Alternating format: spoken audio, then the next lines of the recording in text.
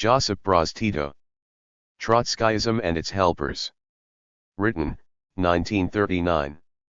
Source, Josip Broz Tito Sobranijala, Tom 4. Publisher, Communist ETAL, 1982. Translation, Zdravko Savsky. HTML markup, Zdravko Savsky. Online version, January 2007.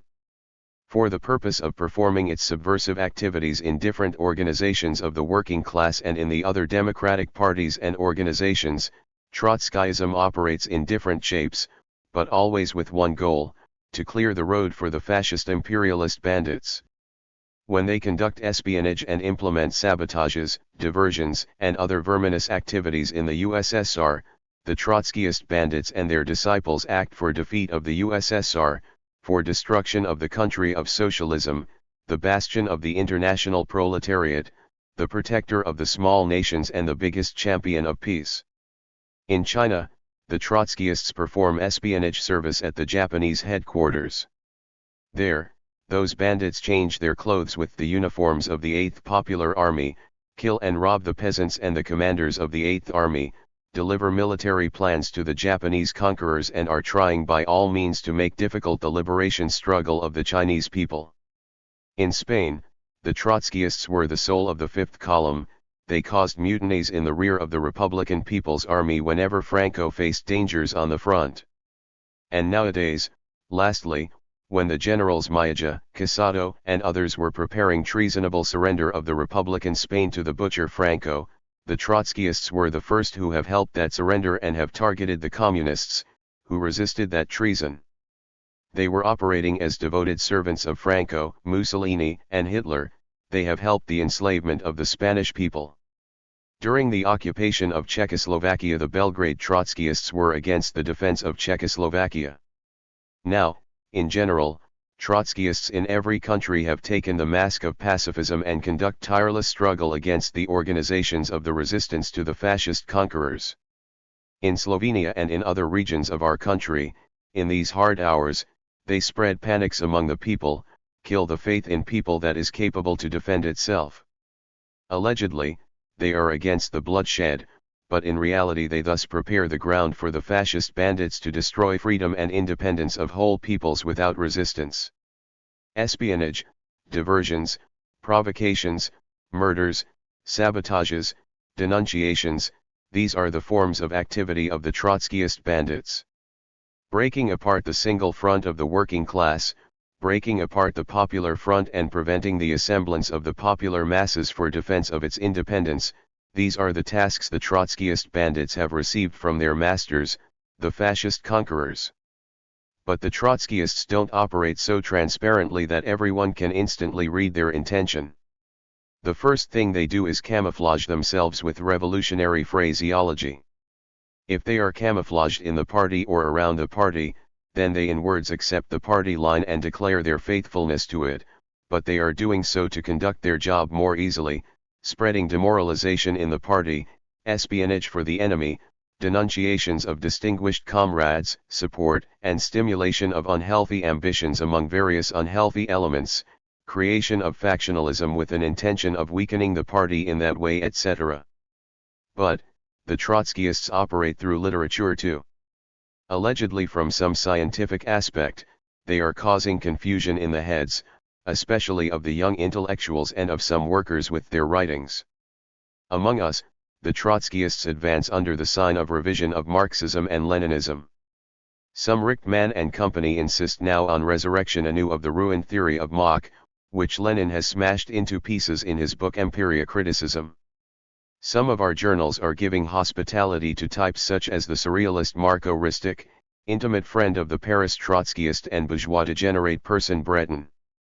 To that Ristic, who wanted to enrich and complement Marxism with surrealism and who, nowadays, secretly denunciates the USSR and its popular culture, who publicly writes that the Spanish people have struggled for a dream, for outgrowth of subconscious, that Majakovsky and Yesenin have killed themselves because they have been alienated from the Russian reality, etc. Hospitality is given to Richtmann, who has started with corrections of Engels and Lenin's understanding of dialectics in nature, and has ended denunciating their best successor Stalin and defending the Hitler's agent Bukharin. Or, for example, V. Bogdanov, who has given shameless statements before police and court in 1929, and nowadays is trying to revise the Marx's and Engels' stance from 1848, a man who tirelessly and very craftily conducts his subversive labor on working classes' damage.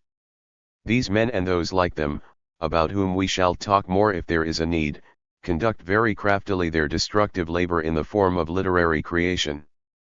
For almost 3 years the courageous Spanish people were fighting for their independence and freedom. The progressive and democratic intelligentsia of the whole world insisted on helping somehow with that struggle, but these people were mute all the time, as if this struggle doesn't concern them. It is very important that exactly from those cycles came the angriest attacks against the stance that the working class should put its independent candidates on the list of Dr. Masaryk during the elections of December 11, 1938. It can be seen clearly from this that the destructive labor of these intellectuals isn't limited to the literary field, but it is in politics too. This was a clear Trotskyist attack against the working class and our party by some intellectuals who hide their Trotskyist face from the working class of Yugoslavia, because they know that it hates Trotskyism like plague. The Trotskyists are very eagerly using weapons like denunciation and discreditation in the public of comrades about whom they know that have some functions in the movement. Thus, they have made up that some comrade has stolen money from the party in Montenegro without it being known, and they as devoted party members are obliged to inform about it. But, of course, they inform about it in corners, in cafes, and everyone whom they met. Furthermore, the Trotskyists conduct diverse provocations on the Communists' account. They put shit on icons and churches in Montenegro and spread among people that it is a party directive. Such provocations are frequent phenomena in other regions too, and all is done with the goal of causing discontent against our party among the people. The activities of the Trotskyists as fascist agents are especially felt during severe political shocks. They assemble around themselves all political desperados, former capitulators, liquidators, and traitors. Those elements under Trotskyist influence are activating themselves, of course, in the struggle against the party. They emphasize political and ideological differences with it. Vaso Srtsendik, for example, has left our movement from liquidator reasons and he is now denouncing the USSR, Comintern, and our party on the most disgustful manner. The traitors from the so-called Montenegrin process from 1936 nowadays start struggle against the party and its policy, putting obstacles on every step.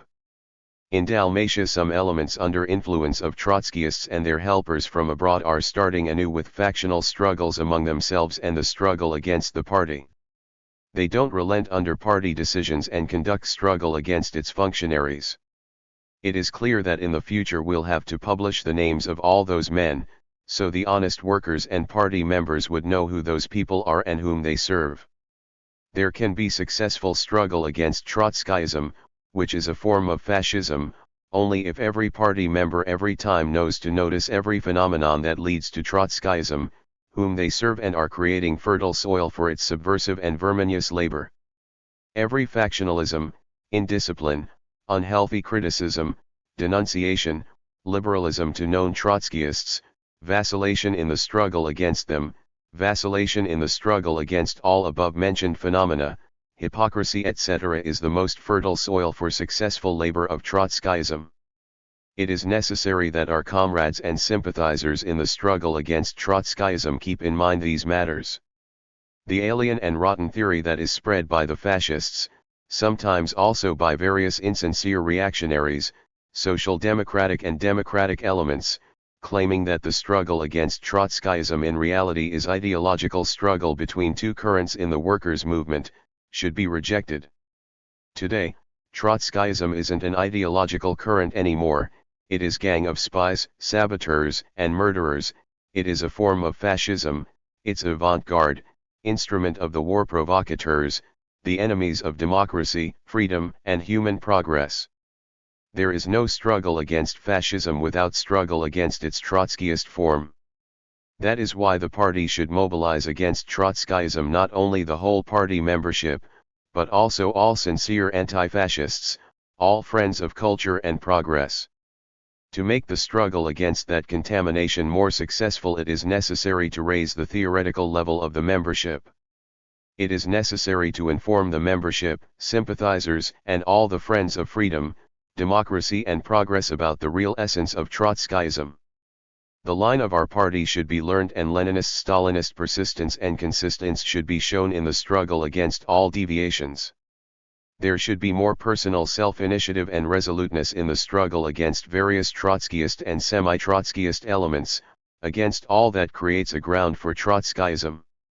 Every member of the party should develop a Bolshevik alertness not only in the party, but everywhere they operate, in trade unions, in various cultural and sport organizations, and should unmask the Trotskyist agents and provocateurs before workers and the other democratic strata of people. The actions against the Trotskyists should be implemented not only half-legally, but also through the press, lectures etc. in various workers, democratic, cultural and other organizations. Giving several examples of the destructive labor of the Trotskyists and the necessity of struggle against them, at the same time we have to emphasize that it would be harmful for the party and for the assemblance of all honest and democratic elements for struggle against the fascist danger if we put in one Trotskyist basket everybody who really from ignorance and uninformedness makes some mistake, or by time falls under influence of the Trotskyist elements. Their mistakes and delusions should be patiently explained to them, they should be helped to get acquainted with the real essence of Trotskyism and the methods of their destructive labor. Cleaning the rows of our party from all Trotskyist and semi-Trotskyist elements, in the same time we are obliged to conduct struggle for expulsion of Trotskyists and their helpers from all other workers and democratic popular organizations, because in that way we shall secure the unity of the working class and we shall contribute to the victory of peace, democracy, freedom, independence, and brotherhood among peoples of Yugoslavia. Josip Broz Tito. Terror by the Fascist Bandits 1. Date, September 8, 1941. Source, Tito, Selected Military Works, pages 52 to 54. Published, Vojanwazdavki Zavod, Belgrade, 1966. Transcription/HTML markup, Mike B4 Missing in Action, 2006. Public domain, Marxists Internet Archive. You may freely copy, distribute, display and perform this work, as well as make derivative and commercial works. Please credit Marxists Internet Archive as your source. The savage murder of Serbs, Croats and Slovenes continues. It is not only hangmen of the forces of occupation who are participating in this extermination of the South Slavs, but domestic quislings as well. The establishment of the miserable puppet government, headed by that repulsive traitor to the Serbian people, that German spy and mercenary, the miserable General Netic II, was accompanied, on September 3, 1941, by the heinous murder of 50 Serbs in Belgrade. Hitler's fascist bandits and their murderous lackeys from Netic's criminal gang have used the supposed killing of a German soldier in Belgrade as a pretext for the massacre of these 50 sons of Serbian people. This is, of course, nothing but sheer fabrication, typical of the bloodthirsty fascists, typical of those who set fire to the Reichstag themselves so as to have an excuse for slaughtering and interning in concentration camps hundreds of thousands of German citizens. Ever since the German fascist criminals enslaved our country, they have been killing, without surcease, the finest sons of our people, our children, women, and elders, razing our villages and towns, but the people have arisen to defend themselves and have already caused the enemy much grief. The fascist bandits, feeling themselves too weak to exterminate our peoples alone, have drawn up a diabolic plan. They have hired domestic hangmen and murderers to do their bloody work for them. In Croatia, they have hired a beast who unfortunately has the appearance of a man to annihilate not only the Serbs but the Croats as well. Hundreds of thousands of Serbs, women, children, and elderly people have met their death under the knife at the hands of Pavlik's Ustashi bands. Thousands of Serbian men and women have been killed by the despicable Jodidites and Asimovic's agents, who hunt down Serbs and turn them over to the German executioners. The traitorous Serbian Ljudicides burn down Serbian villages, and together with the Germans, murder our peaceful population. Taking note of the eagerness of these degenerates, the German fascist bandits have found yet other bandits and traitors, headed by Netic, who, under cover of the Serbian government, destroy and massacre our people, so that Serb kills Serb, so that the slaves exterminate themselves. Thus do these traitors pave the way for the German and other invaders to finally become masters of our beautiful, fertile plains, our wealth of forests, our majestic mountains, our fruitful vineyards, our coastal areas, our proud Dalmatia, our towns and villages. Netic, the traitor, a blackguard who deserves the same fate as his twin Pavlik in Croatia, threatens to massacre and wipe out the pride of our land, our glorious partisans, who are spilling their blood to uphold the honor of their nation, honor that has been sullied by traitors like Netic, Ljudic, and the rest of the fifth columnist gang. With the help of the German bandits, he is organizing detachments of sorts, who are plundering the people and slaughtering the best men and women en masse.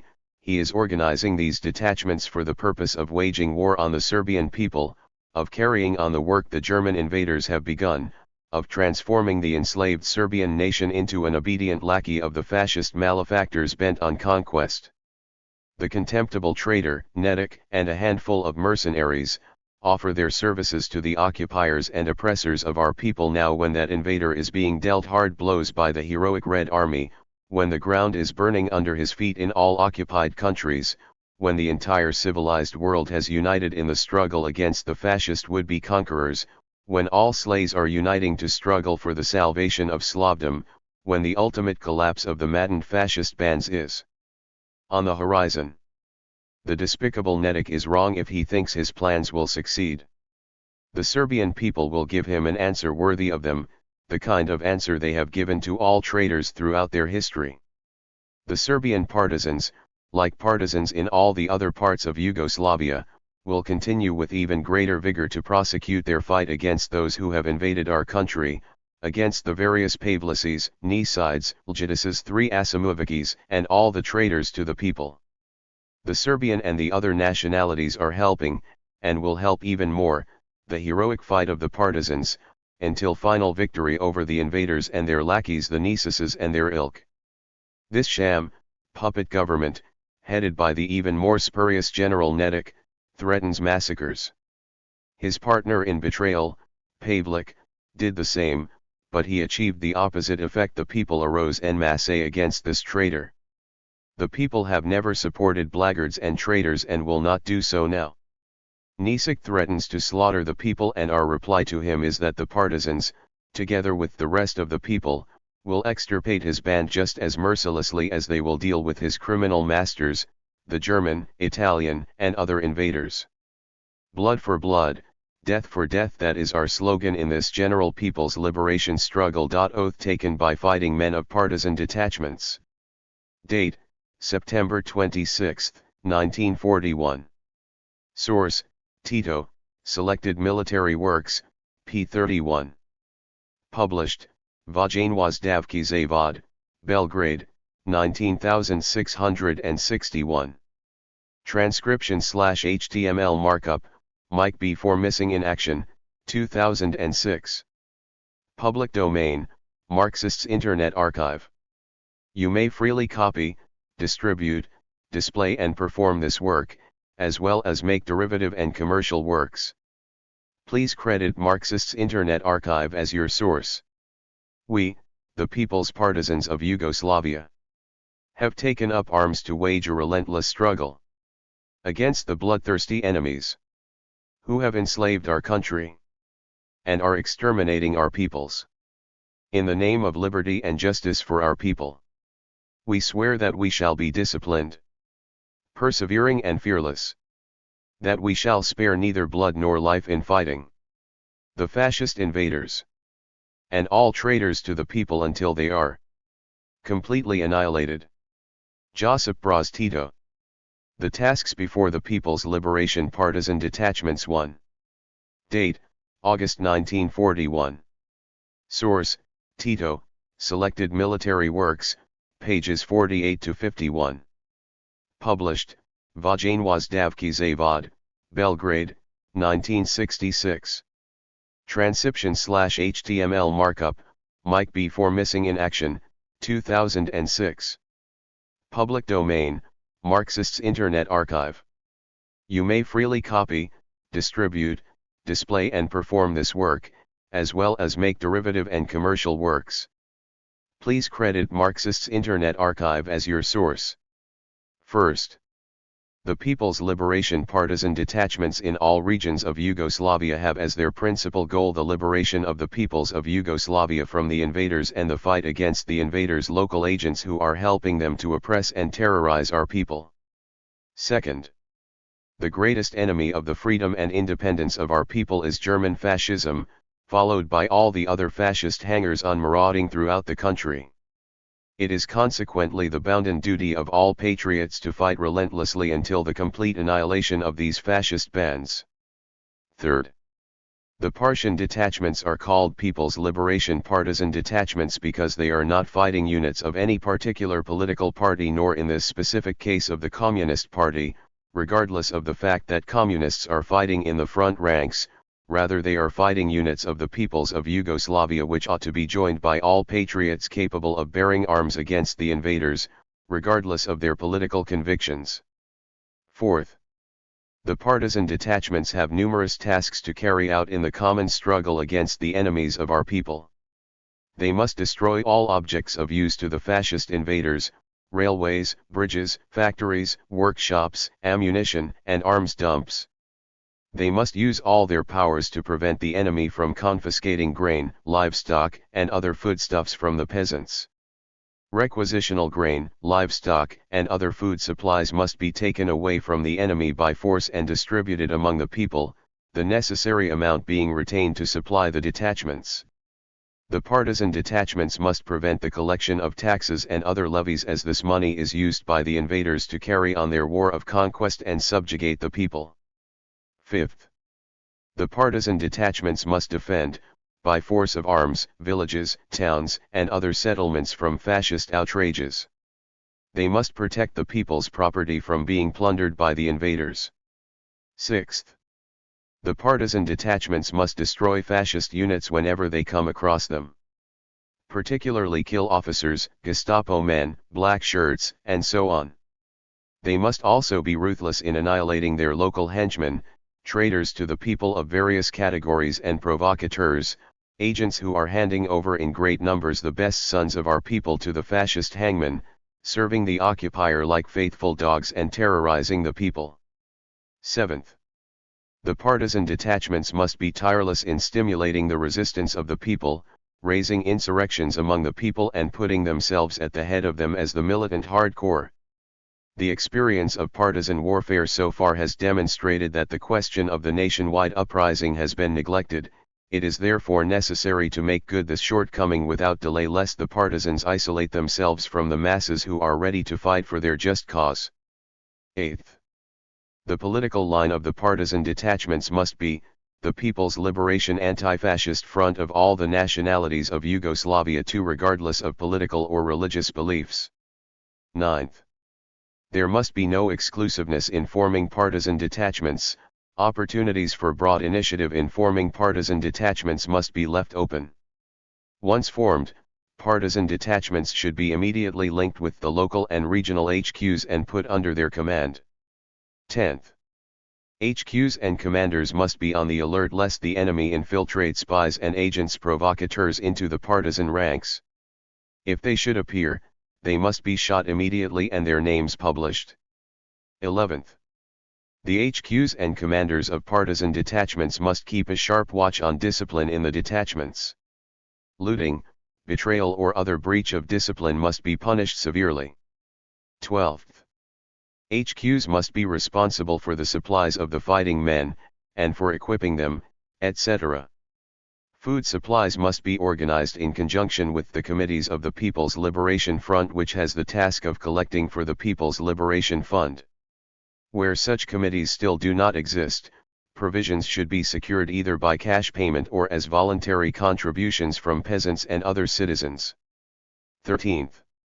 All partisan detachments and their hosts, from Croatia, Serbia, Slovenia, Montenegro, Bosnia and Herzegovina, Vojvodina, Dalmatia, Macedonia and Sandzak, come under the supreme command of the GHQ of the People's Liberation Partisan Detachments of Yugoslavia. HQs must be well linked up with each other for purposes of battle coordination and successful conduct of operations. 14th.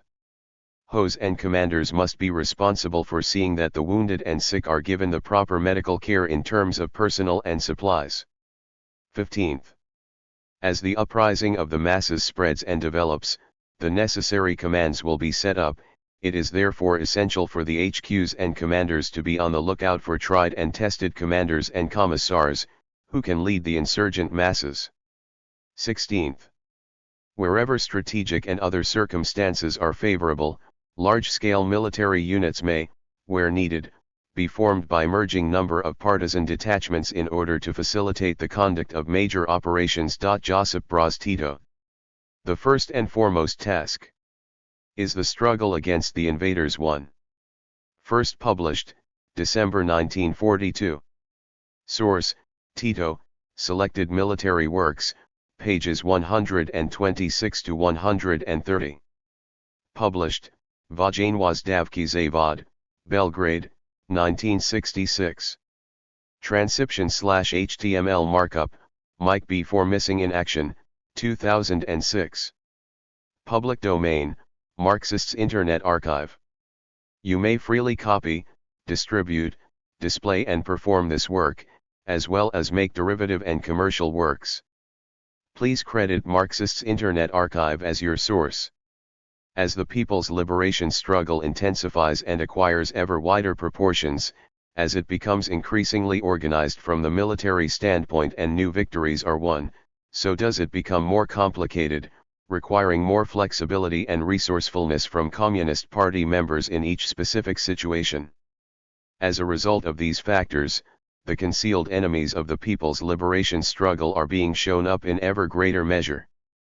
The differentiation between various political groups is growing, with all reactionaries, opponents of the people's liberation struggle who are assisting the invaders in various ways, concentrated on one side.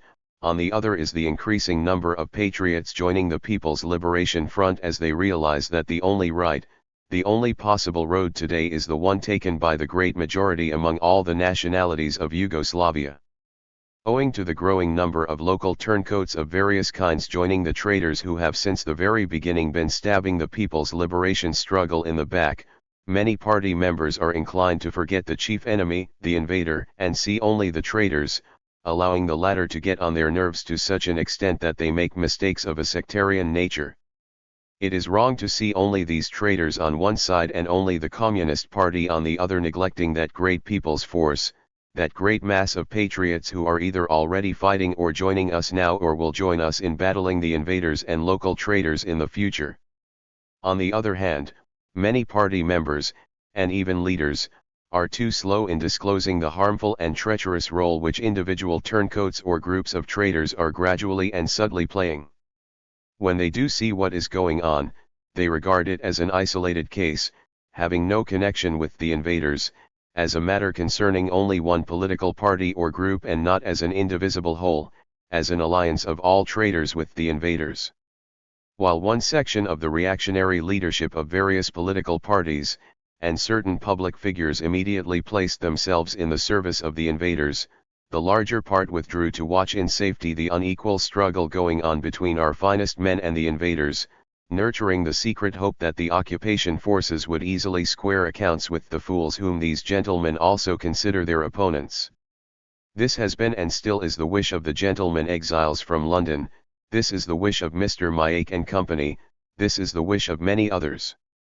With their hustlers' mentality, they think the present people's liberation struggle simply a communist's cause, they think the communists want to do all they can to spite those gentlemen, to grab as much as possible for themselves and seize power. It is beyond the grasp of these gentlemen, it astonishes them, that non-communists, peasants, and intellectuals are fighting and dying in vain instead of waiting calmly for the Russians and Germans to bleed each other white, and for a landing by the British who, in their opinion, should come here to put things back the way they were before.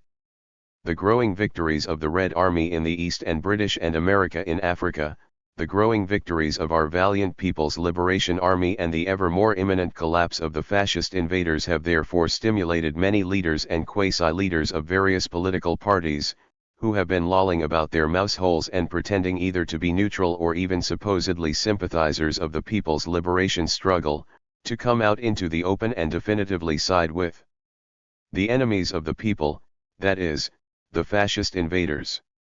These gentlemen hope that by their present collaboration with the invaders they will be able to stop the wave of the people's uprising, that they will, with the help of the invaders, destroy the people's force that is threatening their interests. Therefore, smashing the fascist invaders in this country simultaneously means smashing these treason-ridden gentlemen and their anti-national plans.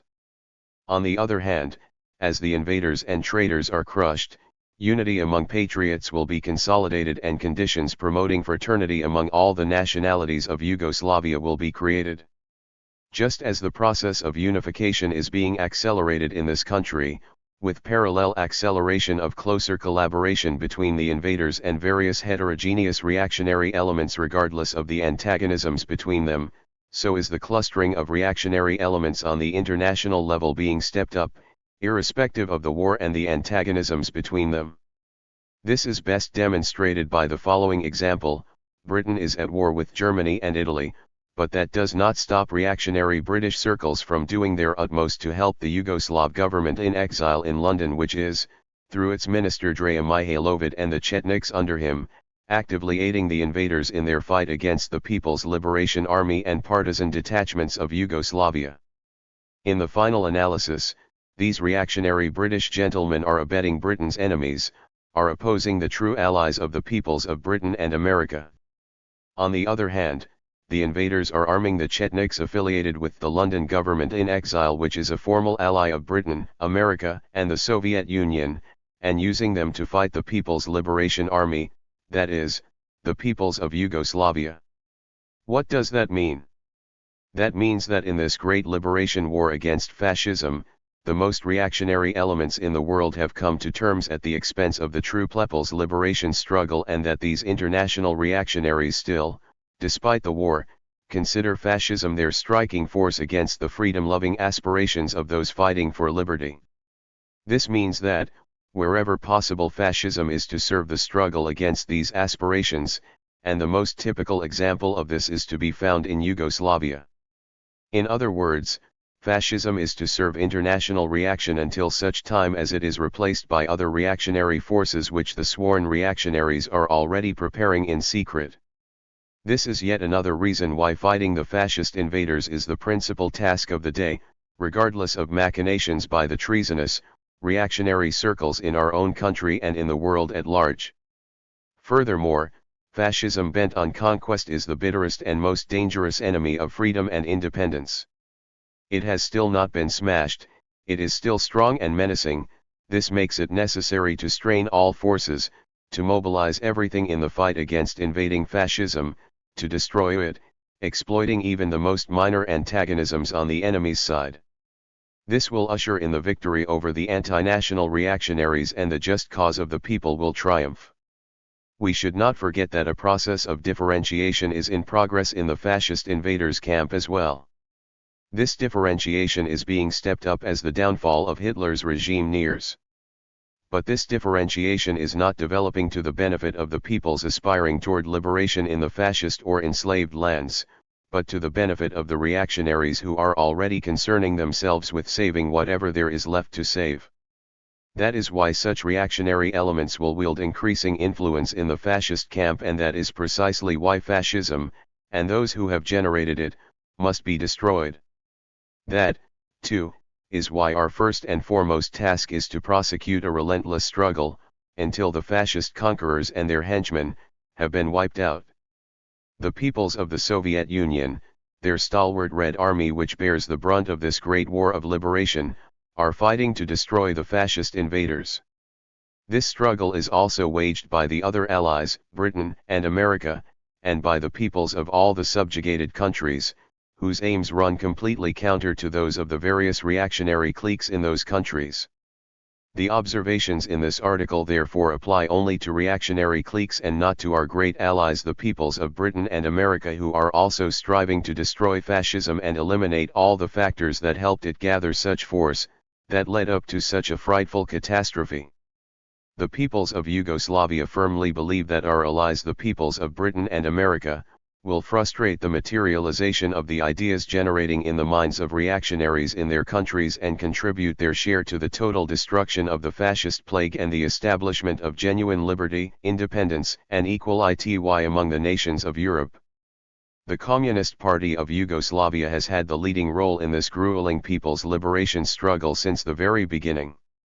All Yugoslav patriots, irrespective of the religious, political, and national difference, recognize the role played by the party. This confidence and recognition by patriots has resulted from the parties pursuing the correct political line in this great people's liberation struggle. It has resulted from the utter selflessness displayed by party members in the struggle. Communists must therefore continue working correctly so as to retain the confidence the party has already won. This they can do by directing all their efforts, all their energies exclusively to the people's liberation struggle against the fascist occupiers, considering this the first and most important task of the day, while never losing from sight the relentless pursuit of the struggle against the local traitors, which is part and parcel of the fight against the invaders. Josip Broz Tito. The collapse of the fascist hordes is inevitable. Speech at the first session of the Anti-Fascist Council of People's Liberation of Yugoslavia, at Bihać. Date, November 26, 1942. Source, Tito, Selected Speeches and Articles, 1941 to 1961, pages 36 to 39, originally published in Collected Works, Book I, pages 97 to 101. Published, Naprijed, 1963. Transcription/HTML markup, Mike B4 Missing in Action, 2015. Public domain, Marxists Internet Archive. You may freely copy, distribute, display and perform this work, as well as make derivative and commercial works. Please credit Marxists Internet Archive as your source. Comrades, brothers, and sisters, delegates of the Anti-Fascist Council of People's Liberation of Yugoslavia. I welcome you on behalf of Supreme Headquarters, on behalf of the fighting men, commanders, and political commissars of our heroic People's Liberation Army and partisan detachments of Yugoslavia. I consider it a great honor that the opportunity has offered itself for me to welcome you here today at this historic assembly, after the great and tough and bloody struggle which our people have had to wage during the past 18 months. I open this historic assembly of the Anti-Fascist Council of People's Liberation of Yugoslavia, and I should now like to say a few words to you. The result of the long, tough, and bloody struggle, an unequal struggle, because we went into battle almost barehanded, the result of this struggle is that today we have the opportunity to meet here, to create an instrument, a body which together with the supreme headquarters of the People's Liberation Army and partisan detachments of Yugoslavia, and together with the People's Liberation Committees, will be the backbone of our struggle. It will organize the home front, it will organize our devastated country economically and politically insofar as such a thing can be done in these circumstances, in order that we may bring this bitter struggle to a victorious conclusion. Comrades, we have no possibility of setting up a legal government, because international relations and conditions do not permit it as yet. But, comrades, we have a right to one thing, namely, we have the right in these critical circumstances to set up a political body, a political instrument, to rally the people's masses, to rally our people and conduct them, together with our heroic army, into the new battles ahead of us, battles that will be exceedingly bitter. We have no authorities in our territory with the exception of our People's Liberation Committees, which have been set up by the people themselves. We do not recognize the various fascist puppet governments, and that is precisely why, here in this land, in our own land, soaked with the blood of the best sons of our people, we have to create conditions in which our people can in such circumstances as the present contribute their utmost to the people's liberation struggle. While we were a small partisan army and had only small partisan detachments, the requirements were not so great. Today those small partisan detachments have become a mighty People's Liberation Army which is not merely the equal of, but is superior to, the enemy in stamina and morale, in spite of the enemy's technical superiority. And so it is that the requirements are very much greater than before, when every village, district, or community was able to feed its own fighting men. It is necessary to organize the authority, the political power, which will be able to mobilize, to make use of all the latent power possessed by our people and to canalize it in one general direction, into the battle against the criminal fascist invaders, and against their allies, the traitors in our midst, the Ustashi, the Chetniks, and others. I am happy to see here today the best sons of our people, patriots, true representatives of our people who have been steeled in this bitter and bloody struggle. They are no longer, as was once the case, representatives selected by canvassers. They are men who have grown in this superhuman struggle out of the very heart of the people, men who have gone into battle prepared to lay down their lives. I am happy to see here today what is really the flower of our nation. Comrades, a heavy burden, a great responsibility, falls upon our Anti-Fascist Council of People's Liberation of Yugoslavia. We possess, so to speak, nothing. We have only the weapons which we captured with the blood of our best fighting men. Our country is devastated, our people are enduring terrible sufferings and misery, hungry, naked, barefooted, exposed to the bestial terror of the Chetniks, the Ustashi, and the invader. But we have one thing, the unswerving firmness and faith of our afflicted people that victory will be theirs. Our morale is high, not only the morale of our army which has astonished the whole world but also the morale of the people. Just look at the burnt-down villages. Nearby, in the freezing cold, in shacks or under the open sky, in the woods beside a fire, you can see peasants and their wives, but they do not bewail their fate. They say, "Dear brothers, fight. We are prepared to give our last crust if it will help you to beat our common enemy." That is a kind of morale that is rarely seen, something that the Yugoslav peoples can be proud of. It is only natural that the organism which we are creating here, which has grown up from below, should bear a heavy responsibility and have a huge task to fulfill. Our army needs clothing and we have no factories. Our army needs footwear and we have no boot factories. Our army needs weapons and we have no arms factories. Our army needs food. All these things fall upon this great forum which our people have created as the nucleus of their authority. I think there is no one among you who is afraid of these hard tasks and great responsibilities. I think you are all prepared to sacrifice everything in the coming struggle which promises victory to our arms. We have done battle and will continue to do battle with the enemy in spite of his superiority in arms. Hand in hand with you, comrades, who are the representatives of our peoples, our supreme headquarters will easily be able to surmount all the difficulties that lie ahead. Today we accept these difficulties, and overcome them, more easily than 6 months ago. Today the prospect is clear, it's as clear as the sun that victory is on the side of the Allies. The Hitlerite and other fascist bands are today suffering defeat after defeat. The heroic Red Army has been delivering deadly blows to the German fascist hordes and to Hitler's satellites. Stalingrad, the fortress of the whole of progressive humanity, has been defended. Hundreds of thousands of German soldiers have perished in this and earlier offensives, beneath the walls of the city of Flint. The Hitlerite fascists hurl themselves in every direction, like wild beasts in a cage, but there is no hope for them. In their death throes they will perhaps try to wreak their rage upon the weaker, occupied countries, upon the occupied nations, but we can tell them that in Yugoslavia they will have a really tough time. Today we have an army, today we have arms, everything from rifles to field guns. We can measure up to them all right. You may rest assured that their power in our country is not sufficient to realize and put into practice their diabolical intentions, i.e. to destroy us. We have never lost faith, and today least of all do we doubt that victory is ours. Consequently, at this moment, when the hearts of all subjugated peoples are beating with joy as they see the inevitable defeat of the fascist beasts, we go forward, boldly and full of hope and faith, to meet all the difficulties awaiting us, convinced that by working together and fighting together we shall carry our long struggle and our sufferings to a triumphant close. Finally, I should like to emphasize that all that we have achieved so far in our struggle is in some measure due to our great Slav brothers the Russians and all the peoples of the Soviet Union.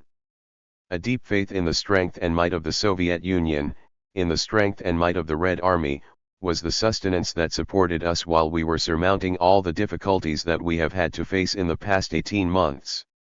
I wish you, the Great National Forum, the Anti-Fascist Council of People's Liberation of Yugoslavia, every success in your future work for the welfare of our peoples, for the welfare of our valiant People's Liberation Army, and in the interests of the unity of all the nationalities in Yugoslavia, for that is the foundation which is now being built, the foundation of brotherhood, unity, and concord, which no one will ever be able to destroy.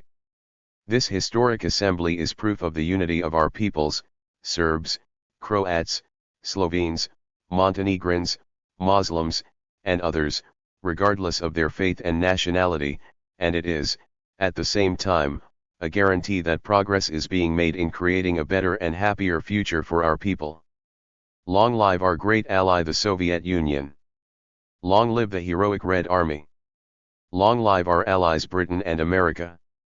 Death to fascism, freedom to the people, Josip Broz Tito.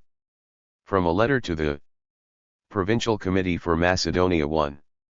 Date, January 16, 1943. Source, Tito, Selected Military Works, pages 268 to 271. Published, Vojnovozdavski Zavod, Belgrade, 1966. Transcription/HTML markup, Mike B. for Missing in Action, 2006. Public domain, Marxists Internet Archive. You may freely copy, distribute, display and perform this work, as well as make derivative and commercial works. Please credit Marxists Internet Archive as your source. Similarly, the party in your area has taken an incorrect attitude toward military formations and the composition of military commands. The party organization in the army has been so established that all party members in one company form a single cell. That is the party unit in the army, one company, one cell. If there are a large number of party members, the cell may be divided up into groups, by platoons. The cell secretary is simultaneously the deputy political commissar of the company. The secretaries of all company cells in a battalion or detachment comprise the party committee of a battalion or detachment. The secretary of the party committee is also the deputy political commissar of the battalion, or the detachment. He is the head of the party organization and maintains ties with party forums in the field, with the municipal committee and the district committee, both for purposes of party work in the army and party work in the field. The HOs are military operational leaderships and as such are independent in making decisions on military and tactical assignments, on initiating and directing actions and commanding partisan units. The HO of a company comprises the commander, deputy commander, political commissar, and deputy political commissar. The HO is a collective leadership, but the responsibility is borne on behalf of the HO, as regards commanding and leading troops and actions, by the commander. The HO of the battalion or detachment comprises the commander, the deputy commander, the political commissar, and the deputy political commissar. If possible, all members of the HO should be party members, although the junior commander or commander may be non-members. The competent party forums implement party directives, instructions, suggestions, and so on, through the HO party cell. All members of the HO who are party members comprise the party unit in the HO. The deputy political commissar of the battalion, or the detachment, is the secretary of this cell. The company does not have a HO cell, but rather the party members of the HO become members of the company cell. The political commissar may not be the secretary of the HO cell. As army men, HO members are responsible to their military superiors. But as party members, they are also responsible for their performance to the party which can replace them if they are not suitable. The replacement is carried out through regular channels, through the army command. At cell meetings, party members, in addition to engaging in other kinds of party work, are to take a critical and self-critical attitude toward their activities. The party thus has insight into the work of the army and can keep a check on it. Through party members in responsible posts, the party can influence and lead. Through political work and instruction, by explaining the aims and character of the people's liberation struggle and the role of the party, party members wield an educational influence over non-party partisans and prepare them for joining the party. The political commissar is the party delegate in the army. Political work and activities among all the partisans in the unit are his responsibility as are concern for the well-being of the men, general supervision of HO work in the fulfillment of assignments and duties. Finally, he is responsible for the fighting efficiency, the morale, the political level and the cohesion of his unit. The party organization helps him carry out large-scale duties, which include conferences, lectures, reports, study groups, courses for illiterates, choir practice, amateur theatrical groups, etc.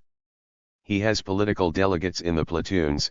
It is also his responsibility, aided by party organizations and all partisans, to develop educational and instructional activities among the population in the area where the detachment in question is located.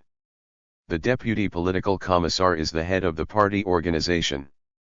As members of the HO, both the political commissar and his deputy must take an interest in and show understanding of military matters and help the HO along these lines. You must see to it that the party organization in the detachment, and also party forums in the field, are not transformed into tutors of the HO. The relationship must be placed on such a basis that the party actually does the leading while at the same time doing nothing to obstruct the independence and initiative of the military command and assuring implementation of party directives. On the other hand, in all matters the military command can count on the firm support and assistance of the party organization as the leading factor in the people's liberation struggle. Care must be taken to prevent the army line from overriding the party line, that is, party members in positions of military or political leadership must not attend exclusively to their official duties to the neglect of their party responsibilities, thereby reducing their relationship with their party organization to the execution of their military duties alone. This would detract from the political significance of the goal we are fighting for, and the party would lose its leading role and its influence in the units. It has happened that certain military units, otherwise praiseworthy as such, neglected the political aspect of their activities with the result that the men simply became militarized, a circumstance which can lead to negative results in certain situations. The party organization and party members must remain alert and party work must proceed without a break. By consolidating the party organization, implementing the political line properly, educating and keeping vigil over our cadres, you will, comrades, unquestionably achieve success in short order. Death to fascism, liberty to the people. Josip Broz Tito. Our Optimism and Faith. Date, February 4, 1945.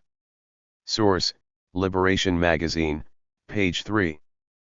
Published, United Committee of South Slavonic Americans, 1945.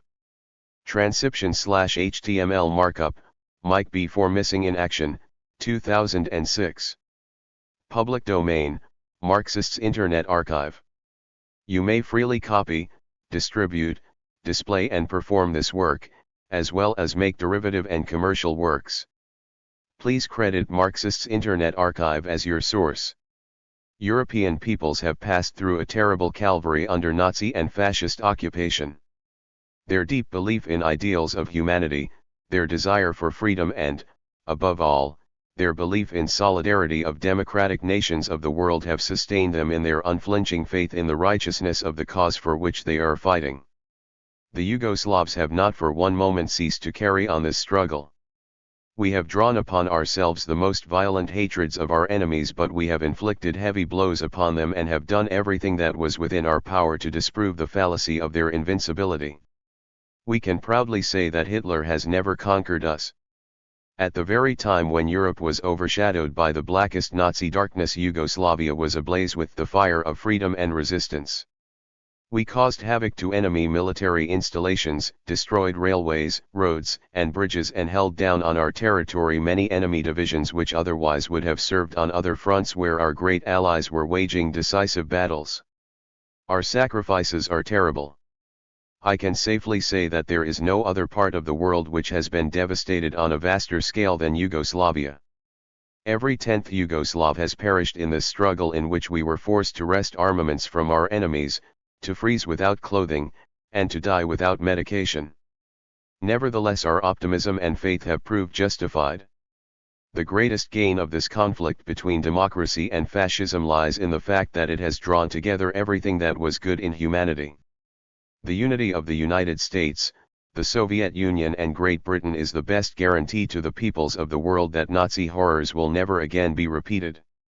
In organizing our country on the sacred principles of democracy and of concern for the common man, we Yugoslavs believe that we are making our best contribution to this harmonious community. Josip Tito, Marshal of Yugoslavia. Belgrade. February 4, 1945. Josip Broz Tito. Victory Day. Date, May 9, 1945. Source, Tito, Selected Speeches and Articles, 1941 to 1961, pages 54 to 57, originally published in Collected Works, Book I, pages 260 to 263. Published, Naprajed, 1963. Transcription/HTML markup, Mike B. for Missing in Action, 2011. Public domain, Marxists Internet Archive. You may freely copy, distribute, display and perform this work, as well as make derivative and commercial works. Please credit Marxists Internet Archive as your source. Peoples of Yugoslavia. Soldiers, non-commissioned officers, and officers. Workers, peasants, and citizens. Today, May 9, exactly 49 months and 3 days after the fascist attack on Yugoslavia, the greatest aggressive power in Europe, Germany, capitulated. On May 8, at 23:01 hours, the German High Command signed the Act of Capitulation in Berlin. 49 months of superhuman exertion and shedding of blood by our peoples have ended with the complete victory of our peoples in concert with the United Nations, first and foremost with the Soviet Union, Britain, and America. The once terrible and seemingly invincible power is smashed. The just cause of the United Nations has triumphed over the destructive forces which tried to impose the so-called New Order upon mankind, the order of slavery and suffering. This, the most terrible, war in the history of mankind has cost Europe tens of millions of human victims. German fascism in its frenzy, Italian fascism and their bloody henchmen, who appeared in all European countries, exterminated peaceful civilians, exterminated all those who refused to come to terms with Hitler's new order in Europe. Hundreds of camps of the Jasenovac and Majdanek type, camps of horror and death, will remain for all time as a ghastly reminder to all nations that never again must they allow such a tragedy to happen, that they must do everything they can to see that the author of the tragedy, fascism, is destroyed at the root. Soldiers, NCOs, and officers of the Yugoslav army, partisans men and women. Your heroism and self-sacrifice since the beginning of the war in 1941 until today, under the most appalling conditions, in battle against the incomparably superior forces of the enemy, were an example to all the enslaved peoples of Europe. Fired with determination to defend your homeland to your last drop of blood, inspired with deep faith in the victory of your just cause, from 1941 onward you delivered fierce and merciless blows against the common enemy of the United Nations. You have discharged your debt to your country with honor. Your immortal deeds will live forever in the hearts of our peoples and their future generations. The arena of the glorious battles of the Sutjeska, of Zelengora, Kozara, and the Neretva, etc., will remain eternal monuments to your heroism and that of your fallen comrades. They will inspire future generations of our peoples and will teach them how to love their country and how to die for it. They will be monuments of our national pride in the struggle for freedom and independence. The new Yugoslav army, an army forged in the fires of the fiercest battles, an army which is composed of yourselves, a true people's army which has won such glorious victories, must remain, and will remain, the unshakable defender of the achievements of our superhuman struggle. Peoples of Yugoslavia. Our liberated brothers in Istria, in the Slovene littoral, and in Carinthia, fix their eyes upon you in full confidence that you will know how to preserve the freedom they have won. Peoples of Yugoslavia. Serbs, Croats, Slovenes, Macedonians, Montenegrins, Muslims. The long-desired day has dawned which you have been waiting for with such yearning. The day of rejoicing has come to us here, too. Finally, the greatest fascist power in Europe is vanquished, Germany, which inflicted so much suffering upon our people and took so many victims. The powers that tried to enslave you have been vanquished. You were offered enticements by the German and Italian fascists in order to lead you to exterminate each other. But your best sons and daughters, inspired with love for their homeland and for you, her peoples, thwarted this diabolical enemy plan. Instead of mutual dissension and hostility, you are today united in a new and happier Yugoslavia. Instead of the old Yugoslavia, rotten with corruption and injustice, today we have the democratic federal Yugoslavia of equal peoples. This is the result of the victory of our glorious Yugoslav army, it is the result of your endurance, your self-sacrifice, and faith in your just cause. The great day of peace and freedom bursts forth in splendor. The new days are at hand when we shall build up our devastated land in peace. Now we have a new great victory to win, we must build up our devastated country and make our truly national government strong. We must make our brotherhood and unity even stronger, so that never again can any force destroy it. To achieve this will require tremendous efforts on the part of all elements in the country.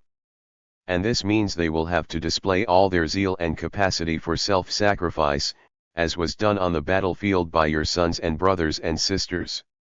Only by a maximum effort can the time needed for the reconstruction of the country be cut short. On this great victory day of the United Nations over the common enemy, the thoughts of all the Yugoslav peoples go out with gratitude to the glorious and invincible Red Army. They go out with gratitude to the heroic peoples of the Soviet Union, who have made the greatest sacrifices in this superhuman struggle. They go out to our great allies, Britain and America, and their armies, which have made great sacrifice for the victory of the just cause of the United Nations. Our thoughts go out to all those nations who fought and suffered under the fascist yoke. On this great victory day our thoughts go out to our brothers in arms and blood brothers in the Balkans who have also endured great sufferings from the same enemy and have contributed their share to this magnificent victory. May 9, 1945 is a day of common victory, it is a festival shared by all the United Nations. We want this great day to be a day of inspiration, a day of earnest longing by all the United Nations for a lasting peace and mutual understanding. I am convinced that I am expressing the desire of our peoples when I say that the Yugoslav peoples would be overjoyed if the same harmony and understanding were to prevail among the United Nations after this great victory on the battlefield as existed during the war. I send an appeal to all who have been misled and have been under arms in the service of the occupier, whether with the Chetniks, the Ustashi, the Domobran, or other units, to lay down their arms immediately and surrender to the nearest authorities. At the same time I wish to make it known that our peoples, builders of a new and happier Yugoslavia, will never allow anyone to hamper them in their efforts to build up the country. All those who would continue to hamper them in this work will be dealt with mercilessly by our people and army. I issue an order to all military units to disarm immediately all armed formations which until now have been in the service of the occupier or which would attempt to organize themselves outside the framework of the Yugoslav army. I issue an order that all war material, heavy and light equipment, arms dumps, and food dumps, military and other commodities, be immediately surrendered to the Yugoslav army. Long live our great allies the Soviet Union, Great Britain, and America. Long live the greatest joint victory of the United Nations over the common enemy. Long live the invincible Red Army. Long live the armies of our allies Britain and America and all the United Nations. Long live the glorious Yugoslav army, the pride of the Yugoslav peoples. Long live the brotherhood and unity of the Yugoslav peoples. Glory to the memory of those who fell for the liberation of our fatherland. Death to fascism, freedom to the people, Josip Broz Tito. Instructions to General HQ for Macedonia 1. For destruction of lines of communication and formation of brigades and divisions. Date, September 13, 1944. Source, Tito, Selected Military Works, pages 287. Published, Vojanwazdavki Zavod, Belgrade, 1966. Transcription/HTML markup, Mike B4 Missing in Action, 2006. Public domain, Marxists Internet Archive. You may freely copy, distribute, display and perform this work, as well as make derivative and commercial works. Please credit Marxists Internet Archive as your source. All lines of communication used by the Germans must be destroyed, including those between Salonika and Veles. The British have no right to decide what is to be destroyed. If destruction of certain objects facilitates our military operations, it must be done. In future, act in accordance with this.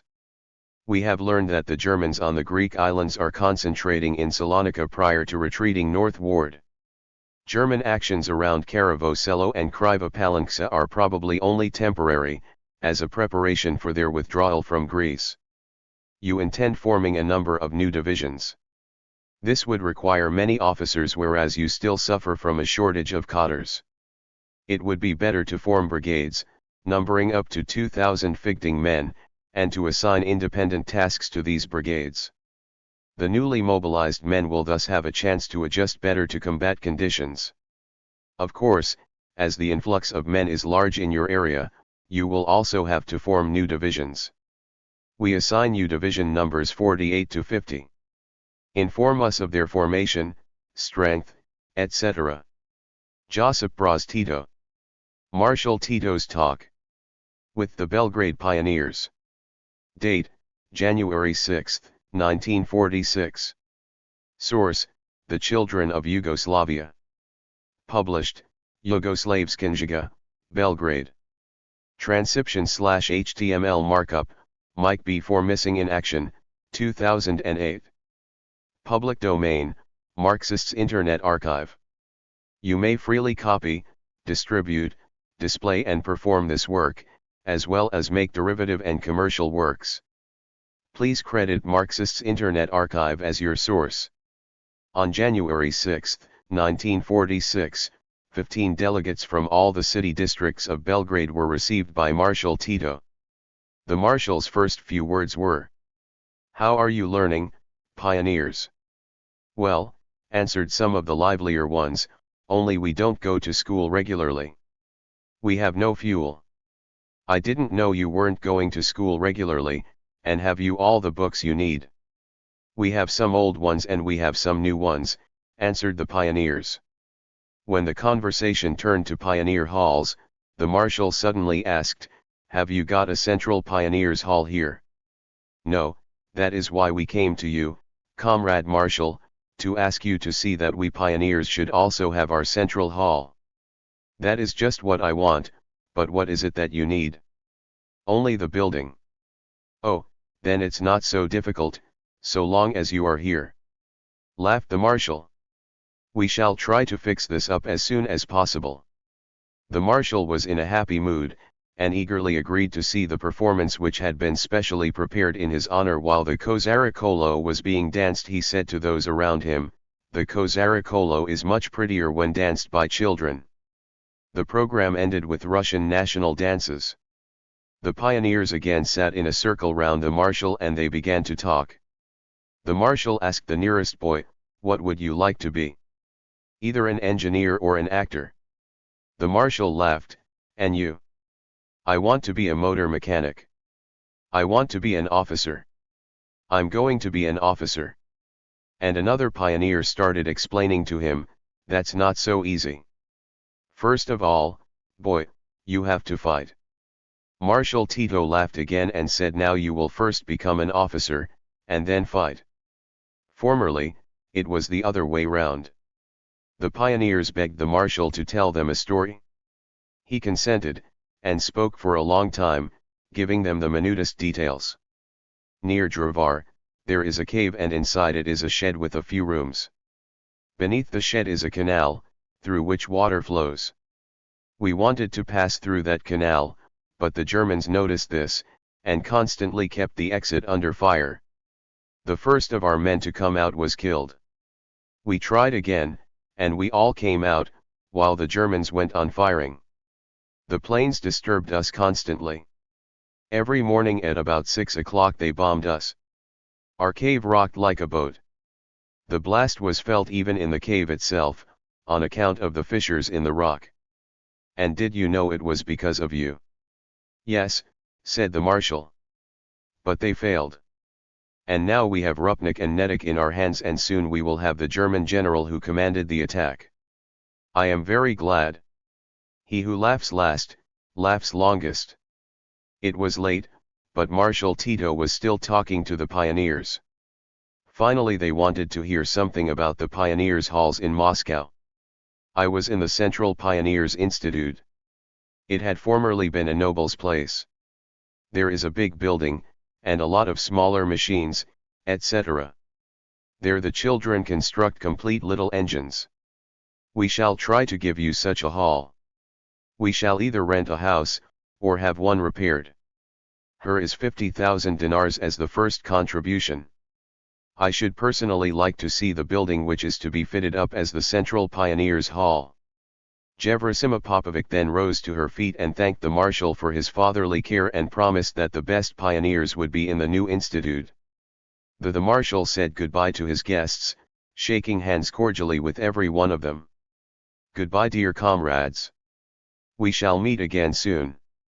As soon as you get your Central Hall, I shall come immediately to see it, and visit you.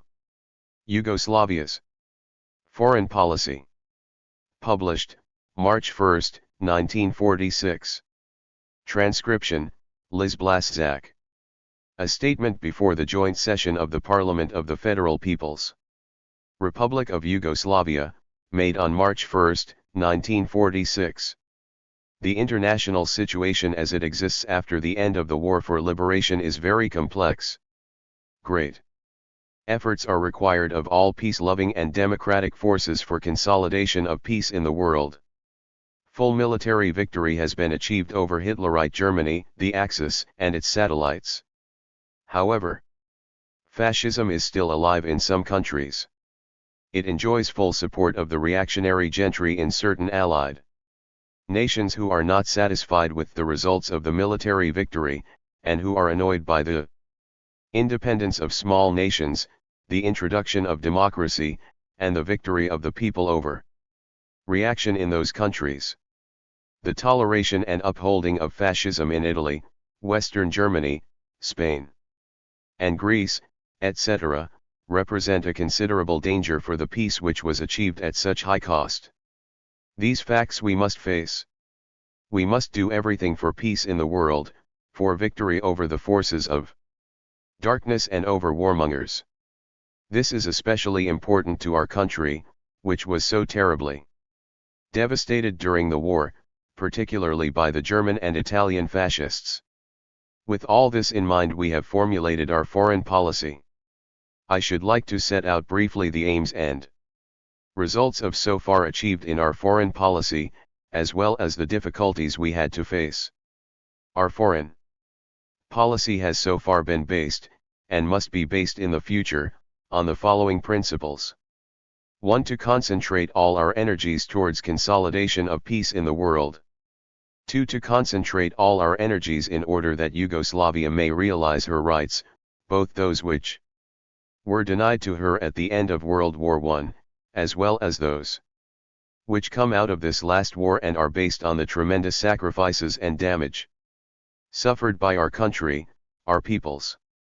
3. To work for the consolidation of cultural, political, and economic relations primarily with our brotherly Slav peoples, headed by the Soviet Union, but also with other countries, especially those with whom we fought together against the common enemy. 4. To concentrate all our efforts for the security of our country and its peaceful development, so that our peoples may not see a repetition of the disaster that befell them in 1941. Peace, a deep aspiration. As a member of the United Nations, Yugoslavia is a most sincere champion of close cooperation of all democratic, peace-loving nations. By her part in the drafting of the UN Charter in San Francisco and at the General Assembly in London, she has clearly expressed this attitude. Yugoslavia is firmly resolved to conduct a peaceful policy in the future, as she has done in the past, in the spirit of the UN Charter, which is based on the equality of rights and status of all its members. Such a policy on the part of Yugoslavia does not result only from her aspirations for peace, for peaceful development, for the necessary healing of our wounds inflicted in this war. This policy of peace and cooperation also corresponds to her structure, her internal organization as a federal people's republic. In a word, it results from the deep aspirations of our peoples for a sound peace which would make it possible for them to work without any obstruction for the creation of a better future. Unfortunately, I must say that the realization of some of the questions concerning our country, based on the above principles, is proceeding very slowly and is very difficult. Although the representatives of our country at the General Assembly of UN have achieved some considerable results, these results are still not in proportion to the efforts and contribution of our country in the war, and in the struggle and victory of the United Nations against the common enemy. The appointments of our representatives for various committees met with strong resistance on the part of those of our allies who know very well what part Yugoslavia played in this war, what sacrifices she made and what she suffered. Our delegation at the General Assembly and later in the Security Council made certain proposals. The attitude of our delegation on the question of refugees is particularly important, and, on the strength of it was possible to make a clear distinction between real refugees on the one hand, and war criminals, quislings and traitors on the other. At the end of the war, two kinds of refugees were to be found. The first had been driven from their countries by fascists, and the others had withdrawn with the Germans as their former collaborators and accomplices in various crimes. Yugoslavia had refugees of both kind. UNRWA is repatriating those who were forcibly removed from their countries by the fascists. However, the question of traitors, collaborators, and those who fought on the German side still remains open. As regards the Yugoslav prisoners of war, it must be pointed out that out of 135,000 prisoners of war, 130,000 returned to their country, and only 5,000 generals and various adventurers remained abroad. On April 8, the Committee of Economic and Social Council will meet in London, to discuss the question of refugees, and I hope that this council will firmly seek a solution of this problem, which would contribute to the settlement of relations between the Allies. Moreover, our delegation has raised in the Security Council two important questions: the question of acceptance of Albania into UN, which is still unsolved, but has not been struck off the agenda, and the question of the movements of Polish émigré troops towards the Yugoslav frontier. There was criticism by the British government that our delegation approached the Security Council directly in the matter of General Ender's forces instead of, as they say, through normal channels, that is to say, of approaching first the British government. We explained our step by the urgency of the matter. There were signs of preparations for provocations. On the demarcation line in Venezia Giulia, which not only would have made more difficult the work of the Allied Commission, then about to come to Trieste and Venezia Giulia, but also would have endangered peace in that part of Europe. As we can see from the latest events in Zone A, our assumptions and proofs were completely accurate. In view of the damage sustained by Yugoslavia during the occupation by German, Italian, Hungarian and other troops, compensation for this damage is of tremendous importance for Yugoslavia and our reconstruction. Nobody in the world can deny that Yugoslavia suffered most in this war, that the damage is vast and almost irreplaceable. Nevertheless, despite all this, we meet with misunderstanding, even on the part of some of our allies in the matter of reparations. In November and December last year, the Conference on Reparations from Western Germany, from which Yugoslavia is to receive reparations, was held in Paris. The conference ended its work by an agreement which determined how much each country was to receive from these zones by way of reparations. Yugoslavia was to be given 6.6% of German property abroad and German goods, and 8.6% of German industrial installations in the Western Zone, as well as ocean and river shipping. At the conference, it was decided to form an Allied reparation agency in Brussels, and this was achieved in February this year. Nothing from Germany. Attached to the Allied occupation HQS in Germany, there have been for 4 months our military delegations with staffs of experts who are investigating industrial plants and other property allocated to our country. They are working to see that our country receives by way of reparations first of all those things which are most important for our reconstruction. Unfortunately, our country has not to this day received a single machine from Germany, nor the property which was removed from Yugoslavia. Also, 200 vessels, tugs and boats, which are on the upper reaches of the Danube, near Linz, have not yet been returned to us. Our government is still meeting with difficulties while calling for the return of these vessels. Work is also in progress to secure the return of our national property and objects removed from our country, particularly to Austria. As regards the reparations of $70 million which by agreement Hungary should pay to Yugoslavia, an agreement on the manner of payment will be signed during the next few days. The question of reparations from Italy is to be solved by the peace treaty. Yugoslavia has the same right to reparations from Italy as from Germany, since a third of Yugoslav territory was occupied by the Italian army, this being for the most part the very territory which suffered most during the war. It is generally known that after the last war Italy received a good deal of territory at the expense of Yugoslavia, territory which for centuries had been inhabited by Slovenes and Croats. This she was given as a reward for participation in the war on the side of the Allies, example the Entente. This business let us call it that was easy to do at that time, because the peoples that live in Yugoslavia of today were divided, partly under the rule of Austria and Hungary, whose defeat had some positive influence for the unity of South Slavs. Thanks to the hesitation and anti-national policy of the then rulers in Belgrade, a part of our territory, including the Slovene littoral with Trieste and Istria and a number of islands, was given to Italy. Italian persecution. For more than 20 years our brothers in those areas were subjected to all kinds of persecution on the part of the Italian fascists, from denationalization to physical examination. And today, after all that has happened, there are, on the side of our allies, men who deny our rights to these areas. Why is this?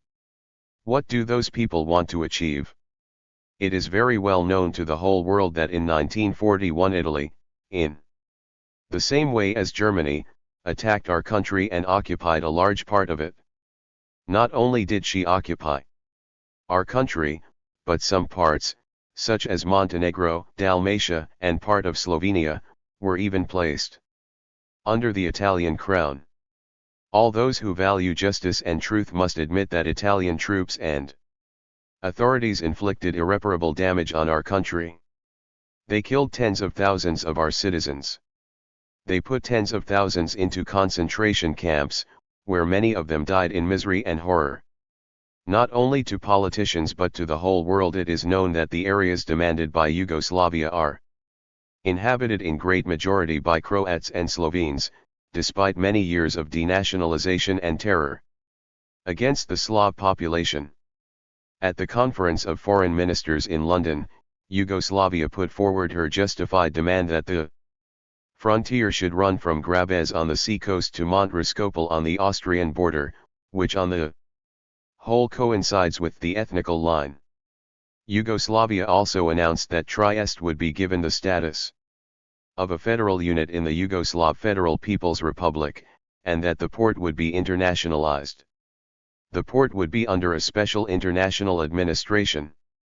The free port would comprise Trieste harbor, installations, and warehoused from Pier 0 to Pier 4, and from Mole 5 to Mole 7. Yugoslavia made these demands not out of an avenging or hostile attitude towards Italy. On the contrary, Yugoslavia desires to live in the best possible relations with the Italian people.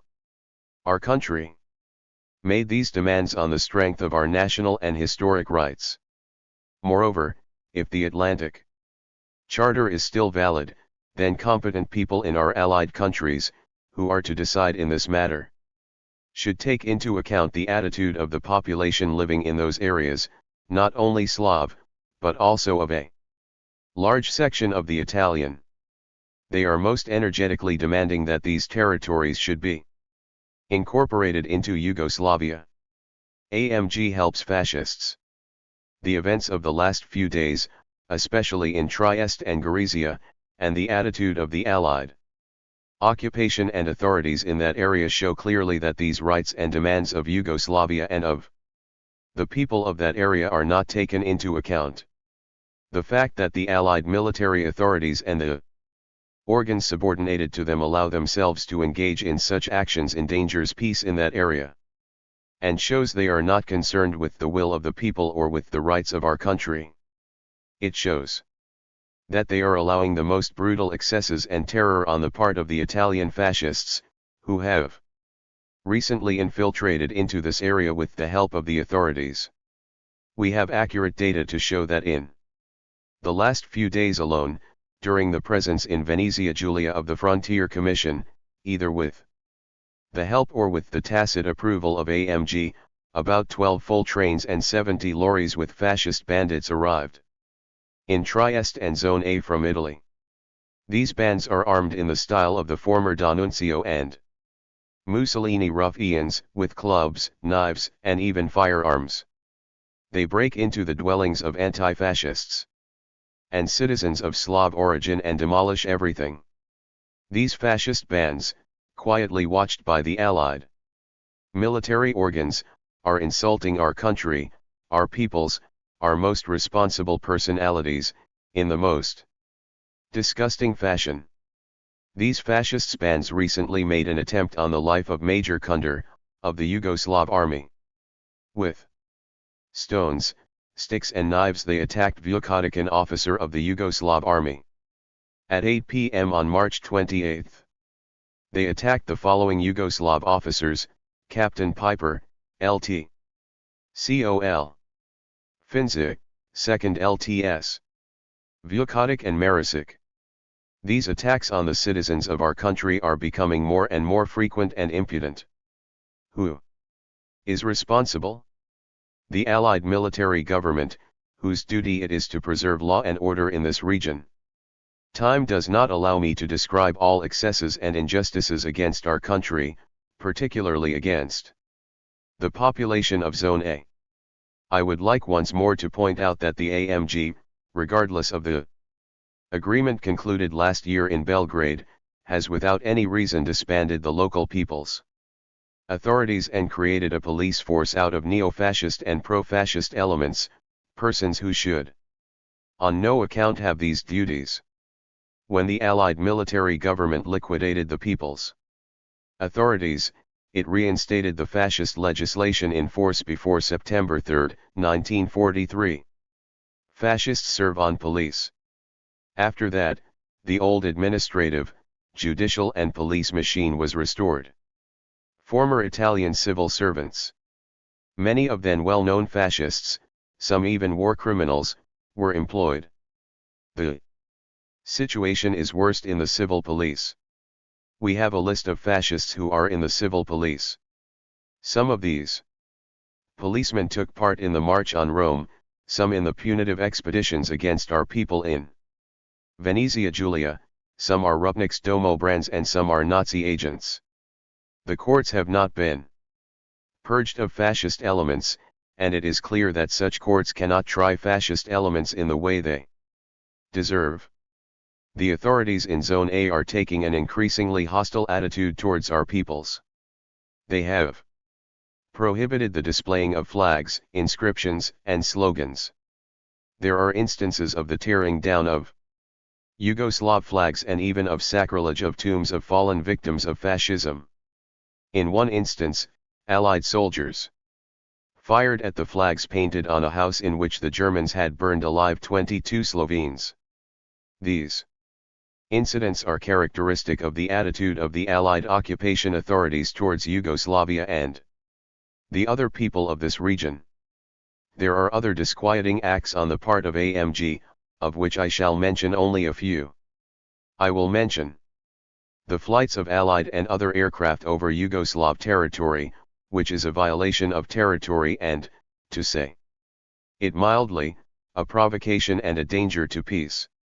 From February 11 to March 26, 233 Allied aircraft violated our territory.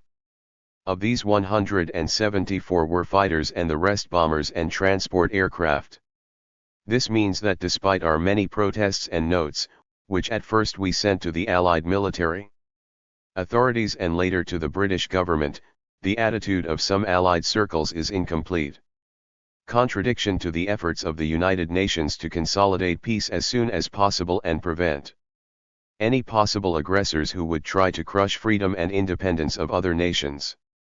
On February 12 we drew the attention of the British military attaché in Belgrade to these violations of our territory.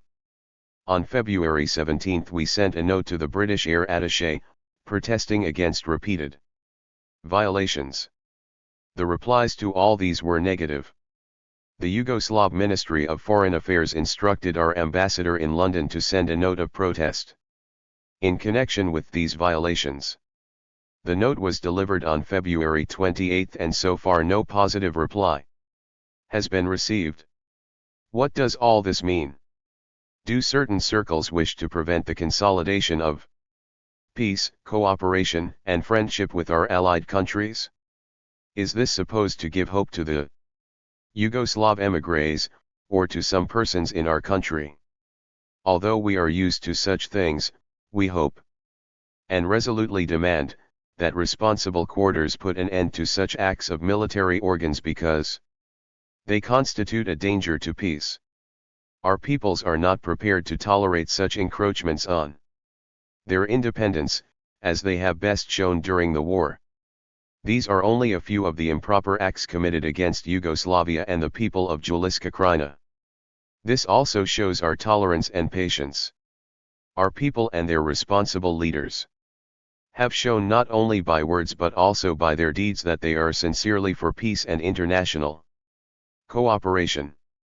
On the other hand, this is proof that certain reactionary circles in allied countries are using both fascists and war criminals as provocateurs. It also means that certain circles think that by such actions they will prevent Yugoslavia from securing her rights and prevent the people of Juliska Krajina from uniting with their brothers in Yugoslavia. In order to right the injustice done to Yugoslavia, our government has for the first time made its demands for a rectification of our frontier with Austria, namely in Carinthia and Styria. These demands were formulated in a note sent to Allied governments on November 2, 1945. This was done at the time Of the elections in Austria. The Yugoslav government considered that the question of future political allegiance of Carinthia is disputed and should be settled at the peace conference, and that elections held in Slovene Carinthia would prejudice the eventual decision about the allegiance of the disputed territory. For that reason the Yugoslav government demanded that elections should not be held in Slovene Carinthia and Styria, where Slovenes constitute a majority of the population. On February 18, 1946, the Yugoslav government sent a memorandum to the Conference of Foreign Ministers in London, outlining its geographical, ethnographical, and economic grounds for these demands. By this rectification, Yugoslavia would receive 110,000 inhabitants of Yugoslav nationality, and another 70,000 Yugoslavs would remain in Austria. The Austrian government shows in this regard the same attitude that was characteristic of Austria in the past when a policy of forcible nationalization was being pursued. Relations with America. Our FPR of Yugoslavia has now been recognized by all governments with which we have relations. As regards our country's relations with the United States, which have always been correct, a minor disagreement has arisen out of the United States' demand that Yugoslavia recognize all obligations of the former governments. The Yugoslav government is bound by the decision of NOJ of November 1943, to study and revise obligations undertaken by various émigré governments, and reply to the U.S. government that the Yugoslav government is assuming all these obligations, but with the proviso that they must be revised. I am now able to state that the government has studied the obligations of former Yugoslav governments, and that the present Yugoslav government is assuming these obligations towards the United States. I consider that now all disagreements have been removed and a complete normalization not only of diplomatic relations but also of economic cooperation has been made possible. As regards Great Britain, our government has always endeavored to keep relations between the two countries correct. With the aim of achieving even closer relations, our country accepted British suggestions for a trade delegation. A Yugoslav trade delegation is now in London negotiating the exchange of goods and payments, and discussing various obligations which have arisen as a result of the war. Agreement on several still outstanding questions would be a good basis for future relations between our two countries and would strengthen our economic ties. Between the French people and the peoples of FPR of Yugoslavia there exist old ties of friendship, based on the common struggle during the First and Second World Wars, as well as on the cultural bonds which have existed for centuries. Our government desires most friendly and close relations with the French people in political, cultural, and economic spheres. Unfortunately, I must point out that in certain questions of vital interest to Yugoslavia, both the French government and French representatives in some UN organizations have shown no understanding. I must emphasize that the attitude of certain responsible French circles in delicate questions concerning Yugoslavia is not in harmony with the past, with our former cooperation, and with our common struggle against our enemies. It is my belief that these obstacles will be removed and that full cooperation on all levels will be re-established. Yugoslavia regards with sympathy the efforts made by the Hungarian government to establish good relations with Yugoslavia, because we have the same desire. Our relations with Greece are normal, but our government is carefully following developments in that country. It would certainly be of great benefit to lasting peace and cooperation between the Balkan nations, if Greece were speedily to overcome the present crises, and if the Greek people were to enjoy the benefits of genuine democracy, which they have earned through their sufferings and sacrifices. Still need UNRWA help. From UNRWA our country has received great help in the gravest days of food scarcity. As a result of the war, our country was devastated, and because of last year's drought many areas remained almost completely without food. UNRWA's help was also of great importance for the reconstruction of the country. For the above-mentioned reasons, UNRWA assistance is still essential to us. With Albania and Fatherland Front Bulgaria we have established most cordial relations. With Albania we have also concluded a trade agreement and there is a normal exchange of goods. With the great Soviet Union our relations are excellent. They are in harmony with aspirations of our peoples to link their fate closely with that of the peoples of the Soviet Union. There is a complete economic, cultural, and political cooperation between our two countries. I must particularly emphasize the enormous assistance, especially political, given to us by the Soviet government in all questions bearing on the interests of our country. The Pact of Friendship and Mutual Assistance with the Soviet Union is indeed being fully implemented in every respect. In the same way, very cordial relations have been established with other Slav countries, Poland and Czechoslovakia. Recently a trade agreement was concluded with Poland, and during my visit to Warsaw, an agreement of friendship and mutual assistance was signed. My visit to Czechoslovakia left on me an unforgettable impression of cordiality and affection of Czechoslovak people for Yugoslavia. In Prague, points of view on various questions which concern the two countries were exchanged. An agreement was reached which will soon be signed in Belgrade. The conclusions of such bilateral treaties, first with the Soviet Union, and now with Poland and Czechoslovakia, is only the logical outcome of the recent past, during which these three countries were attacked in the same way as Yugoslavia and by the same enemy, underscore the German fascists and their satellites. These treaties are the logical outcome of the brotherhood between the Slavic peoples which has in this war been sealed with our own blood. They have been concluded with the object of removing the menace of aggression and any possible danger to peaceful development of our countries. By these treaties other countries are not endangered. They do not represent any obstacle to the conclusion of similar treaties with other countries. Finally, these agreements are a great contribution to peace and a powerful defense against warmongers and enemies of peace. In conclusion, in submitting for ratification the Treaty of Friendship and Mutual Assistance with our sister Republic Poland, I am convinced that you will endorse our action, deeply convinced that in doing so you will be acting in accordance with the deepest aspirations of our peoples. Josip Broz Tito. Concerning the national question and social patriotism. Speech held at the Slovene Academy of Arts and Sciences. Date, November 26, 1948, Ljubljana. Source, Tito, Selected Speeches and Articles, 1941 to 1961, pages 96 to 105, originally published in Collected Works, Book 4, p. 36 to 47. Published, Naprijed, 1963. Transcription/HTML markup, Mike B4 Missing in Action, 2009. Public domain, Marxists Internet Archive. You may freely copy, distribute, display and perform this work, as well as make derivative and commercial works. Please credit Marxists Internet Archive as your source. Comrades Academicians.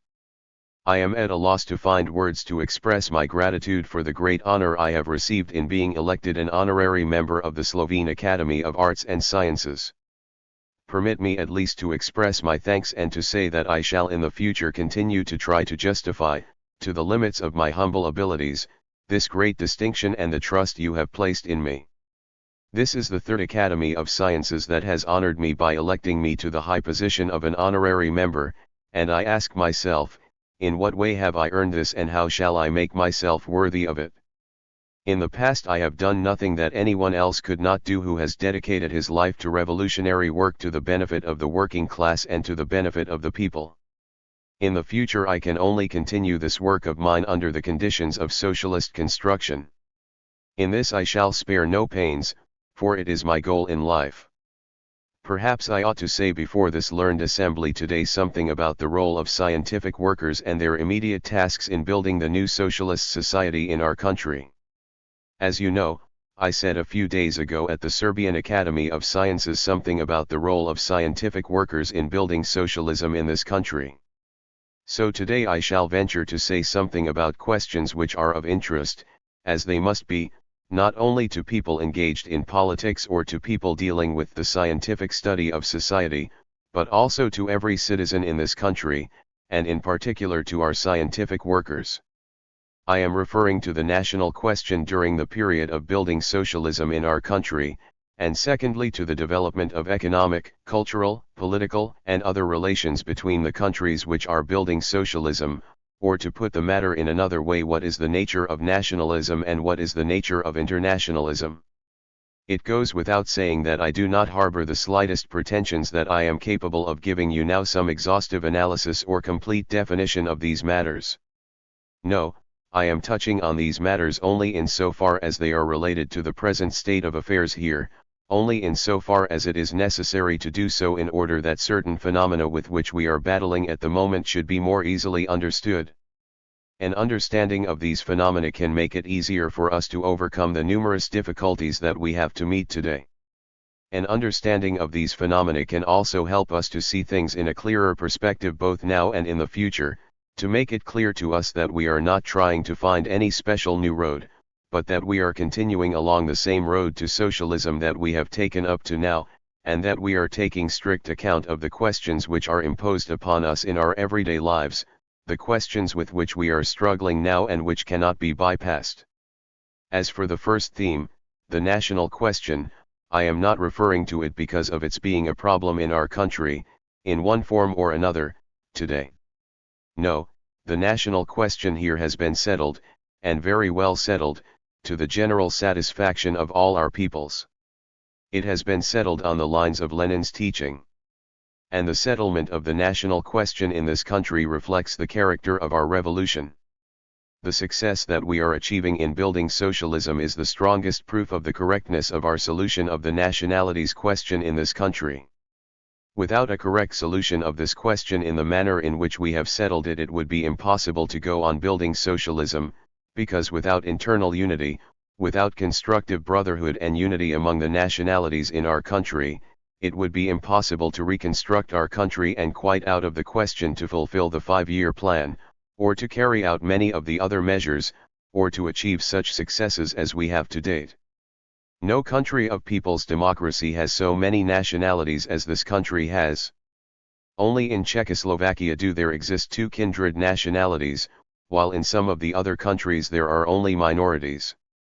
Consequently, in these countries of people's democracy there has been no need to settle such serious problems as we have had to settle here. With them the road to socialism is less complicated than is the case here. With them the basic factor is the class issue, with us it is both the nationalities and the class issue.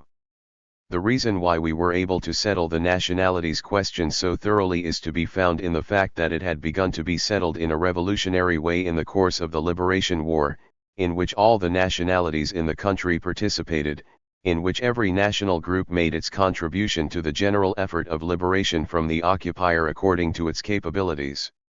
Neither the Macedonians nor any other national group which until then had been oppressed obtained their national liberation by decree. They fought for their national liberation with rifle in hand. The role of the Communist Party lay in the first place in the fact that it led that struggle, which was a guarantee that after the war the national question would be settled decisively in the way the Communists had conceived long before the war and during the war. The role of the Communist Party in this respect today, in the phase of building socialism, lies in making the positive national factors a stimulus to, not a brake on, the development of socialism in our country. The role of the Communist Party today lies in the necessity for keeping a sharp lookout to see that national chauvinism does not appear and develop among any of the nationalities.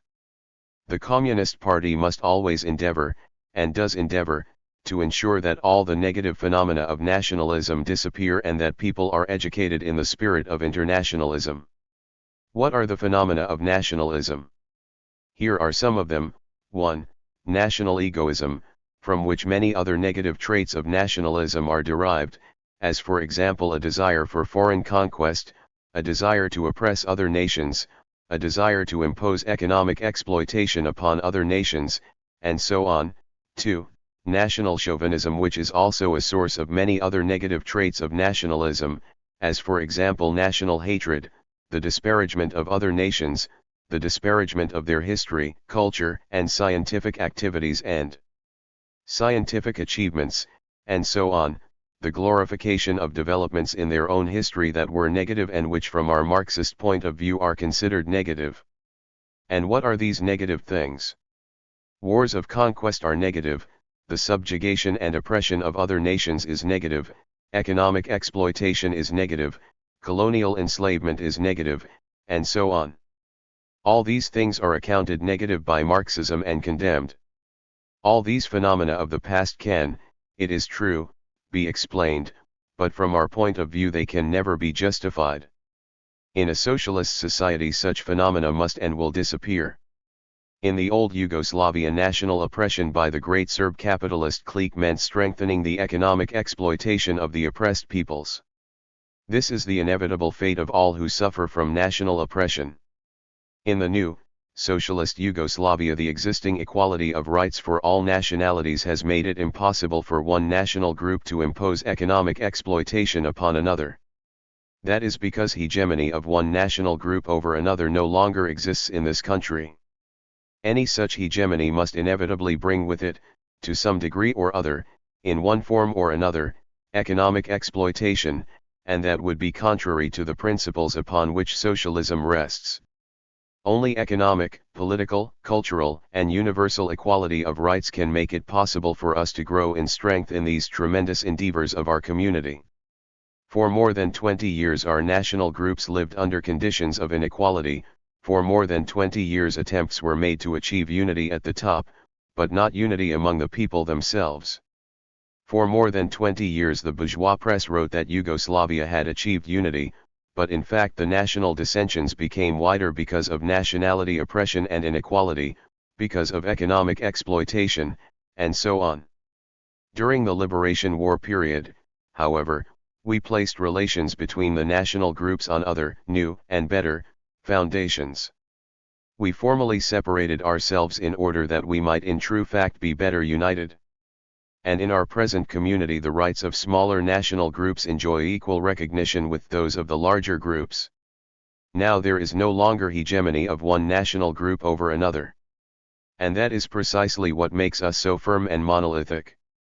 If we take a look at the 5-year plan, or if we take a look at our budgets, it can be seen that no efforts are being spared to raise the standards of the most backward republics as quickly as possible and as much as possible.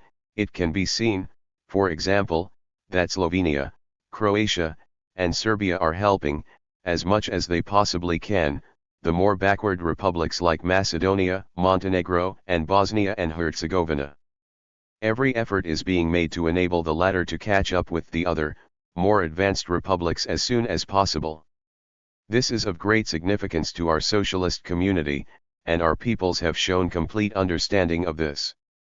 While formerly, in the old Yugoslavia, various officials and administrators were imposed by force on people of another nationality, who for their part quite rightly regarded them as oppressors and hated them for it. Today, for example, trained key personnel and experts in the most advanced republics are in constant demand from the republics of the other nationalities. Now where does this change lie?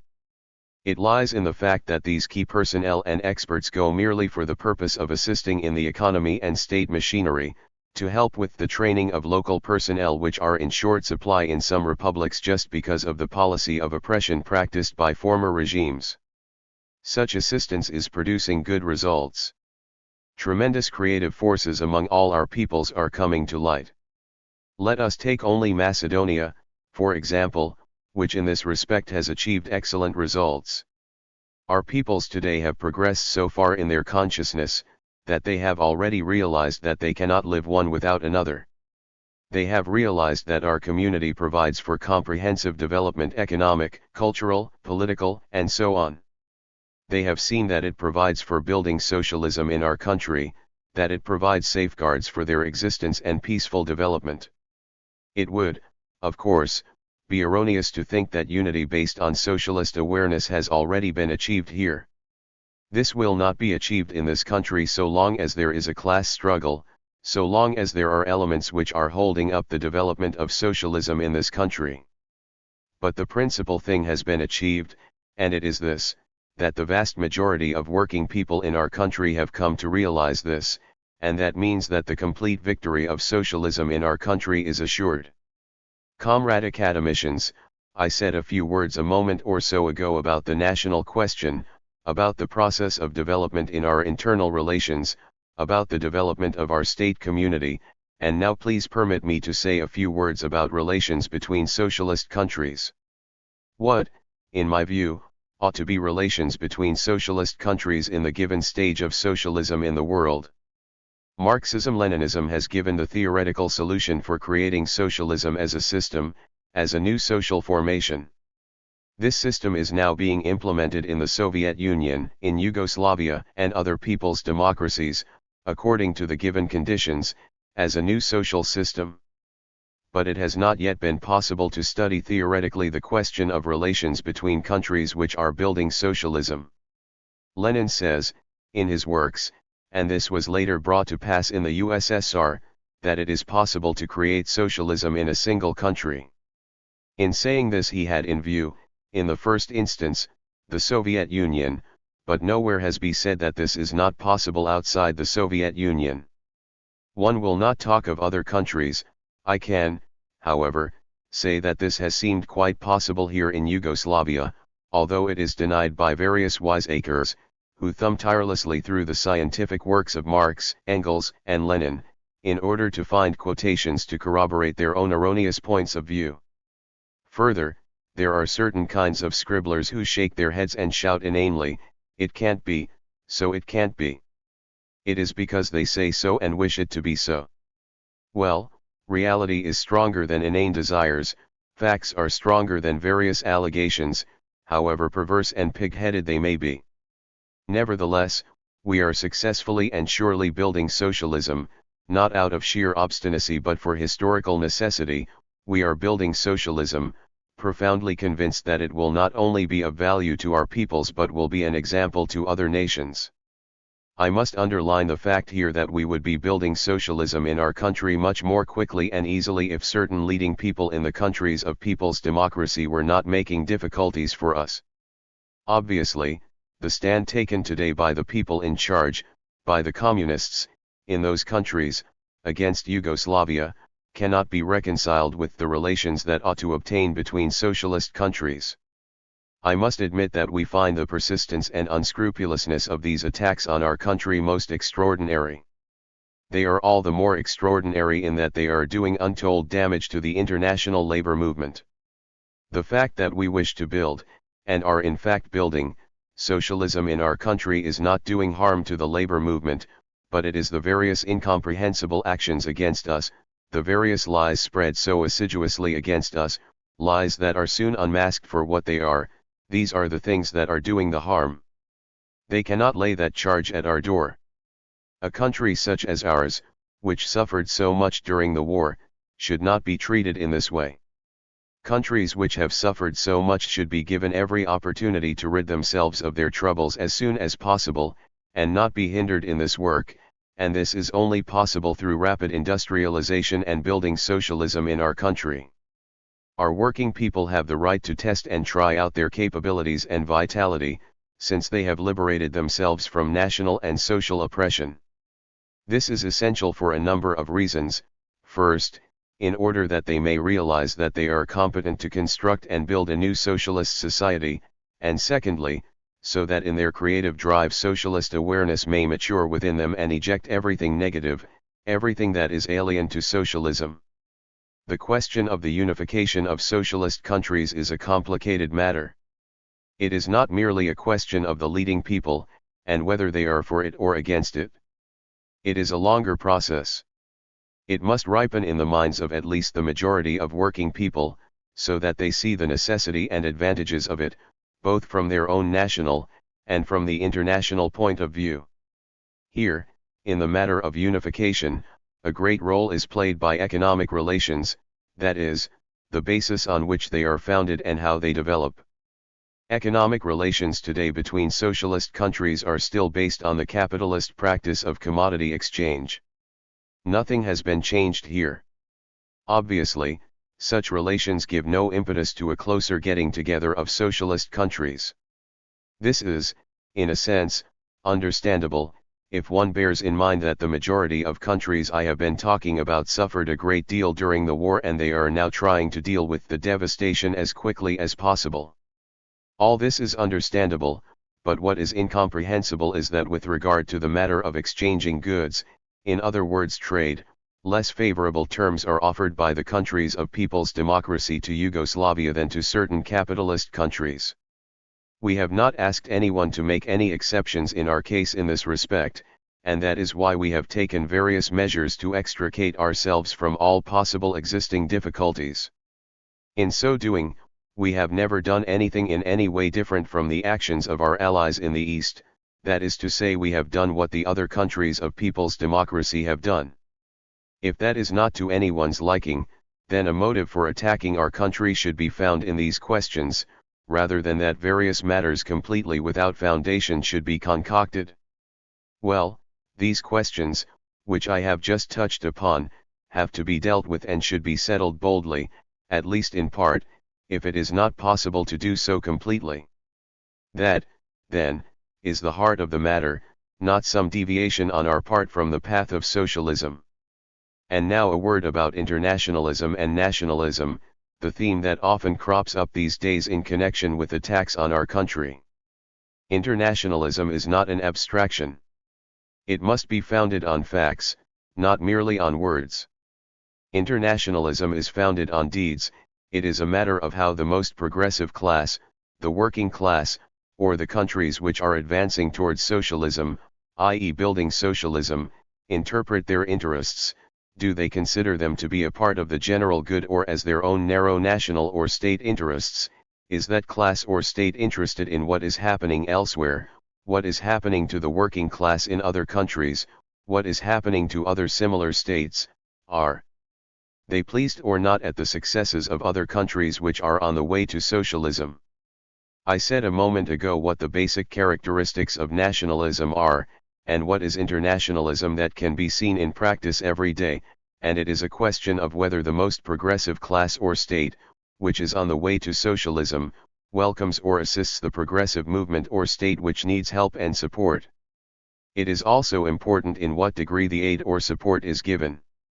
Internationalism in the real meaning of the word involves giving aid to progressive movements in the world or in other socialist countries where it is urgently needed, according to one's capacities. The charge is continually leveled against us that we are nationalists, but not a single shred of evidence has been brought forward in support of such irresponsible assertions. What was our attitude in this respect during the Liberation War? It was obviously internationalist, because in the war we conscientiously performed, not only our national duty, but also our international duty. And what has been our attitude in this respect since the end of the war? It has obviously been internationalist, because we have assisted to the limits of our powers the countries of People's Democracy which have needed our help, regardless of whether they asked for our help or not. We have never turned a deaf ear and refused to offer all possible assistance to the progressive movements in other countries which have needed our help, regardless of whether they have asked us for it or not. And right up to the present we have not moved an inch from this standpoint. On the question of whether we are nationalists or not, I can say the following: we are nationalists to the exact degree necessary to develop a healthy socialist patriotism among our people, and socialist patriotism is in its essence internationalism. Socialism does not require of us that we renounce our love for our socialist country, that we renounce our love for our own people. Socialism does not require of us that we should not make every possible effort to build up our socialist country as quickly as possible, in order that we may so create the best possible living conditions for our working people. Our creative drive in building up our country, that is the creative drive of our workers, our youth, our people's intelligentsia, and all our working peasants and citizens, who are voluntarily contributing their share to the work of construction within the People's Front. None of these things need, or indeed can, be stigmatized as some sort of nationalist deviation. No, this is socialist patriotism, which in its essence is profoundly international, and for that reason we are proud of it. A moment or so ago I touched briefly on these questions, that is to say, I quoted a few examples. I did not give a concrete analysis of the substance of the kinds of interference and dishonest steps taken against our country by the countries of people's democracy, in other words, by all those who should be the last people to act in such a way. I am leaving all that for another occasion, because, although it would momentarily throw more light on the whole matter, it would not do any good in the present situation, rather it would do damage to the common cause. Comrade academicians, you may be asking why it is these matters which I am discussing today.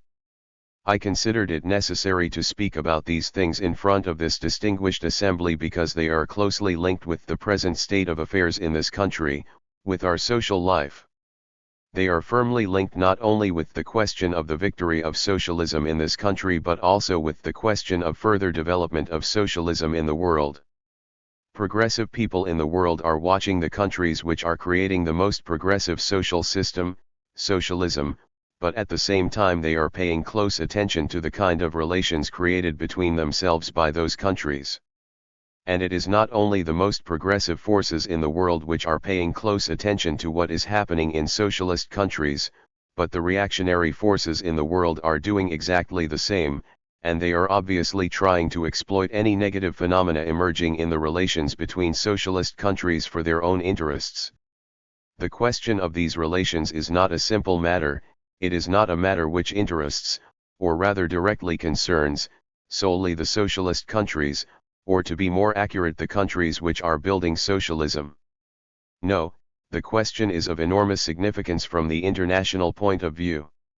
The proper establishing of these mutual relations at this particular stage when capitalist countries exist side by side with socialist countries, when there are still countries suffering from national oppression, and when flagrant colonial subjugation still exists, at this stage of social development in the world relations between the countries building socialism must be ordered in such a way that they are an inspiration to all countries, especially the small ones, struggling for their national and social freedom and equality.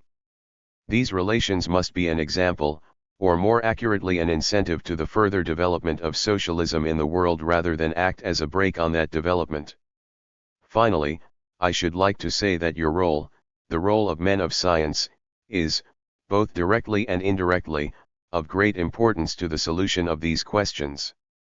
It would be erroneous to think that this is just a matter for a few of us, people in leading positions.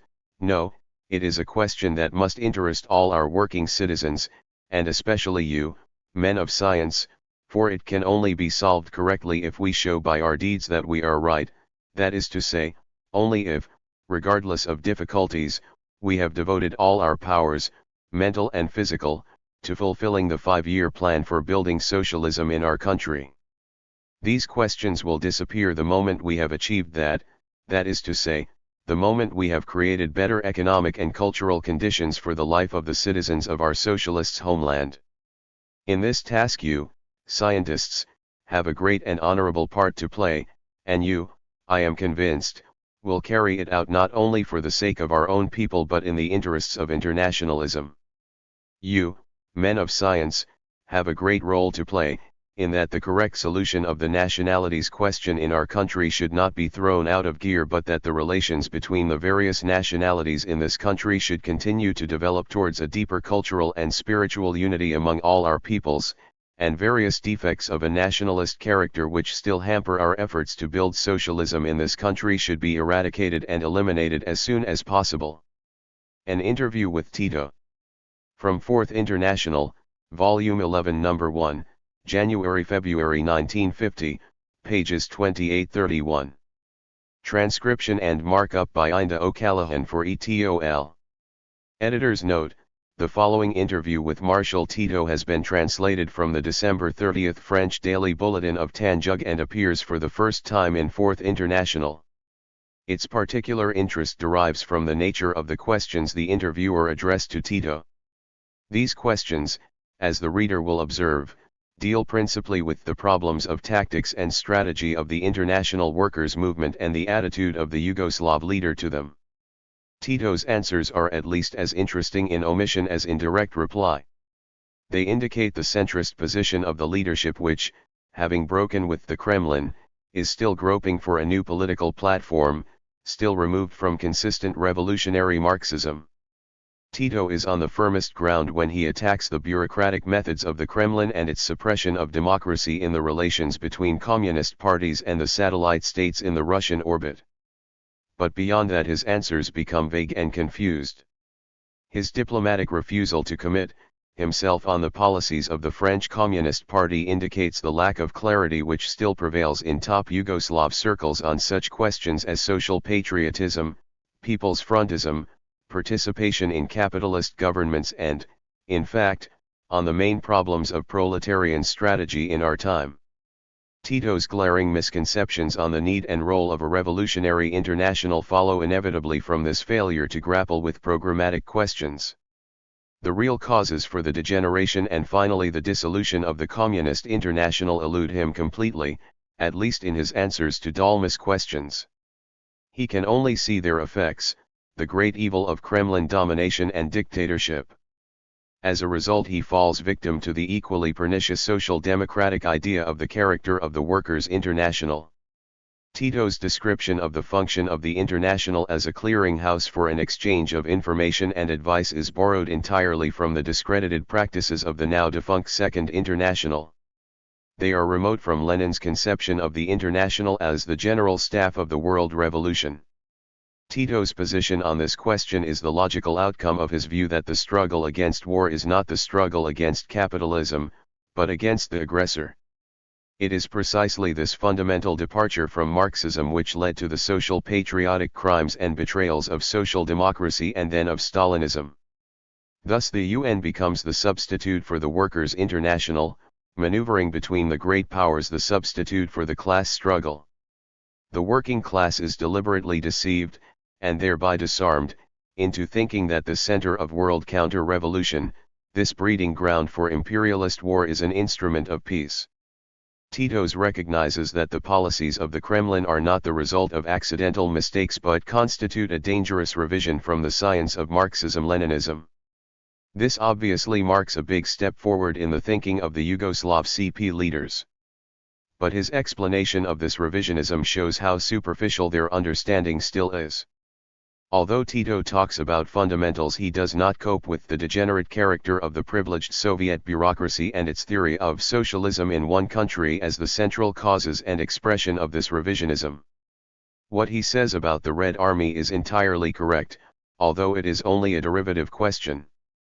As a theory it cannot explain the Hitler-Stalin Pact and the Moscow trials, and perhaps that was one of the reasons Tito refused to answer those questions.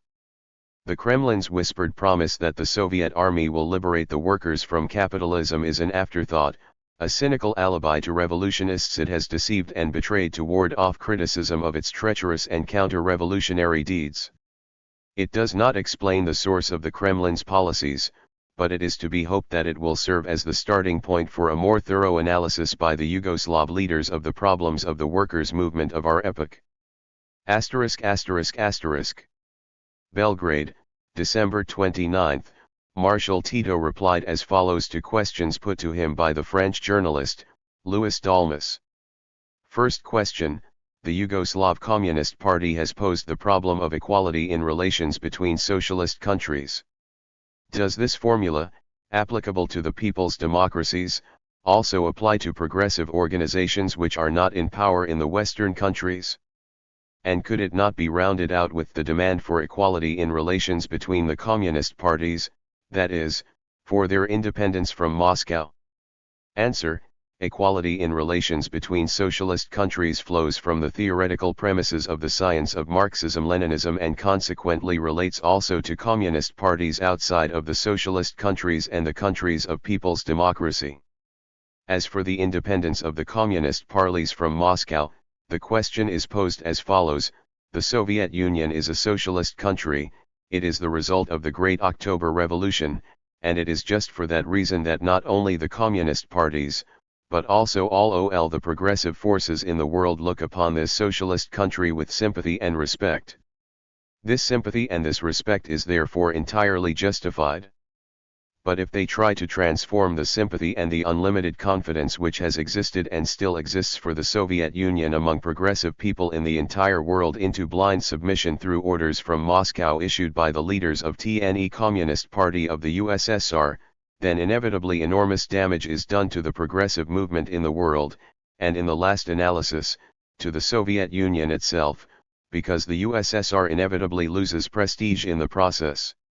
The case of the differences between the CP of the USSR and the Yugoslav Communist Party, which was later transformed, because it could not be otherwise, into differences between the USSR and the Federative People's Republic of Yugoslavia, that is, differences between states, is the most eloquent confirmation of the above assertion.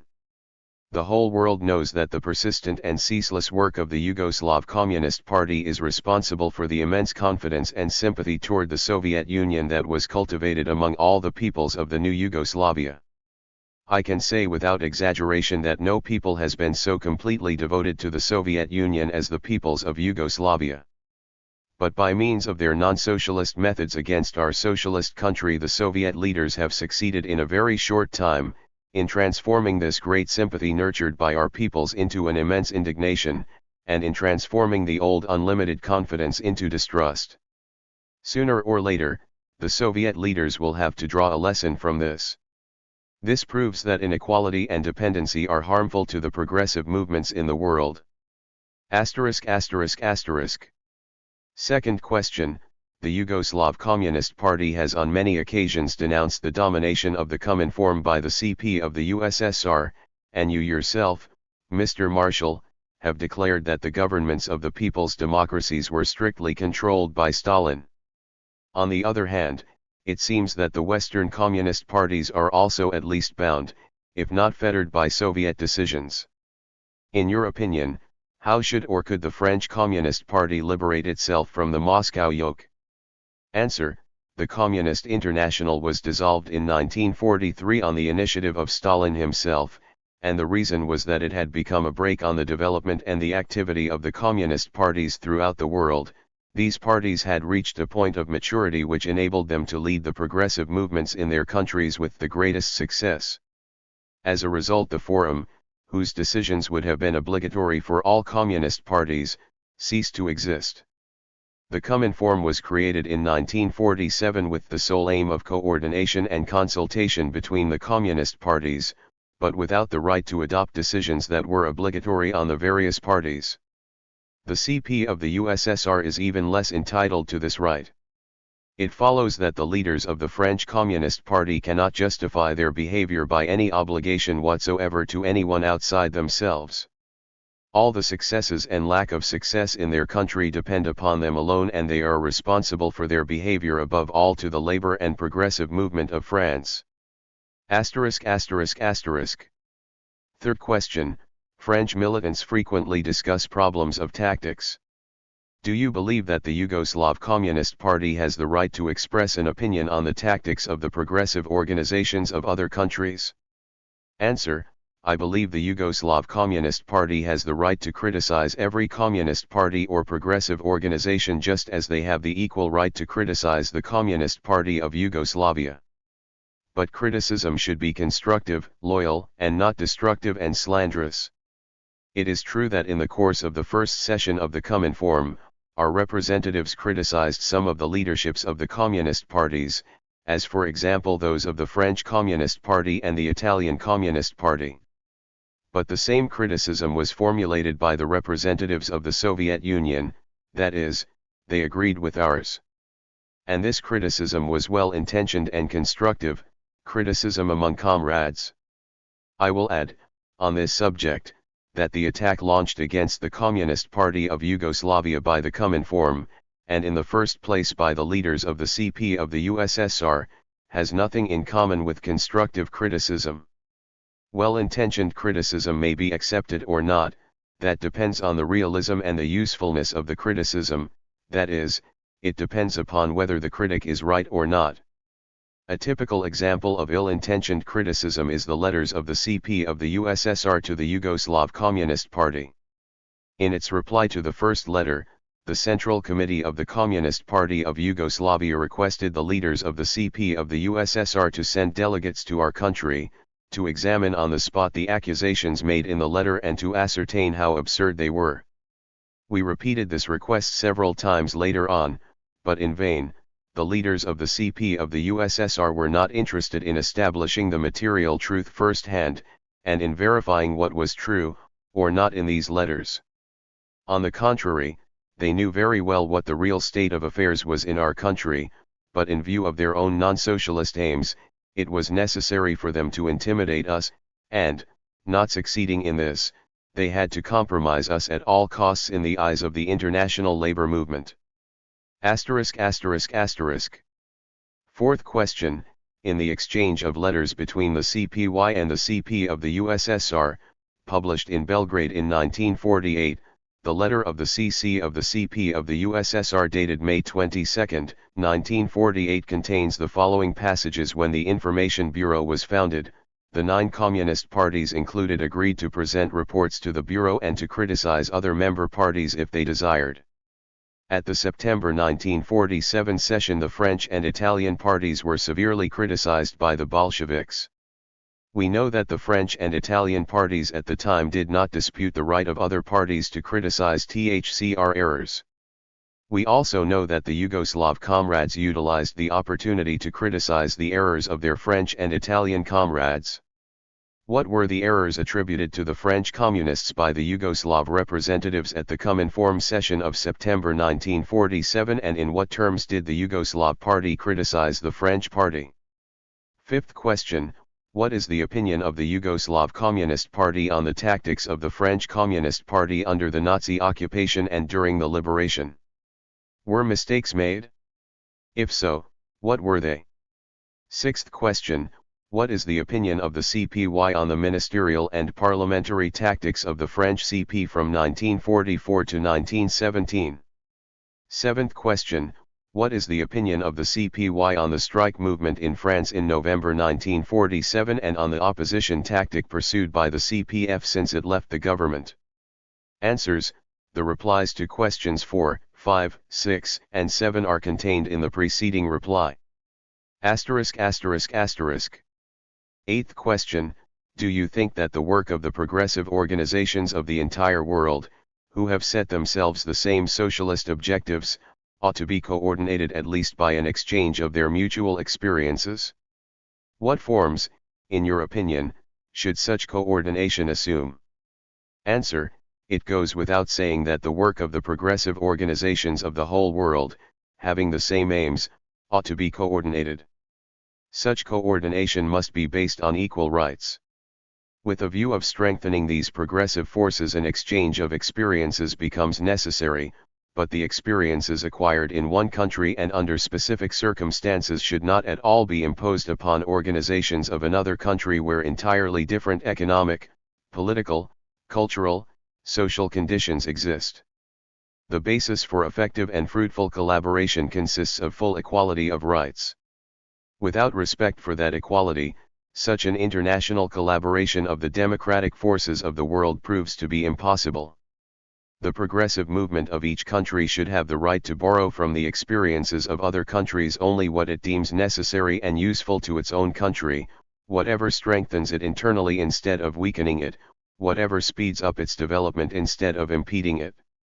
The healthiest forms of international collaboration are, first, the exchange of cultural attainments, second, mutual visits and learning the facts at first hand, third, intensive struggle against lying propaganda and misinformation, 4, tenacious struggle to safeguard peace, 5, reporting the truth about the socialist countries in the press and in conferences to the progressive masses, without fear of revealing various weaknesses and difficulties.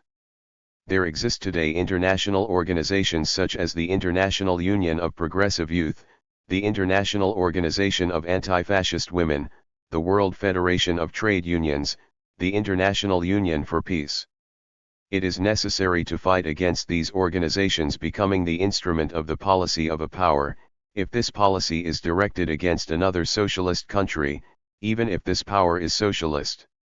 In short, these organizations should carry out the aims for which they were created, that is, they should become a powerful and effective means in the struggle for peace. Asterisk asterisk asterisk. Ninth question, you have frequently denounced the slanders and lies of the Cominform regarding Yugoslavia, and posed the problem of the methods utilized by the Soviet leaders. Are these methods the deeds of men who have chosen to act that way, or are they the result of a more profound evolution of the entire international communist apparatus? In other words, is the attitude of the Communist Party of the USSR and of the Cominform toward Yugoslavia an isolated accident due to the decision of the leaders, or is it a logical element in the transformation of the character of the Communist International? Answer: the non-socialist methods and the slander campaign conducted by the leaders of the CP of the USSR and of the other communist parties, far from being the result of certain mistakes or of an accidental fact, constitute a dangerous revisionist deviation from the science of Marxism-Leninism, regardless of the efforts of the leaders of the CP of the USSR to harmonize this deviation with this science. The crassest revisionist deviation consists in this, that the leaders of the CP of the USSR try to impose upon the international workers' movement the point of view which holds that the decisions and evaluations made by the leaders of the CP of the USSR regarding the other parties are infallible. Furthermore, according to certain premises put forth in the letters of the CP of the USSR addressed to the Communist Party of Yugoslavia, the revolutionary transformation would have been impossible without the aid of Red Army. In other words, they deny the capacity of the progressive movements of other countries to acquire a better social organization with their own resources, they kill the faith of the proletariat in its own revolutionary forces, and they impose upon it the un-Marxist view that only occupation by the Red Army can bring about a new socialist order. These same leaders, and with them the entire Cominform, declare, as a result of the conflict with socialist Yugoslavia, that it is impossible to build socialism without the aid of the USSR, although practice has demonstrated completely the contrary in our country. Today, practice has sufficiently demonstrated that every occupation, even that of the Red Army, bears within itself obvious elements of all the non-socialist phenomena possible. They lead inevitably to national oppression and economic exploitation, equality disappears and unconditional submission is effected for the benefit of the occupant. Even more ironically, such an occupation is today dubbed liberating and is regarded as aid. Asterisk asterisk asterisk. 10th question, the CPY has criticized the revisionism of the Cominform. Wherein lies the origin, in your opinion, of these mistakes and deviations? Did they only appear at the time of the Yugoslav conflict, or before? If before, on what occasion and in what fashion? Answer: I have already replied to this question in my reply to the 9th question. Asterisk asterisk asterisk. 11th question, what is the opinion of the Yugoslav CP on the Soviet-German Pact of 1939? 12th question, in the light of the Rajk and Kostov trials, do you think that the big trials organized in the USSR in 1936 and 1937 could have been staged in the same fashion? Answer: I shall not reply to the 11th and 12th questions. Asterisk asterisk asterisk. 13th question, do you think that the Yugoslav experience will arouse echoes in the other progressive organizations sufficient to oblige Moscow to change its attitude? In other words, do you think that the deviations of the Cominform can be remedied from within? If so, how? Answer: the Yugoslav experience will inevitably arouse broad divergences of views in the progressive movement of the entire world. The repercussions will be all the stronger as it becomes clear that the new Yugoslavia is marching resolutely and unshakably towards socialism.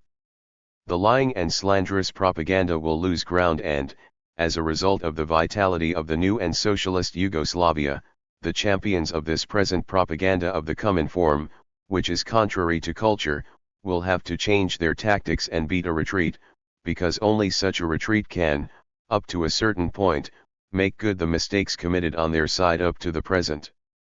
Asterisk asterisk asterisk. 14th question, on the other hand, do you think that the deviations of the Soviet leadership are so deep-going that it is necessary to prepare a new future organization of the workers' movement? If so, in what sense, and how? Answer: no other communist organization should be created, as it would only further impede the activity of the various existing parties. Besides, since the dissolution of the Comintern, such an organization does not exist any longer. In the present conditions, it is necessary, first of all, for the communist parties to mutually help each other, to be loyal to one another, to exchange experiences, and for full equality to prevail among them. Secondly, it is necessary that in each country the communists and the progressives fight for a better social order, for the purity of socialist morals and for truth, and also against every deviation and every abuse of the science of Marxism-Leninism on part of anybody. It is necessary for them to apply the science to the specific conditions of their country and to determine on the basis of these conditions, what their road to socialism should be, the road which will permit them to realize the new society as swiftly as possible and as painlessly as possible. Asterisk asterisk asterisk. 15th question, how do you answer the argument that every disagreement with the political line imposed by Moscow, insofar as it is made public, causes a weakening of the socialist bloc? Answer: the struggle against the mistakes being committed by the leaders of the CP of the USSR as well as by other Cominform leaders and agents, does not mean a weakening of the international workers' movement, or of the progressive movement in general. On the contrary, such a struggle is necessary. Only the politically blind or the ill-intentioned speak of such a weakening. To criticize various mistakes, regardless of the party responsible for them, even if it is the CP of the USSR, and to resist them, means in the last analysis to strengthen the international progressive movement. It is not criticism, but the errors of the leaders themselves that weaken the international progressive movement. Truth and logic are the most effective weapons of the progressive movement. To retain this weapon is the duty of every communist and every progressive. Asterisk asterisk asterisk. 16th question, what are the essential objectives you would advise a French progressive militant to fight for today? What should be his attitude to the USSR? Answer: I would advise every French militant today to fight for the truth, for the purity of socialist morals. In that way he will surely win the greatest number of allies among the French people and for the struggle for a better and happier life. I would recommend to the French militants not to refrain in any case from using their right, in the question of the conflict between the Communist Party of the USSR and the Communist Party of Yugoslavia, to know what is true in the accusations made against our country and what is not. Let everyone put the question to himself, what have the leaders of the CP of the USSR, and the other leaders of the Cominform to fear if progressives see first-hand with their own eyes whether the accusations against us are true or not? Asterisk asterisk asterisk. 17th question, who in your opinion, are the men who are the greatest threat to peace in the world today, and why? Answer: I shall not answer the 17th question. Asterisk asterisk asterisk. 18th question, do you believe that in the present world a policy genuinely independent of the Russian and American blocs is possible? If so, what would be the principal elements of such a policy, which could become a real third force? Answer: the example of the last session of the United Nations proves that it is not only possible, but also very useful for small nations to pursue a genuinely principled policy in the settlement of international questions, that they need not worry about the opinion of various big powers who sometimes have projects that are not in keeping with the maintenance of the peace and respect for the independence of small peoples. Asterisk asterisk asterisk. 19th question, what movements, organizations, or men throughout the world are or can become the best defenders of peace and socialism? Answer: not individuals, but progressive movements throughout the world are capable of fighting successfully for peace. The struggle for peace means the struggle against attempts at aggression. This struggle is most effective inside of countries whose leaders intend to engage in an aggression. If the people oppose such projects of their leaders, war is impossible, because the warmongers, when the people do riot, want war, cannot hope to be successful. When a country is threatened by an aggressor, the struggle for peace is transformed into a struggle against the aggressor. At the present it is possible, by means of fallacious propaganda, to temporarily mislead not only one's own people but also international public opinion. That is why it is necessary to employ all one's forces in order to unmask these camouflaged warmongers as swiftly as possible. The United Nations is a very effective factor in this. It is precisely the small states that are most menaced by these aggressors who seek to mask their dishonest aims by means of their powerful propaganda apparatus. ******. 20th question. Various writers have frequently made the point that the revolution of 1917 had somehow Russified the international workers' movement, which grew out of a Western tradition, English, German, and French. Do you regard it of interest for the future of socialism, bearing in mind the Russian experience, to break out of this kind of Slav isolation and to renew the link with the Western tradition, and if so, how? Answer. Your last question indicates a reply to one of the most obvious deviations of the leaders of the CP of the USSR, which is a deviation from the line of internationalism. The underestimation of the history of other peoples and of their achievements, of their manifold scientific attainments, the non-Marxist glorification of all pre-revolutionary Russian history, the distortion of the contemporary history of other peoples, the underestimation of the revolutionary power and the revolutionary consciousness of the international proletariat and of its ability to understand the science of Marxism-Leninism and to apply it correctly in the specific conditions of that country. These are some cf. The revisionist deviations which you can see for yourself in the daily Soviet press. The greatest mistake is that of measuring the value of the science of Marxism-Leninism through blind obedience to the panstatist conceptions of the leaders of the CP of the USSR. Their revisionism is of a vulgar scientific character. It has no theoretical basis, but is pursued in practice. It is supported by daily propaganda in the press and on the radio. All of the noise made by the Cominform against Yugoslavia, especially that coming from the USSR, on the subject of alleged deviations of our country toward the capitalist camp and towards capitalism, is simply camouflage for the non-socialist aims and panstatist ambitions of the leaders of the USSR that are detrimental to small peoples and, in the first place, to our country. These are things which are not difficult to verify if one wants to learn the truth, and that is why we have had to enter the struggle, even though we did not desire it. Josip Broz Tito. Workers manage factories in Yugoslavia. Date, June 26, 1950. Source, pamphlet, pages 4-43. Published, Belgrade, 1950. Transcription/HTML markup, Mike B4 Missing in Action, 2006. Public domain, Marxists Internet Archive.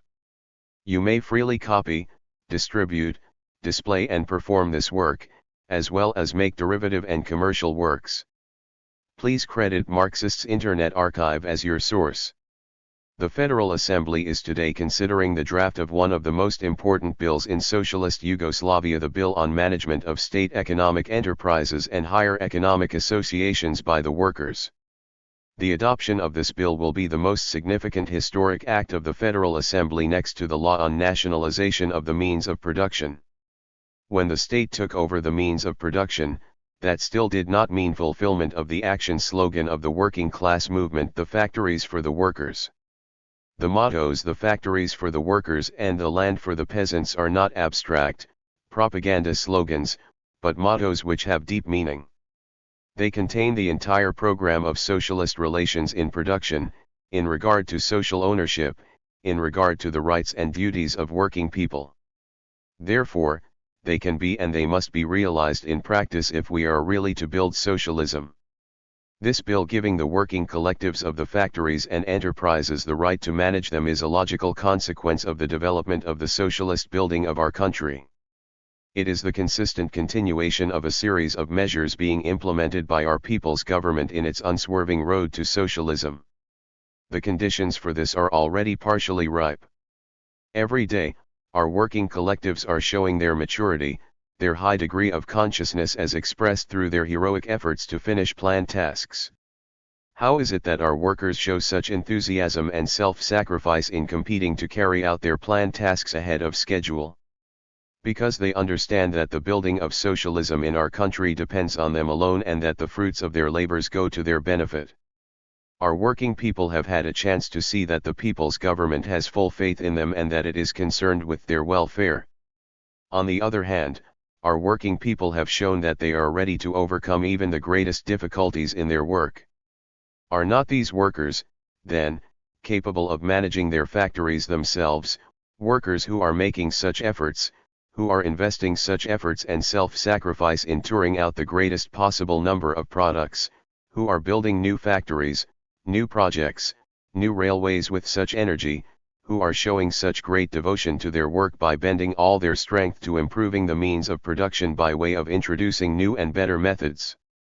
Of course they are capable of management, while the new workers coming into the factories, mines, and other enterprises will learn from their co-workers. There may be some who consider this bill premature, who think that the workers will not be able to master the complicated technique of running factories and other enterprises. Whoever reasons this way is deceiving himself, for such a point of view means distrust of our workers, blindness to their tremendous creative abilities which will be developed by the management of the factories. This law will open up new prospects for the future of our working people and for our whole community. It is therefore not only not premature, but even a little late. It is late because our party, until the announcement of the infamous Cominform resolution, had too many illusions and was too uncritical in taking and replanting here everything that was being done in the Soviet Union, even those things which were not in harmony with our specific conditions, or in the spirit of the science of Marxism-Leninism. It was ready-made recipes that were wanted and that were imposed on us, or that we ourselves went after. There was a tendency to take the line of least resistance. But today, we ourselves are building socialism in our country. We are not using any kind of stereotype but are rather being governed by the science of Marxism and are going our own way, minding the specific conditions which exist in our country. Stereotyped ideas taken from others have done us a lot of harm and their serious consequences are still being felt. These stereotyped ideas took hold willy-nilly and it is hard for our people to shed them now even if they want to. At the last minute, we undertook measures to put a stop to such practices along all lines. That is why the successes in development are growing day by day. This successful realization of Marxist science in experience makes it possible for us to fight against its revision and for victory of the truth about our socialist country. In our own country, in practice, we have had a chance to see how this science throws light on the most obscure questions. Whoever wants to understand it and is capable of perceiving its spirit needs no other authorities, no other instructors, no ersatz Marxist science which can only cause deviation from the correct socialist way to the road of revisionism. Turning to Marx, Engels, and Lenin, one can, in the main, find the answers to all problems in principle. The elaboration and application of these principles in each country separately can be made only by those who grew up in that country, who knows its problems, its history, its customs, its weaknesses and strength, who can see what is going on right there where it is happening and who, at the same time, know Marxist science. That means that they must understand its spirit, use it effectively and put it into practice. Today, at the peak of political and economic disorder in the world, in a period of ideological and political chaos in countries which have the conditions for developing socialism but are being obstructed by forces from outside, it is more important than ever before not to deviate from the basic principles and spirit of that science. It would be of great importance for the communist leaders of these countries to have the courage to think with their own heads and also that this science really be applied in practice in those countries where the conditions exist for it. And it would be especially important for it to be applied in relations among socialist countries instead of serving purposes which are the opposite of socialist. This is the case with the Soviet leaders and the governments which are under their influence as regards unsocialist attitudes toward Yugoslavia. The aim of this address is not simply to refute various accusations or to criticize the Soviet Union and other Eastern countries but to try to explain, in broad outlines and in connection with this bill, that our way to socialism is in accord with Marxist science, to point out the successes we have achieved on the basis of that teaching and the perspectives of further development. If I refer to the calumniation of our socialist country by the Cominform, headed by the Soviet leaders, I shall do so only in connection with the theoretical distortion of that science and practical implementation of that revisionism in their own country and in the relations among socialist countries. This is because the opinion had taken hold here that what was being done in the Soviet Union was the best and the only right thing, and that it simply needed to be transferred here and applied in practice, no matter what the outcome. We nevertheless noticed this un-Marxist concept on time and went our own way. In referring to our achievements, I do not do so in order to compare them with Soviet achievements, for the Soviet Union undoubtedly had great success in economic development during the first 15 to 20 years. I am doing so in order to refute the disloyal, dishonest, and thoroughly harmful criticism and propaganda aiming to deceive the world as to what is going on in our country. So far, we have passed a whole series of various kinds of laws and measures, on whose basis we are building socialism. But not much was said or written about them because it seemed that they were understandable in themselves. It has been to our detriment that we have not given this kind of thing enough publicity abroad, for we know that the world has been deafened by the terrific aim of the Cominform press and radio, whose aim is to deny all the facts about us. Today, the Soviet leaders and all the servile leaders of other communist parties are disputing our revolution, our hard struggle. They are not only trying to deny that we are Marxists and that we are building socialism, but they also say that we are fascists.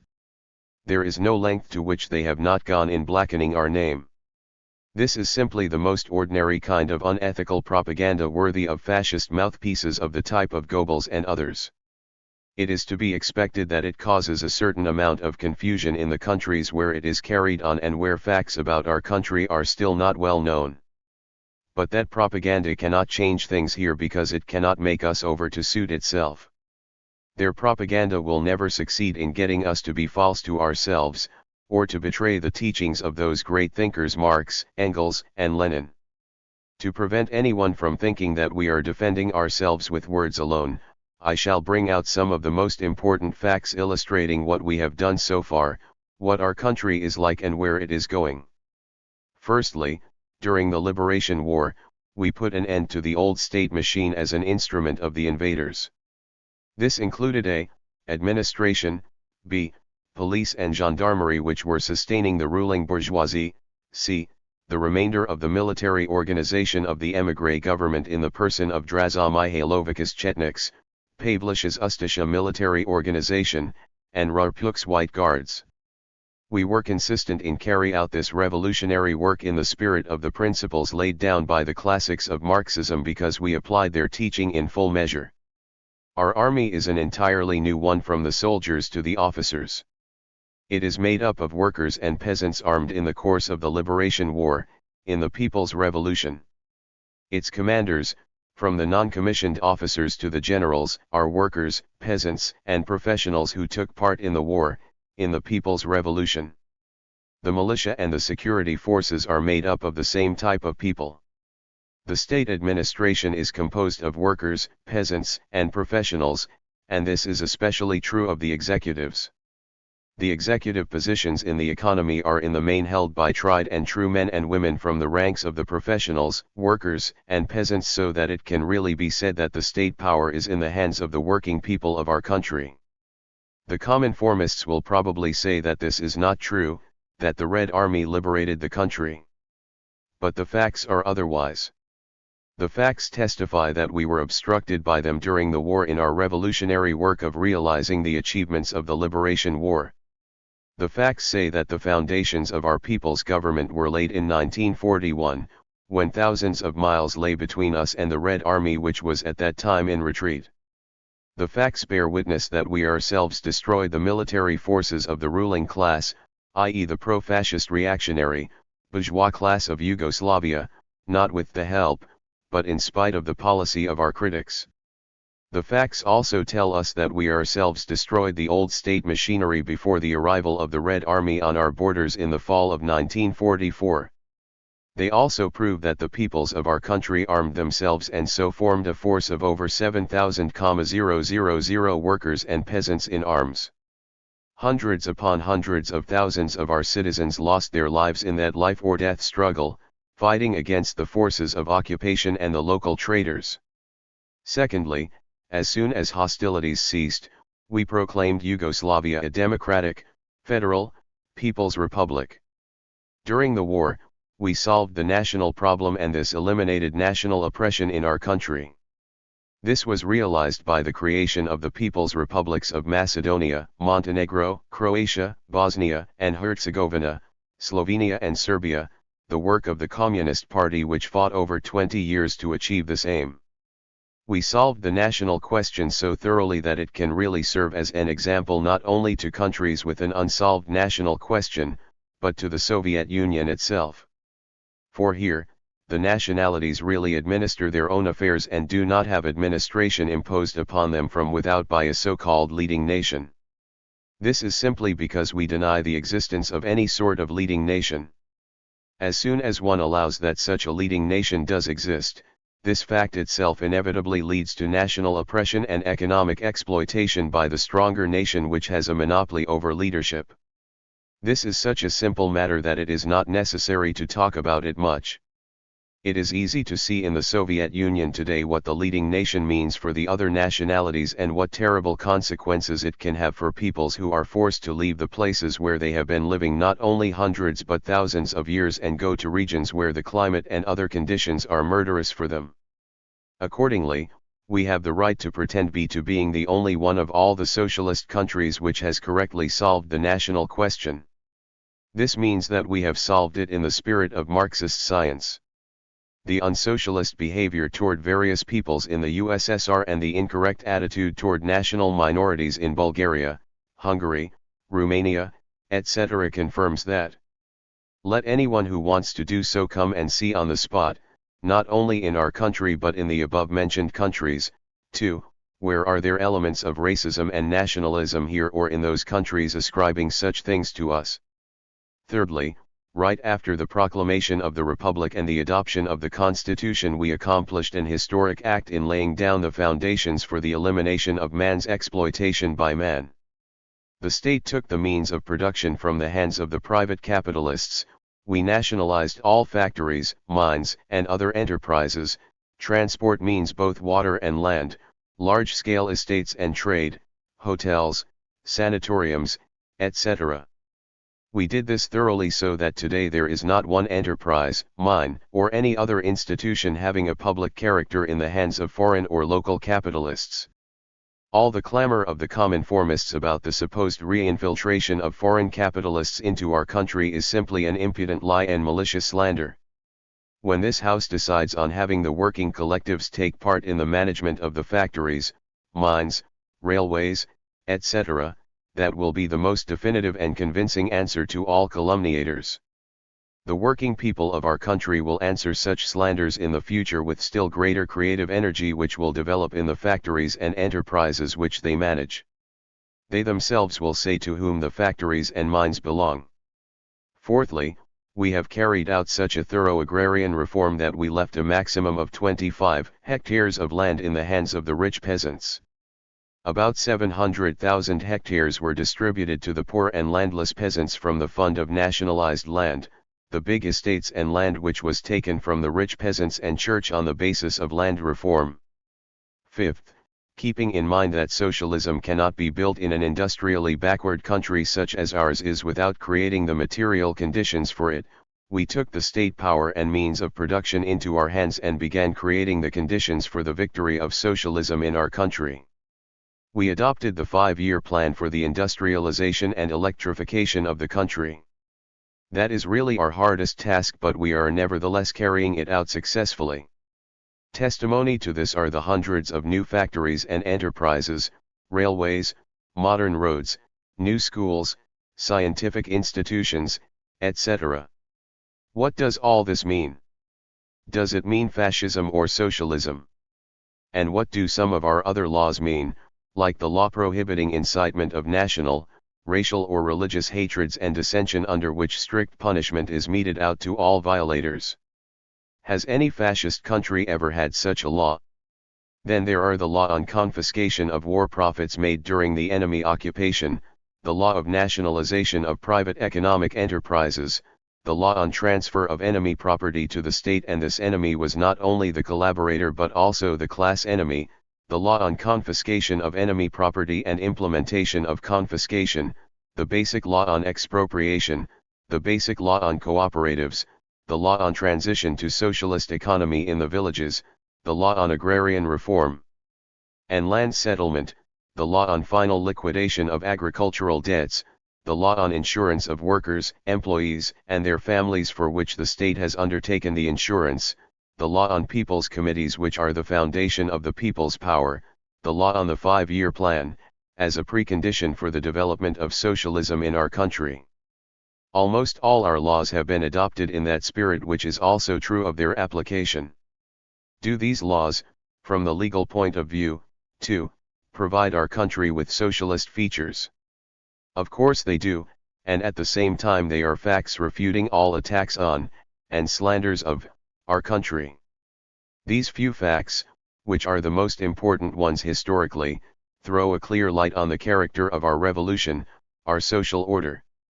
They show that our way conforms with Marxist science, that it is successful and will bring victory. When I say that our way conforms with Marxist science, I do not mean that this is the only way to socialism and that exactly the same must be done in all countries. We simply think it is the only way for us here in Yugoslavia. Varying economic, cultural, and other conditions in different countries also demand varying forms. It is not advisable to use any ready prescriptions or stereotypes. We have Marxist science as a basis, and we only need to know how to use that science in practice, to bring its spirit and its meaning to life.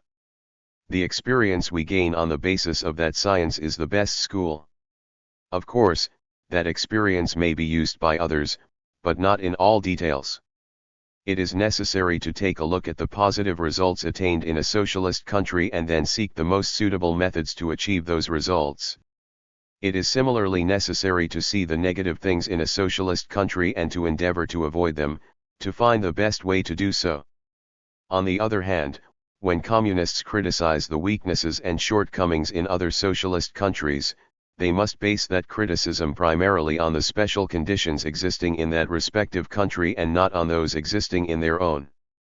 They must see roots of such shortcomings, separate the subjective from the objective weaknesses, and then criticize the subjective insofar as the leaders of that country themselves do not see, and do not correct, such shortcomings and mistakes.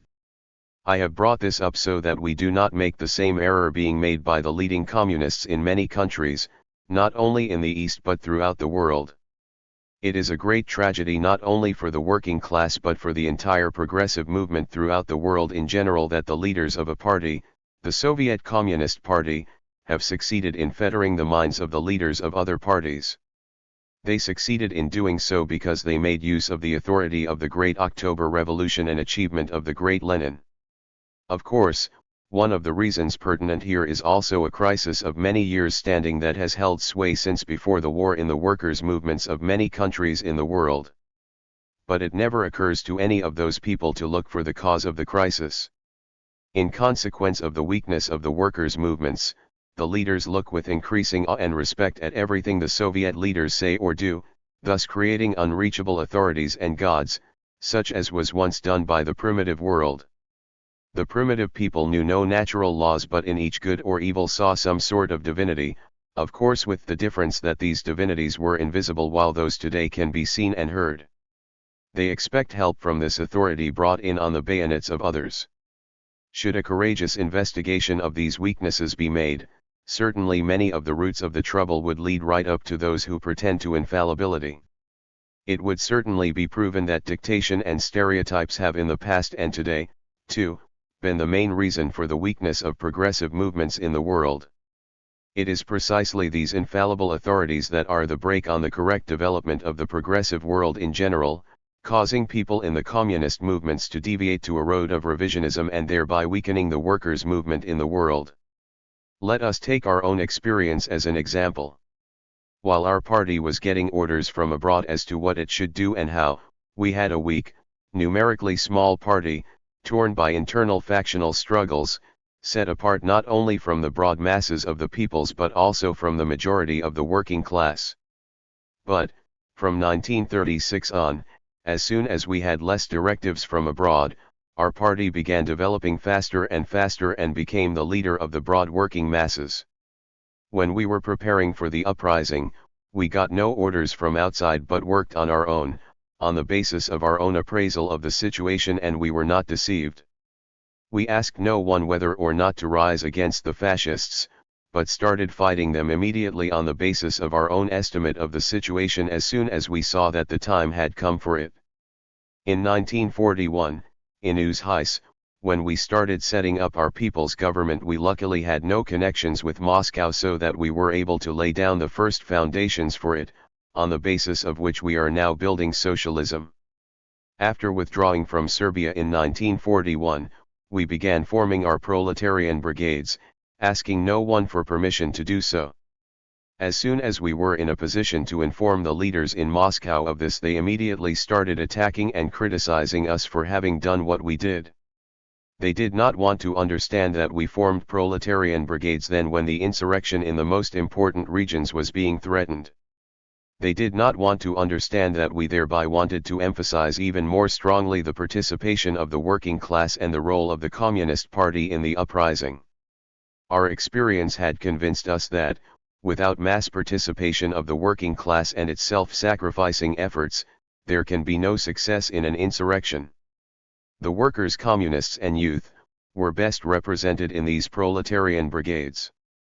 The working class considered them its shock detachments which, together with the peasants, were determining the future of the working class. And instead of this frightening our peoples as those outside thought it would, quite the opposite happened. It caused the people to have more faith than ever in the Communist Party of Yugoslavia, brought the party even closer to the people in common sufferings. We did not take such criticism to heart, and it is a good thing we did not, as it later turned out. When we were making preparations for the second session of the Anti-Fascist Council of the National Liberation of Yugoslavia in Jajce, we again asked no one for permission, for we knew that obstacles would be put in our way, and we were right. When everything was over and done with, we informed them of the accomplished fact. They answered that we had thrust a knife in their back. Our peoples carried out a historic feat, a feat that was the result of superhuman efforts, fighting against the forces of occupation and their local, traitorous ruling circles, meaning the reactionary bourgeoisie. We thus assured the victory of the people in the war and realization of the gains of the liberation war. And they called this sticking a knife in their back. There were similar cases before and after, but we took all the more important steps on the basis of our own appraisal of the situation and the suitability of the moment. It would be altogether inaccurate to draw the conclusion that we were considering only the interests of our own country and not the interests of strengthening of the international workers' movement. Only those who are attempting to distort and interpret in their own way, or rather deny, the brave struggle of our people can talk that way. Of course, sometimes we took their advice, too, and that turned out to be all right to a certain extent. But in some cases, we were only harmed in doing so because their advice was not in the interests of our socialist country.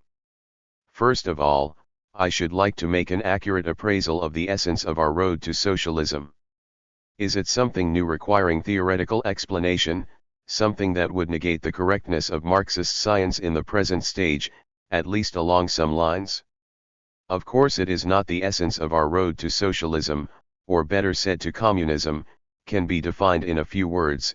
Our road to socialism consists in the application of Marxist science to the given stage, in the closest possible harmony with the specific conditions existing in our country.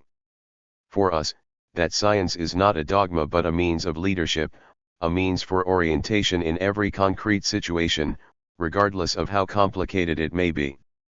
We are endeavoring to introduce the spirit of that science into everything we do, for we are deeply convinced that this is correct. It has turned out in practice that the principles of this science are correct, thanks to the brilliant scientific forecasts of our great teachers. And in the present stage of international development, they are fully valid. Any departure from these principles under any excuse whatsoever would mean revision and betrayal of not only the working class but all progressive mankind. What are the theoretical differences between ourselves and the Soviet Union? In order to answer that question even partially, it is necessary to consider what we are doing and what they are doing in the light of the science of Marxism-Leninism, that is a, the role of the state in the transition period and its withering away, b, the relationship of the party to the state, c, the question of the lower phase of communism, or, as it is called today, socialism, d, the question of state or socialist ownership. Let us first take the example of our country. As I have mentioned above, we destroyed the old state machinery and created a new, people's state apparatus, without which the working people of our country would not be in a position to retain power in their hands and carry out the expropriation of the means of production and many other revolutionary acts absolutely necessary for the triumph of socialism in a country. Lenin said, "The proletariat needs state power, a centralized organization of power, an organized force for suppressing the resistance of the exploiters and for readership of the great masses of the population, peasants, petty bourgeoisie, semi-proletariat, and also for the establishment of socialist ownership. But it should not be forgotten," says Lenin, quoting Marx, "that the proletariat needs only the state which is withering away." That is how Lenin refers to this matter. And what does the bourgeoisie need? The bourgeoisie, the exploiting class, needs the state as a permanent force for maintaining the exploited classes in subjection, meaning the majority of the people. The bourgeoisie does not contemplate the weakening of the state machinery, to say nothing of its withering away, for it considers its system, the system of exploitation, immortal and perfect. Accordingly, the difference between the bourgeois state, no matter how disguised it may be by a democratic screen, and our state, for instance, is that the bourgeois state, an apparatus of force in the hands of a minority, meaning the class exploiter, oppresses the majority of the people and has the tendency to increase in strength. Here, although the state has the job of restraining the minority of exploiters and enemies of New Yugoslavia, it is gradually dying away, for its functions, primarily in the economy, are gradually being transferred to the working people. According to Marxist science, the state is a product of class conflicts, and it will wither away when classes disappear, when there is no longer anyone to suppress or any reason to suppress them. Where is the beginning of this withering away process in our country? I shall mention only the following examples. First, decentralization of the state administration, especially in economy. Secondly, turning over the factories and economic enterprises in general to the working collectives to manage themselves, etc. The decentralization of economy and political, cultural, and other aspects of life is not only profoundly democratic but has inherent in it the seeds of withering away not only of centralism, but of the state in general, as a machine of force. This is a fact which anyone can check on here if they want to.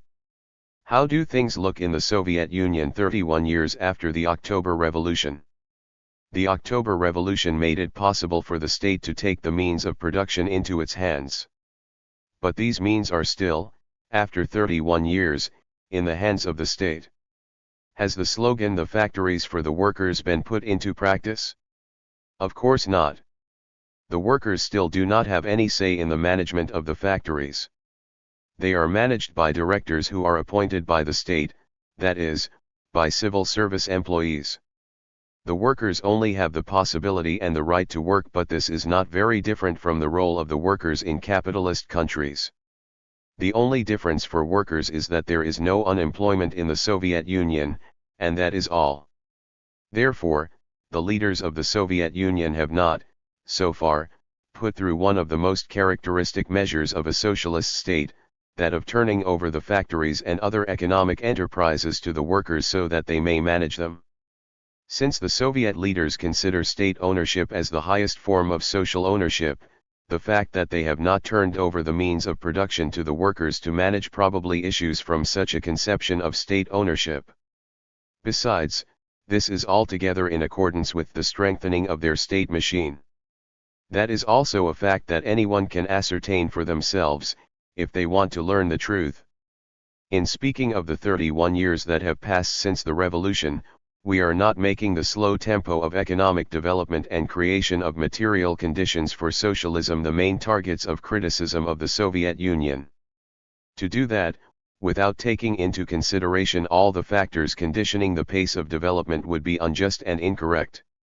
First of all, we know that the classics of Marxism presumed that the inevitability of social transformation, that is socialism, would come at a time when the production forces were developed to a high degree, when industry, electrification and other things were so highly developed that their passing over into social ownership was imperative.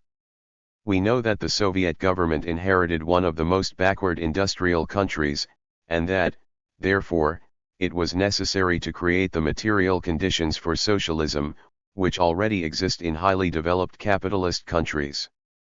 This cannot be achieved rapidly. But, on the other hand, the state cannot keep all functions including the economy in its hands until it reaches that high degree of industrialization and creates all the necessary material and other conditions for socialism. Only those who want to revise the teachings on withering away of the state can put things that way. Such people also think that socialism can be achieved in leaps and bounds and that exact lines can be drawn determining the lower and higher phases of communism. We are criticizing something else. Firstly, the method of management which obstructs the rapid development of economy in the Soviet Union, for if the methods were better then the achievements of economic development in the USSR would be greater today. Secondly, we are criticizing the methods of education in the USSR and thirdly, their concepts of the role of big nations, and so on. What about the withering away of the state in the Soviet Union? Are there any tendencies in that country to turn over the state functions, either economic or political, to the lower organs? Are there any signs of decentralization? So far there have been none. On the contrary, there is increasingly inflexible centralism which is a feature of the most outspoken bourgeois, bureaucratic, centralistic state. The most obvious signs of such centralization are, a. Concentration of all economic, political, cultural, and other functions in one center, b. A tremendous bureaucratic apparatus, c. Increase instead of decrease of the internal armed forces of the state apparatus like the militia, Ministry of Internal Affairs, NKVD, etc. I might mention that so far the only state function that still does not come into consideration for withering away is the army because the degree of its increase or decrease depends on external circumstances, on the degree of danger threatening a socialist country from outside, of its peaceful building of socialism and its very existence being threatened. But this function can only come into consideration as a means of defending a socialist country and in no case for aggression against anyone whomsoever. It would lose its socialist character and take on imperialist features if it should want to invade other territories and suppress other peoples. Such centralism is a feature of the most express type of centralistic, bourgeois state.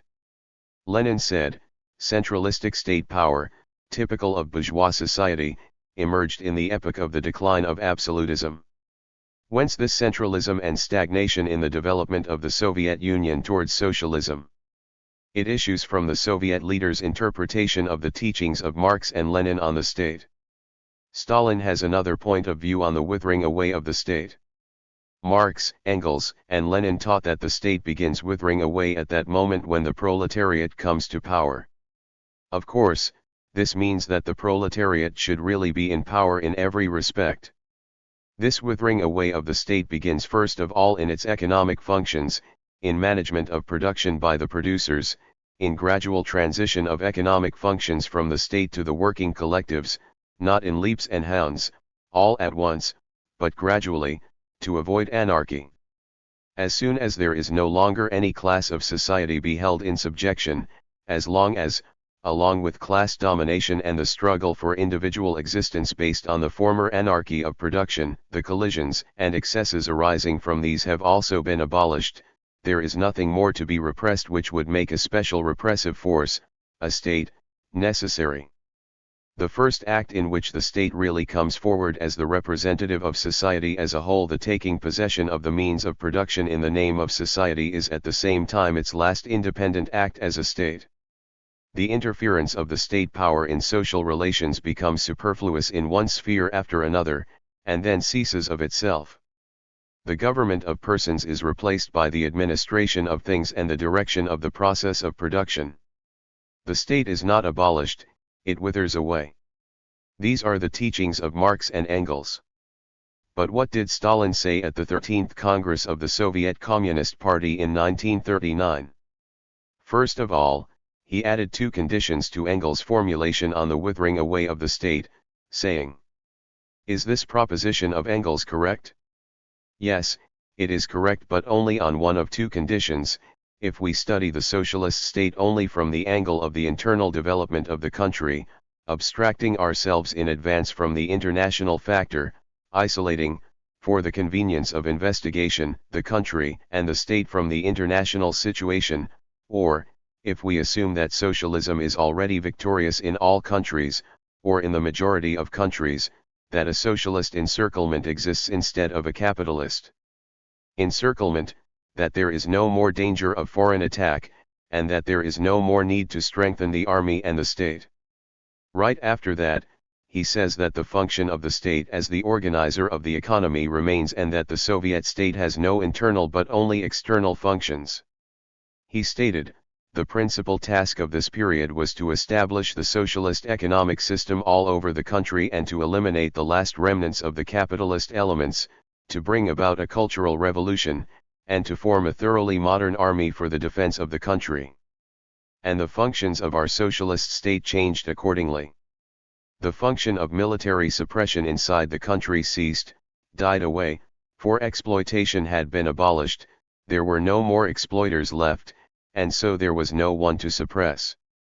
And further, as for our army, punitive organs, and intelligence service, their edges no longer turned to the inside of the country but to the outside, against external enemies.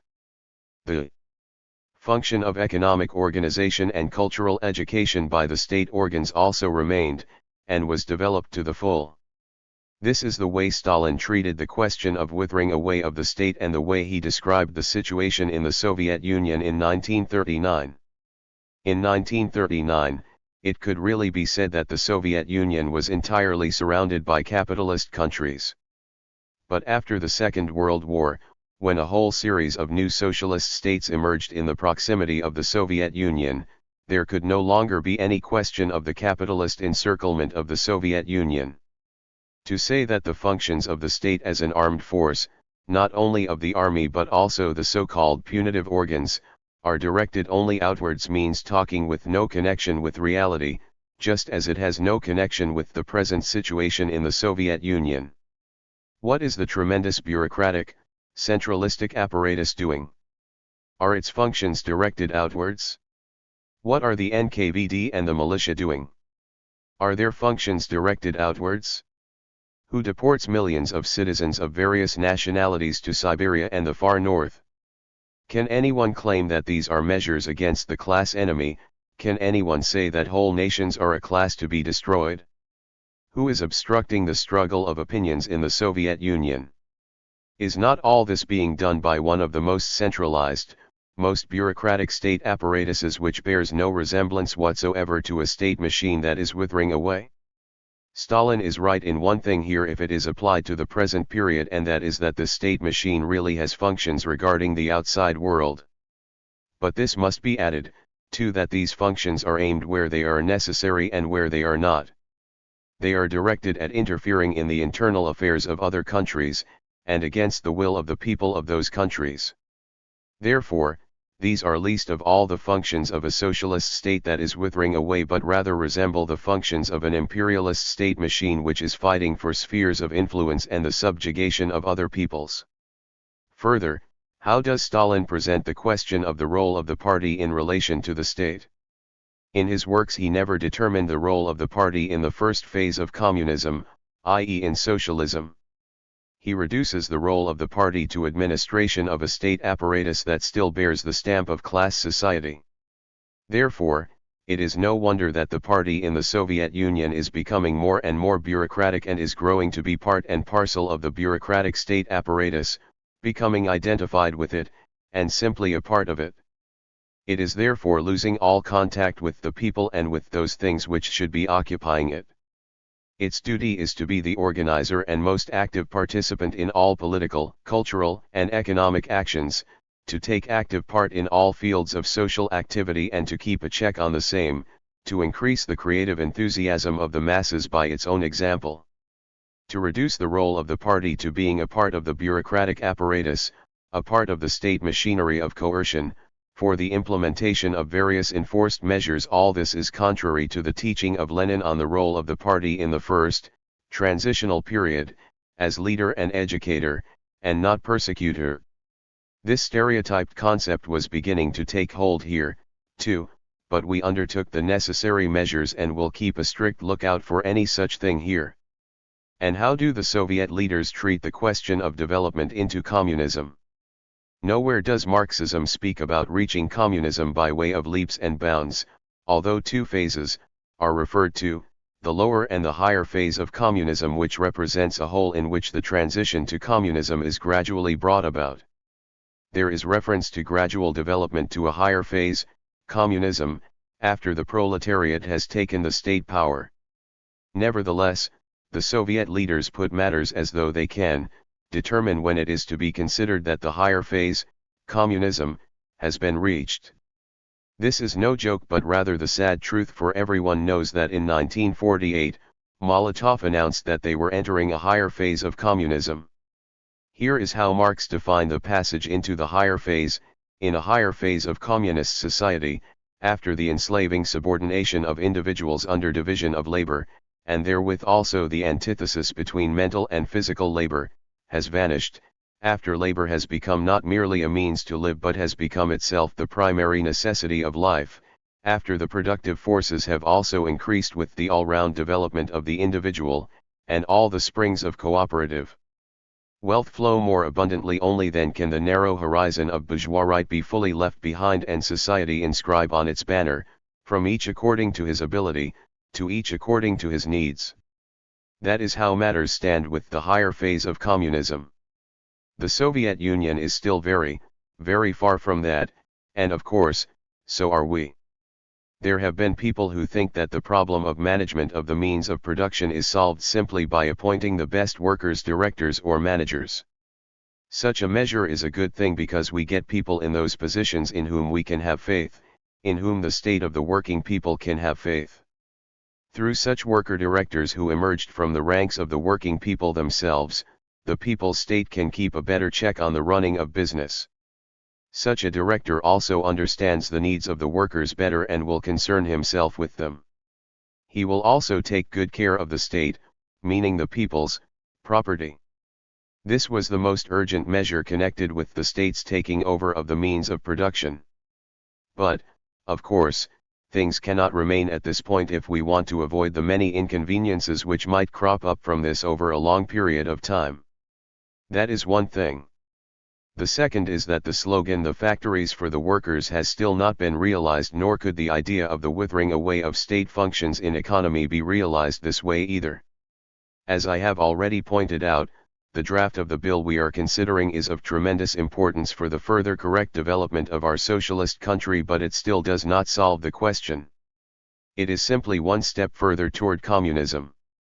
The state functions in the management of economy are not yet ceasing completely, but they are no longer the exclusive factor. They are getting weaker because the working people are being drawn into the management. They are being drawn in gradually, and not all at once. That means they, as the producers, are getting their rights to manage production. Why is this being done gradually, and not all at once? How long will this gradual process unfold? No answer as to the exact length of time can be given because this depends on various circumstances. It depends on the pace of cultural development, meaning the extensive training of the workers so that they may be capable in every way of running factories, mines, transport, etc., successfully for the benefit of the community. Without that the workers would not be capable of keeping a check on the production. Without cultural advancement, the workers would not be able to get sufficient technical knowledge for management. This depends on the tempo of development of production forces, etc. This cultural advancement of the working people is all the more important in our country, and represents one of its most difficult problems, because our country was one of the most backward in Europe as regards the degree of development of production forces. Our industry has just begun to develop in full swing. Therefore, the pace with which all the functions of management in the economy are transferred to the working people depends on the tempo of development of production forces. This, in turn, depends on the workers themselves, on their production of consumer commodities, on their economizing rather than wasting, etc. Lenin said, "Communism begins where there is self-sacrificing mastery of hard work, concern by the ordinary workers for the productivity of labor, for watching over every pood of wheat, coal, iron, and other products which are not for them personally, or for their near or far relatives, but for all of society." Why I am giving first place to the necessity of cultural advancement. If we take a look at the number of industrial workers in the old Yugoslavia, the number there are today, and the number there will be tomorrow, it is not hard to guess at the crux of the matter. Who is entering the industrial and other enterprises today? Peasants. Therefore, there is a tremendous number of peasants, semi-peasants, and semi-workers coming into the enterprises today, and they must first be trained as workers and then educated as workers managers. That is neither a short nor an easy task and must be approached with the utmost seriousness, patience, and energy. In educating these new workers, we have enough to do to eliminate the alien conceptions of many of the workers regarding their duties as workers, their relationship to the state, that is, to the people's property, etc. Let us simply take the fact that we are constructing a great many projects, even the biggest ones, in the most backward parts of the country, such as Bosnia, Sandzak, Macedonia, Kosovo, and Metohija, Lika, Montenegro, etc.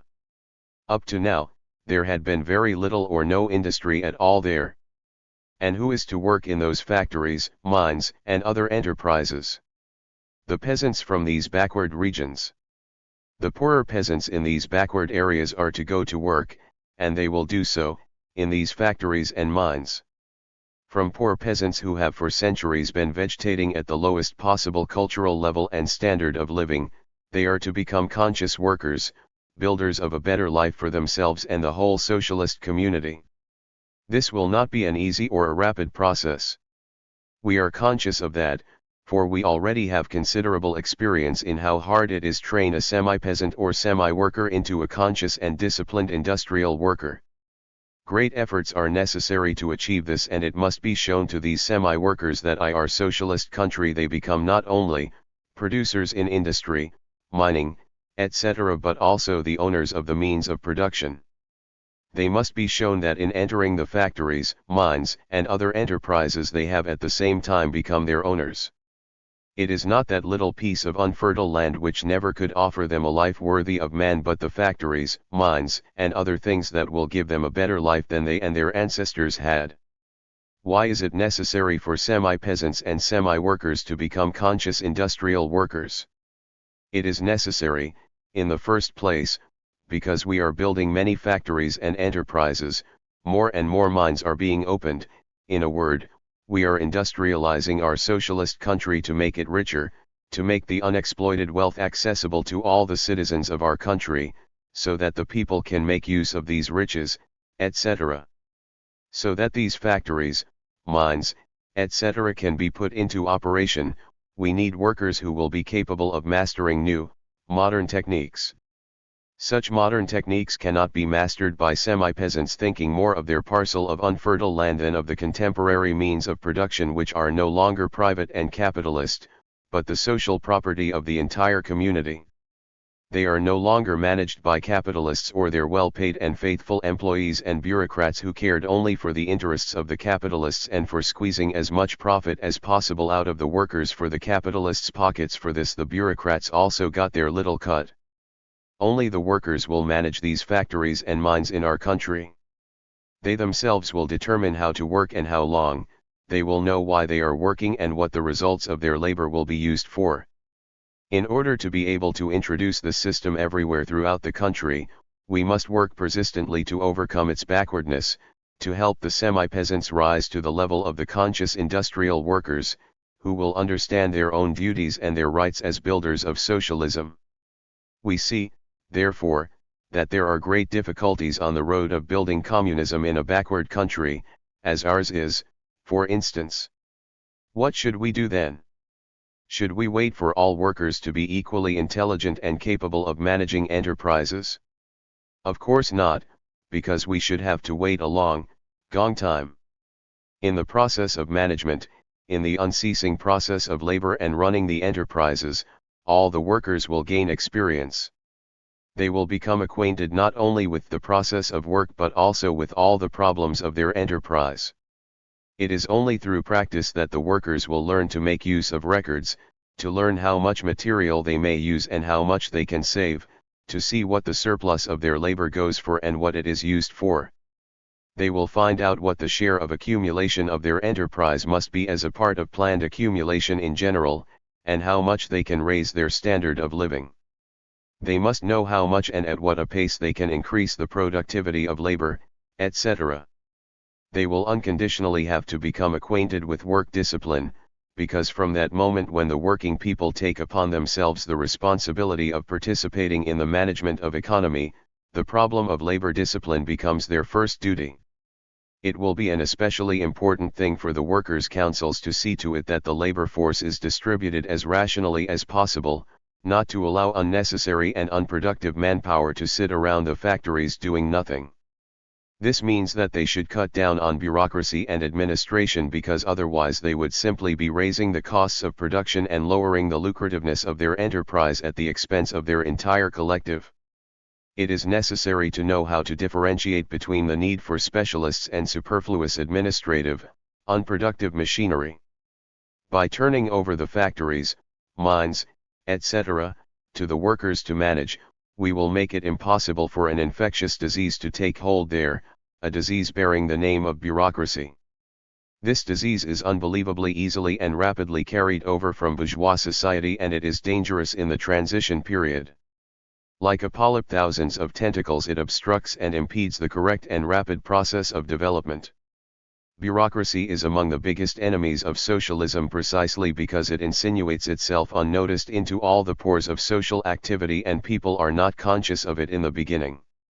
It would be erroneous to think that bureaucracy has not taken root in our country, too. It has begun worming its way into various institutions, into the state apparatus and into the economy, but we are conscious of that and have already undertaken a whole series of measures to render it impossible. It is not enough simply to undertake periodical drives against it, but to wage incessant struggle and to educate people. Lenin says that technical and cultural backwardness is the most fertile ground for bureaucracy, but the only way to fight successfully against bureaucracy. The only way to fight successfully against bureaucracy. To fight against bureaucracy until the end, to full victory over it, is possible if the whole population takes part in it. In the bourgeois republics that was not only impossible but was impeded by the laws themselves. The best bourgeois republic, no matter how democratic it may be, has thousands of legal obstructions preventing the working people from participating in administration. Besides the laws, there is also the cultural level which cannot be subordinated to any law. This low cultural level makes the Soviets, which, on the basis of their program, should be the organs of administration through the working people, actually organs of administration for the workers through the progressive part of the proletariat and not through the mass of workers. This is due to the cultural backwardness to which Lenin refers, and therein lies the danger of bureaucratization of administration. From Lenin, we see that bureaucracy flowers especially where backwardness is widespread. These words show us where we are to seek the roots of bureaucracy. Does that not show that bureaucracy flowers there where people are still not conscious of their rights of keeping check on and fighting determinately against all bureaucratic procedures, where people are still not conscious that bureaucracy is a harmful thing for socialism which cannot simply be uprooted by decree from above but must be fought by every conscious person in everyday practice? It is wrong to think that bureaucracy can take hold only in high institutions and that it is harder for it to insinuate itself into the lower ones. Bureaucracy can penetrate down to the lowest state and economic administrate organs if tea is not fought. Of course, it is a tragedy for a socialist country if bureaucracy takes hold from the highest to the lowest institutions, if the top executives do not see and do not want to see the harm it is doing. In order to suppress bureaucracy successfully, it is not enough to undertake measures only at the top, in the highest institutions, and to think that it is not dangerous below.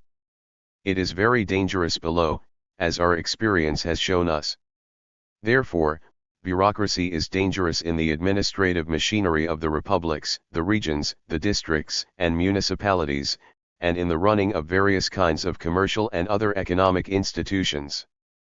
With the help of the masses, we must fight against it and not allow this phenomenon so harmful to socialism to spread.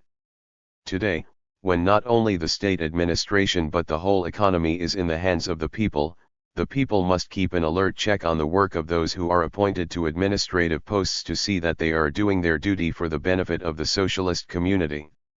The working collectives and their councils, which will run the factories, mines, etc., will have the very important task of making it impossible for bureaucratic methods to be used in management.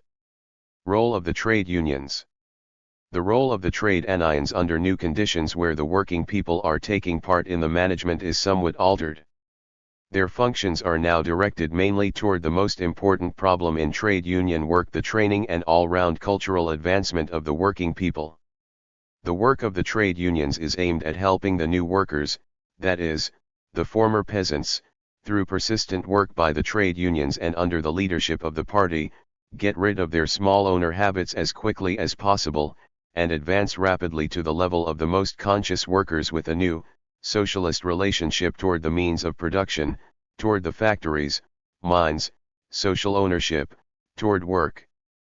These new workers must be educated as quickly as possible to be tireless and self-sacrificing builders of communist society, meaning a better and happier life for all working people.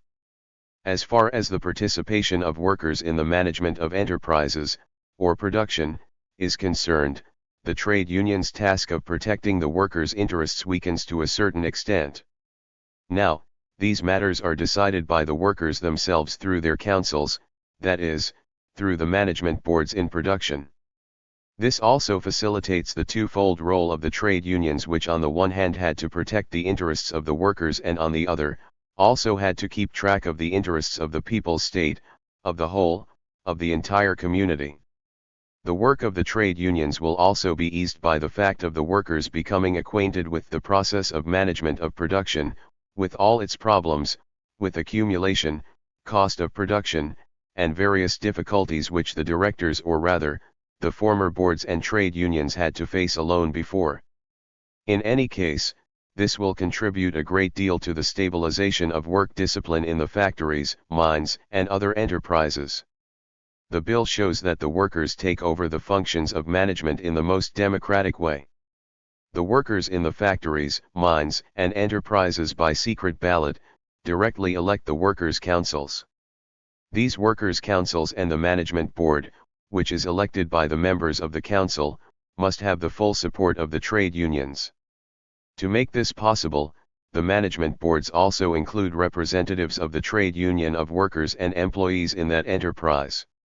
They therefore also bear their part of the responsibility for management, instead of simply being advisory bodies without any particular competence, or responsible duties. This bill is one of the most democratic acts ever brought forward here. Its substance is a reflection of socialist realities in our country. Let us take a look only at the duties and rights of workers' councils. Article 23 says, the Workers' Council of an enterprise approves the plans and the closing accounts of an enterprise, makes decisions on the management of an enterprise and the fulfillment of the economic plan, elects, recalls, and changes the management board of the enterprise or its members individually, draws up the regulations for the enterprise with the approval of the management board of the higher economic association, or the competent state body, discusses reports on the work of the management board and makes decisions regarding approval of their work, discusses various measures undertaken by the management board and makes decisions on them, distributes that part of the accumulation remaining at the disposal of the enterprise, or working collective. Article 27 refers to the duties of the management board of the enterprise. The management board of an enterprise draws up drafts of the basic plans of the enterprise, draws up the monthly operative plans, sees that the enterprise is run correctly, makes proposals for the internal organization of the enterprise and classification of jobs, makes suggestions for rules regulating work in the enterprise and undertakes measures to improve work discipline, makes decisions on the appointment of employees to executive positions in the enterprise, makes decisions on the complaints registered by workers and employees regarding their jobs and the internal distribution of work, undertakes steps to improve the production of the enterprise, especially as regards rationalization of production, increasing labor productivity, lowering the costs of production, improving the quality of the products, taking economy measures, decreasing waste, makes decisions on work norms in the enterprises, decides on proclamation of shock workers, and the proposals of worker inventors, takes steps to raise the technical knowledge of the workers and employees of the enterprise and their correct assignment to jobs, concerns itself with the correct application of regulations on labor relations in the enterprise, on salaries, wages, and the promotion of workers and employees, on work protection and social insurance and of improvement of the living standard of workers and employees in the enterprise.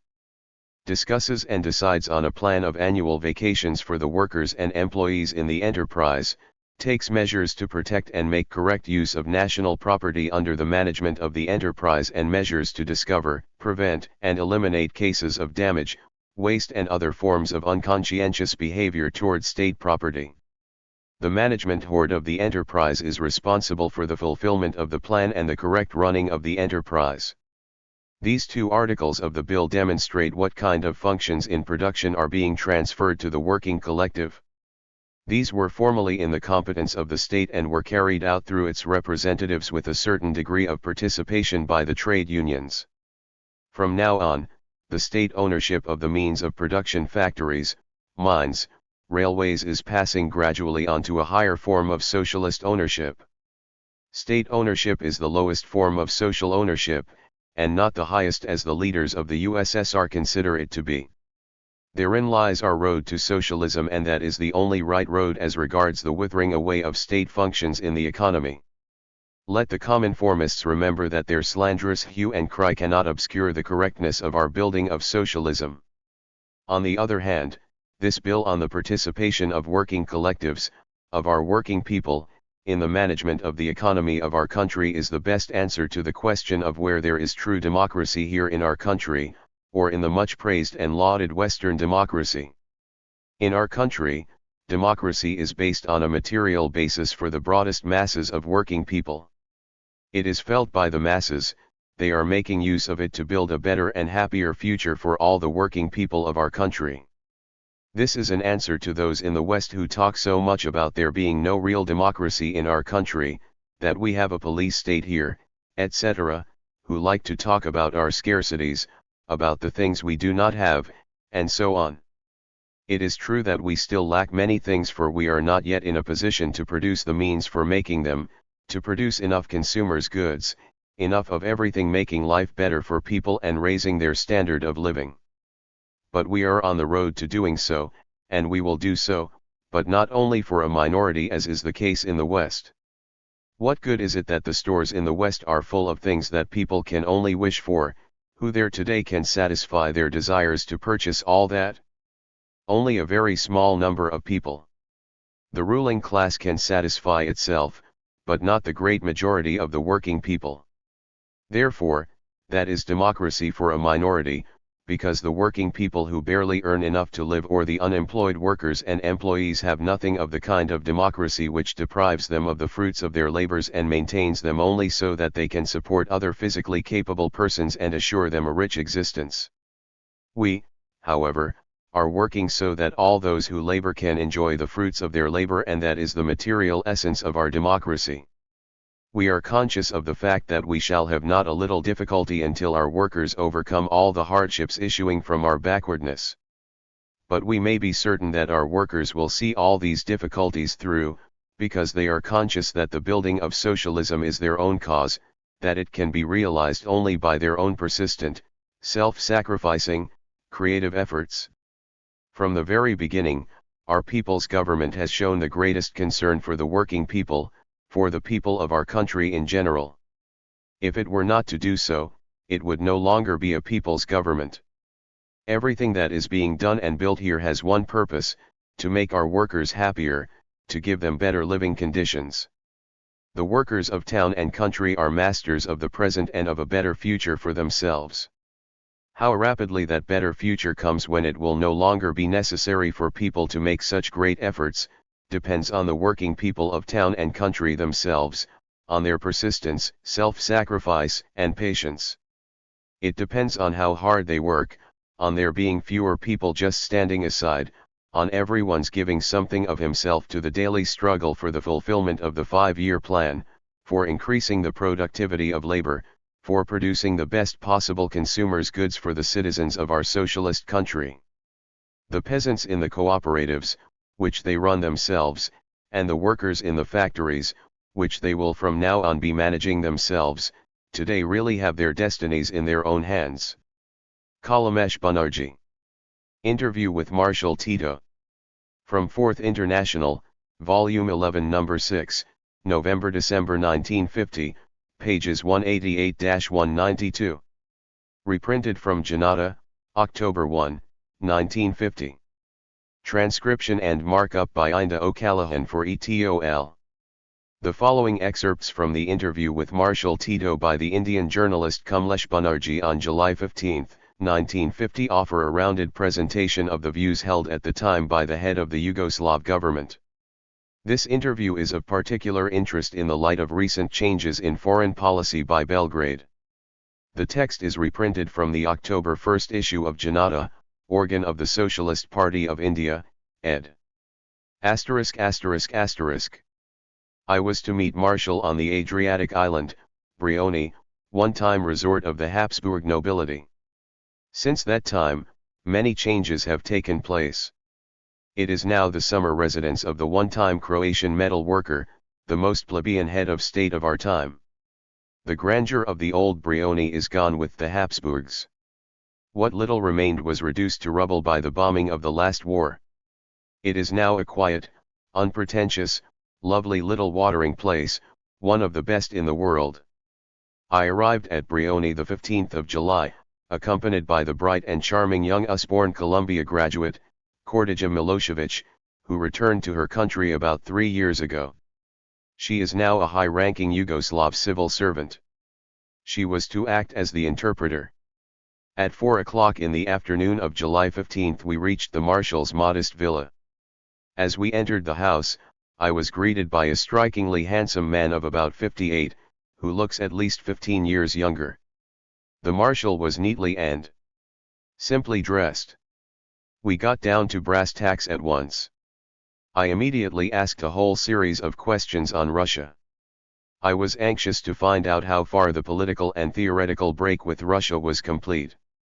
His replies were frank. He never spoke with his tongue in his cheek. There were no cryptic answers of yes or no. In fact, the interview lasted 2 hours.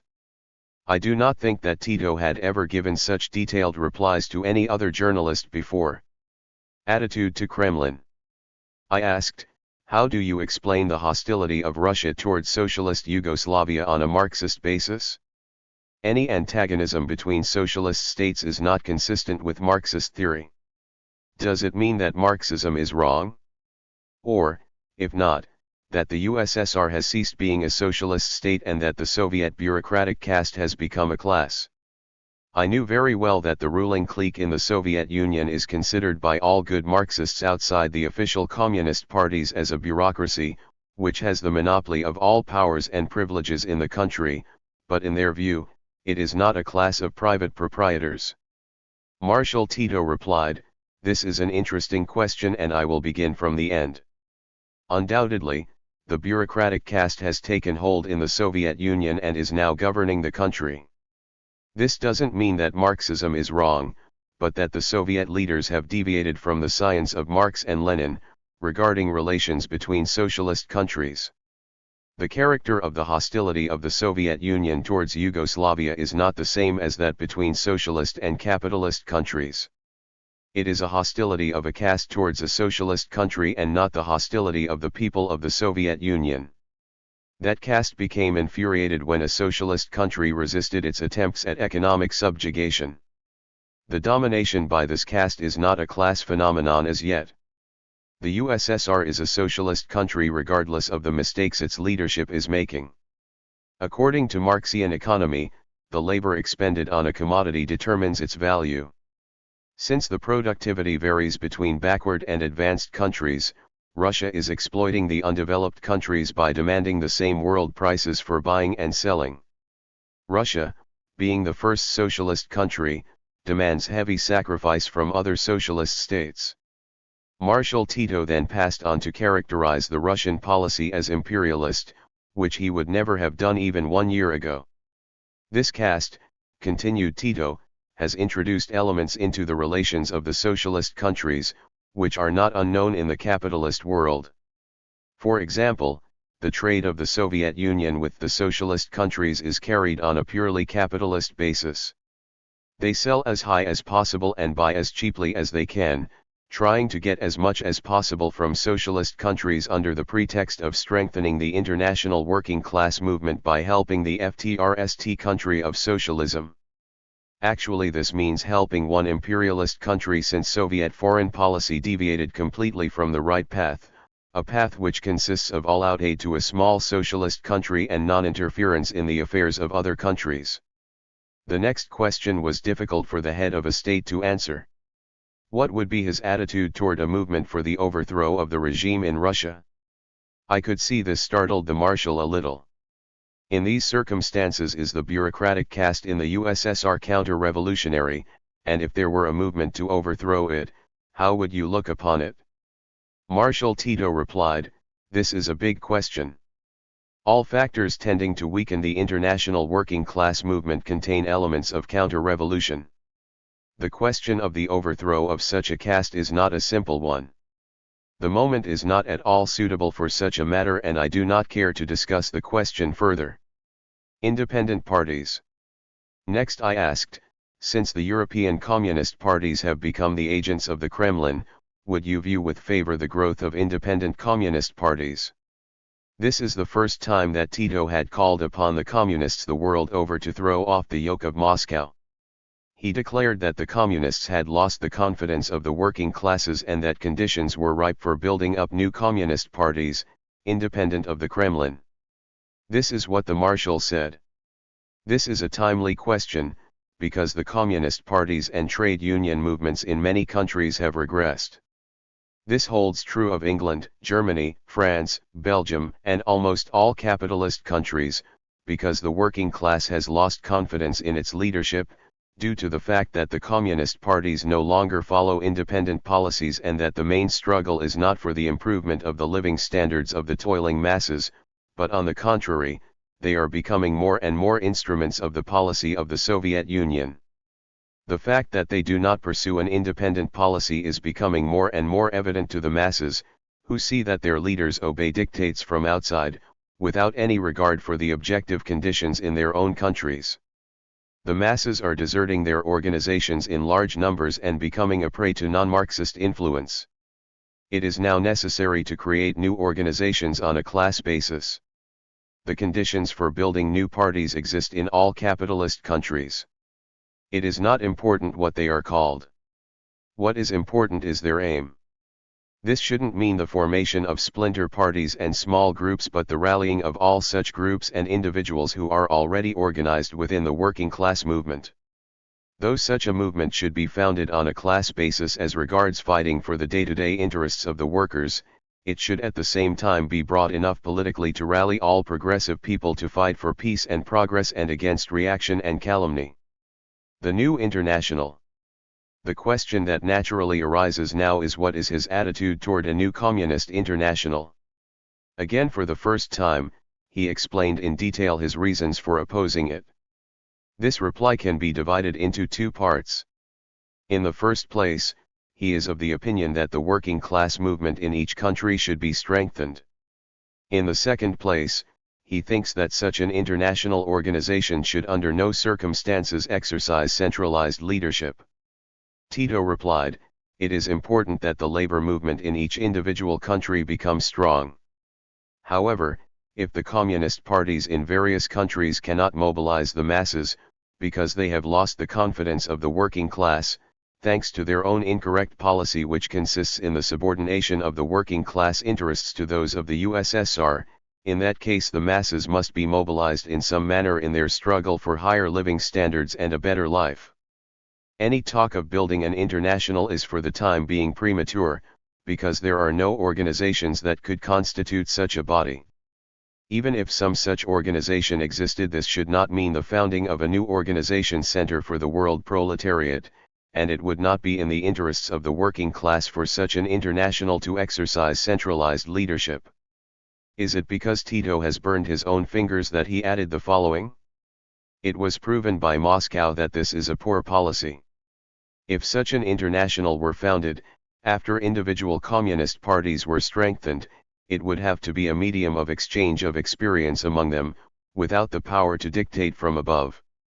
We reproach the Communist Party of the Soviet Union because they dictate to others. We do not want to play such a role or allow any other party to play this role. The labor movement can very well progress without such a center. In the event that such an organization existed, it would be a coordination center or a body publishing a paper for the exchange of ideas, such as the Cominform journal was meant to be. But it degenerated into the ordinary mouthpiece of the Cominform. This answer will doubtless disappoint many dissident communists, who expected Tito to appear in the role of the Peter the Hermit of a new crusade. For them Tito's International is neither the Comintern in the days of Lenin, nor what it had become under Stalin, that is to say, the Stalin turn, nor the latest version of the Communist International, that is to say, the Cominform. Tito's International doesn't have the teeth. This is neither fish nor fowl nor good red herring. Not a new tendency. Tito is against Titoism. He is very much opposed to naming the new oppositional tendency in the communist movement after himself. On the question of Titoism as an international phenomenon, he declared, "In general it is not correct to speak of Titoism and look upon it as some new tendency. We, communists in Yugoslavia, are only fighting against revisionism. We have nothing that would correct the science of Marxism and Leninism from a theoretical point of view. We have only applied the science of Marx and Lenin to our specific conditions. There is no new tendency that could be called Titoism.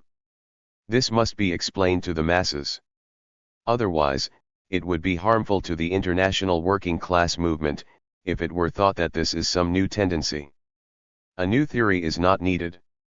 It is only necessary that the science of Leninism and Marxism be correctly applied and that the struggle be carried on against the perversion of this theory for momentary purposes, as the Soviet Union is doing in order to achieve the end of its imperialist policy."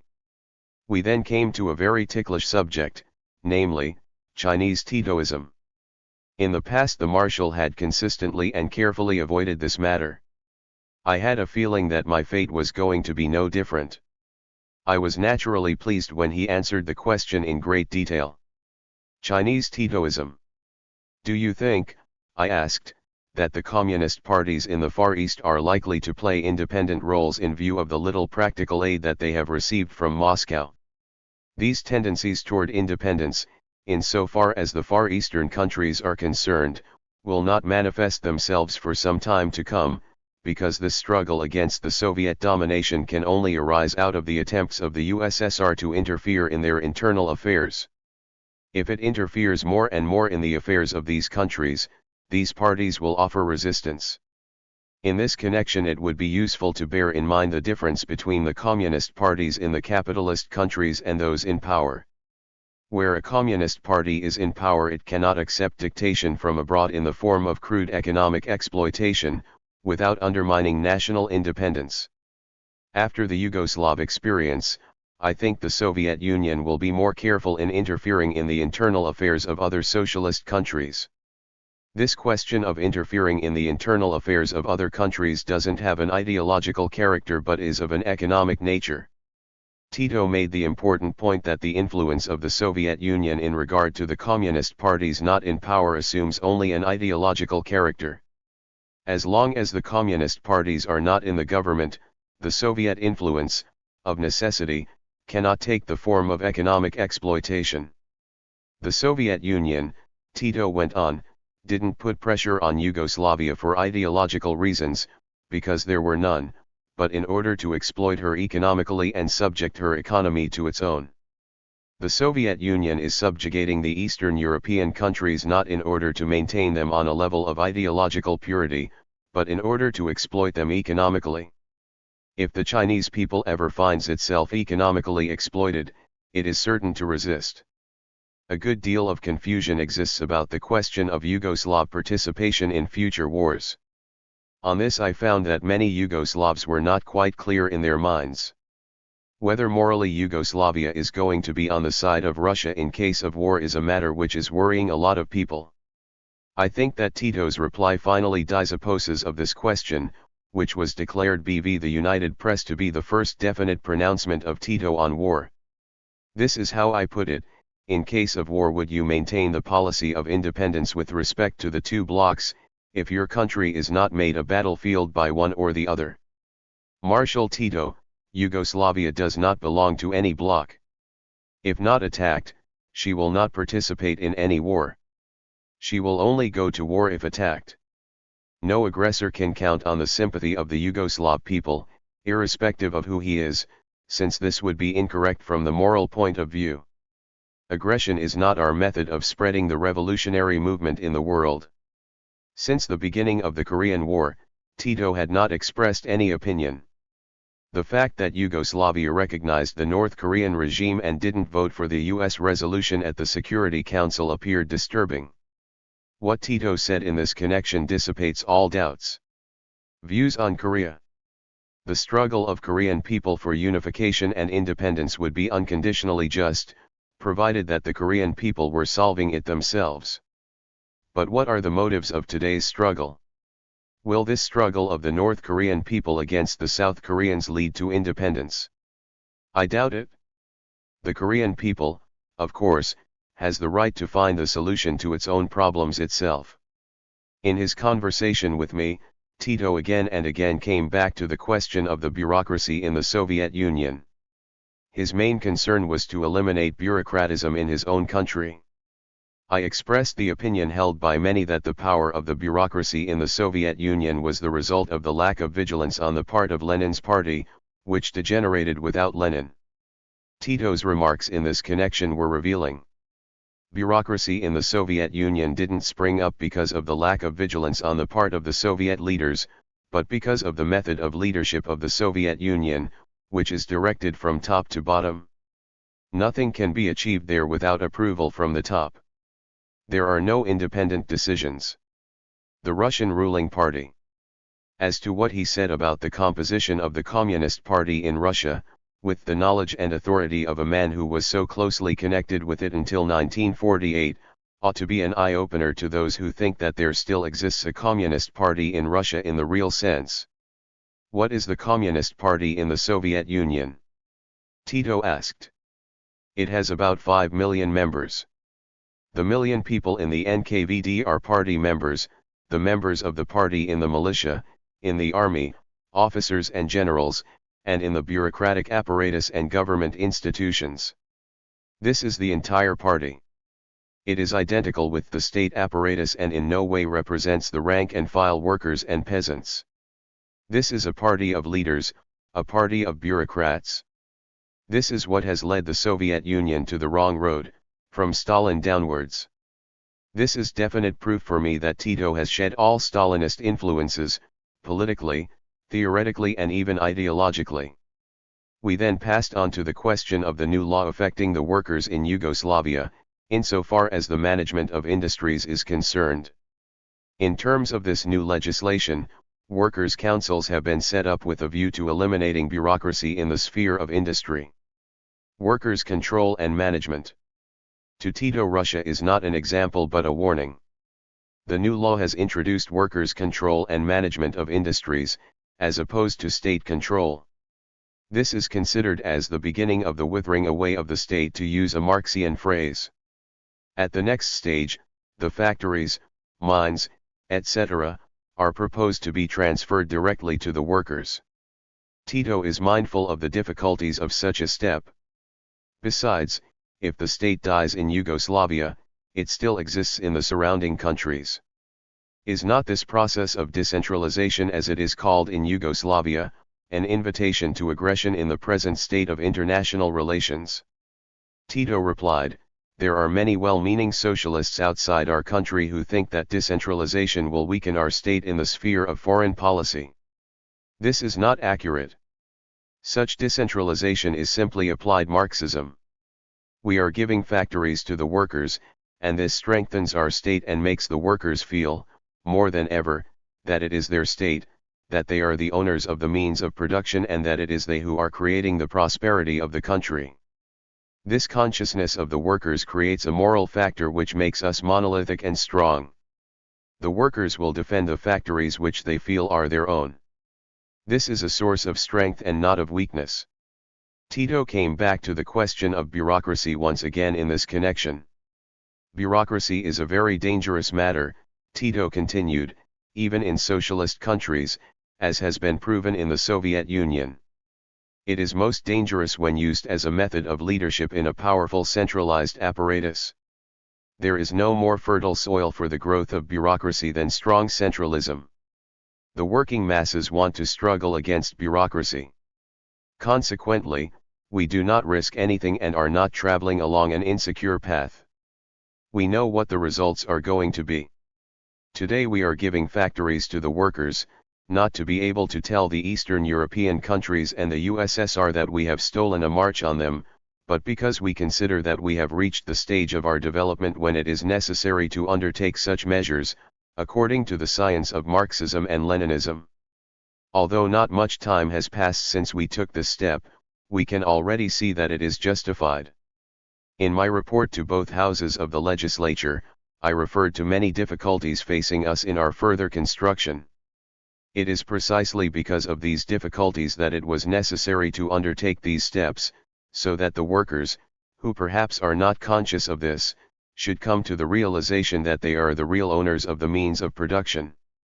We will not push ahead where we are not certain, and where it is not necessary, but only there where we see that it is useful for our country. We are not afraid of decentralization, not afraid that the workers will not know how to run the factories. In addition, state functions in the economy have not ceased altogether, but they now play a secondary role. The state still has the functions of control, planning, and coordination. I asked Tito how he envisaged the transfer of factories directly to the workers and the distribution of profits which are unequal in different industries. Whether the difference in income is going to lead to inequality in living standards. Tito appeared to have a complete blueprint for the plan. Tito said, "An overall plan. Our state has an overall plan, and each factory receives the part of this plan which it is to work out according to its possibilities. Our factories are at various levels of productivity. Some that we are building now are modern, others are old.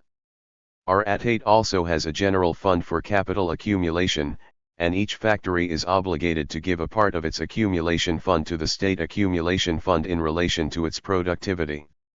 This is about all that the factories are to contribute to the general industrial development. After all these deductions are made, the rest goes to the workers. Surplus above this," continued the Marshal, "which is the result of the organizational capacity and the measure of endeavor of the workers, is utilized to improve their living standards. Of course, there will be inequality in relation to living standards, but it will be a stimulant for the workers to make the greatest possible effort. In addition, our state fund is used for the modernization of all factories, especially those with a lower productivity. Also, a large percentage of the accumulation fund is assigned to those republics whose industry is undeveloped, as for example, Macedonia, Bosnia, Montenegro. The workers will also endeavor to raise the productivity of their own labor, since they know that it will be in their own interest to do so. Tito was quite alive to the danger of the growth of bureaucracy in Yugoslavia and the ways and means to combat it. If in Russia a powerful totalitarian bureaucracy has grown up, the same conditions exist in Yugoslavia. Tito made this point in his speech on the 26th of June. In what manner can the bureaucracy act as a brake on popular organization, and what are the remedies? Tito said. Yugoslav bureaucracy. Bureaucracy in Yugoslavia mainly expressed itself in a tendency toward leadership through administrative measures. Consequently, the administrative apparatus was overburdened and inefficient. This complicated matters, increased the cost of production, etc. We therefore began reducing the apparatus already last autumn. Non-productive administrative workers were transferred to direct production or to the provinces where they need experienced personnel. This process continues. It is a dangerous matter when many people are unproductive and expensive too, because it raises the cost of production. We have completed the decrease in the state and economic apparatus.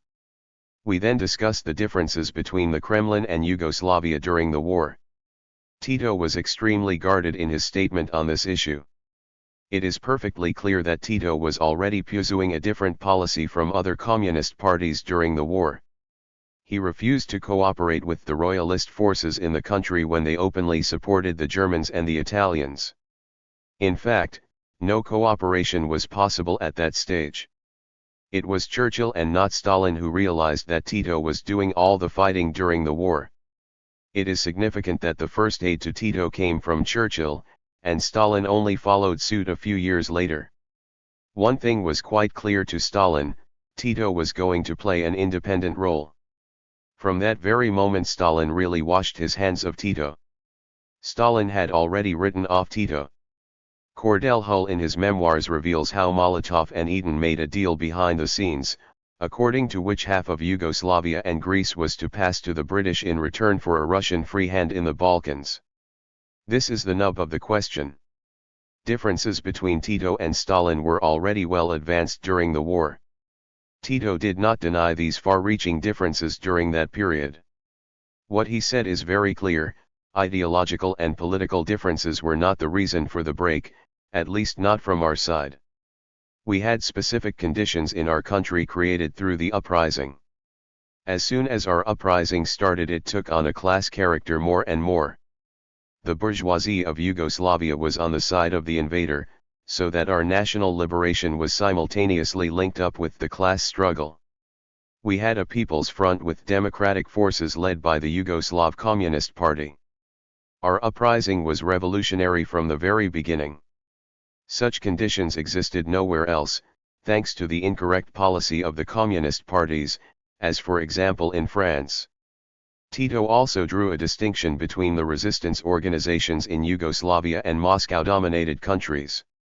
This in my view was a cause of the break which came to light only in 1948. Tito said, before the war we had a people's front with progressive forces which, perhaps, were not numerically strong. This front was created in the struggle against the centralistic regime of Belgrade and against national oppression.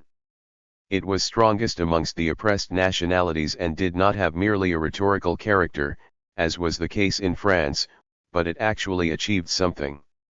In the struggle against the invader the People's Front grew stronger and took on a mass character. All those who loved their country rallied round the People's Front. Broad masses, the working class and the citizenry in general began to look upon the Communist Party of Yugoslavia more and more as a leading force. Under these conditions the People's Front in Yugoslavia took on a different character from what it had in other countries. It was born before the war and grew powerful in the course of it. These remarks clearly showed that the People's Front in Yugoslavia was fundamentally different from those in Moscow-dominated countries. The fissure constantly widened, culminating in the rupture of 1948. To my mind it was a difference of principles, however loath Tito may be to admit it, for reasons which are obvious. Defense of Yugoslavia. To the question of whether the slogan of the defense of Yugoslavia should be popularized everywhere, Tito replied, "This should be done by all means. I think that it would be useful. It would help us and the labor movement throughout the world, which would also gain from it in the struggle for its own objectives, if it would support us in our peaceful construction of socialism and our struggle against the slanderous campaign led from the East. Tito is aggrieved that other communist parties did not take up his cause at the time of his expulsion. If the communist parties, said Tito, were sufficiently brave at the time of exchange of letters between us and the Communist Party of the Soviet Union to stand up and demand the investigation of our guilt, the situation today would not be such as it is. The labor movement would prove to the Soviet Union that it cannot gain everything that it wishes. This was the major mistake of the communist parties. Is Tito a Trotskyist? His reply speaks for itself. Tito and Trotskyism. I do not agree with the Trotskyist Fourth International, nor with the Trotskyist ideology, with which I am acquainted from the time of Trotsky's struggle against Lenin. The Soviet Union today is using many Trotskyist precepts. The Trotskyist movement has no chance of growing stronger. I know that amongst them there are honest people, but I do not agree with their ideology. Tito, in my opinion, was still influenced by the Kremlin campaign against Trotsky. I should have thought it possible for a Marxist to disagree with Trotsky without believing what Stalin and his official historians say about him. I wish I had asked exactly what Trotskyist precepts had been adopted by Stalin after his extermination of Trotskyists and Trotsky himself, as well as of many more in the name of Trotskyism.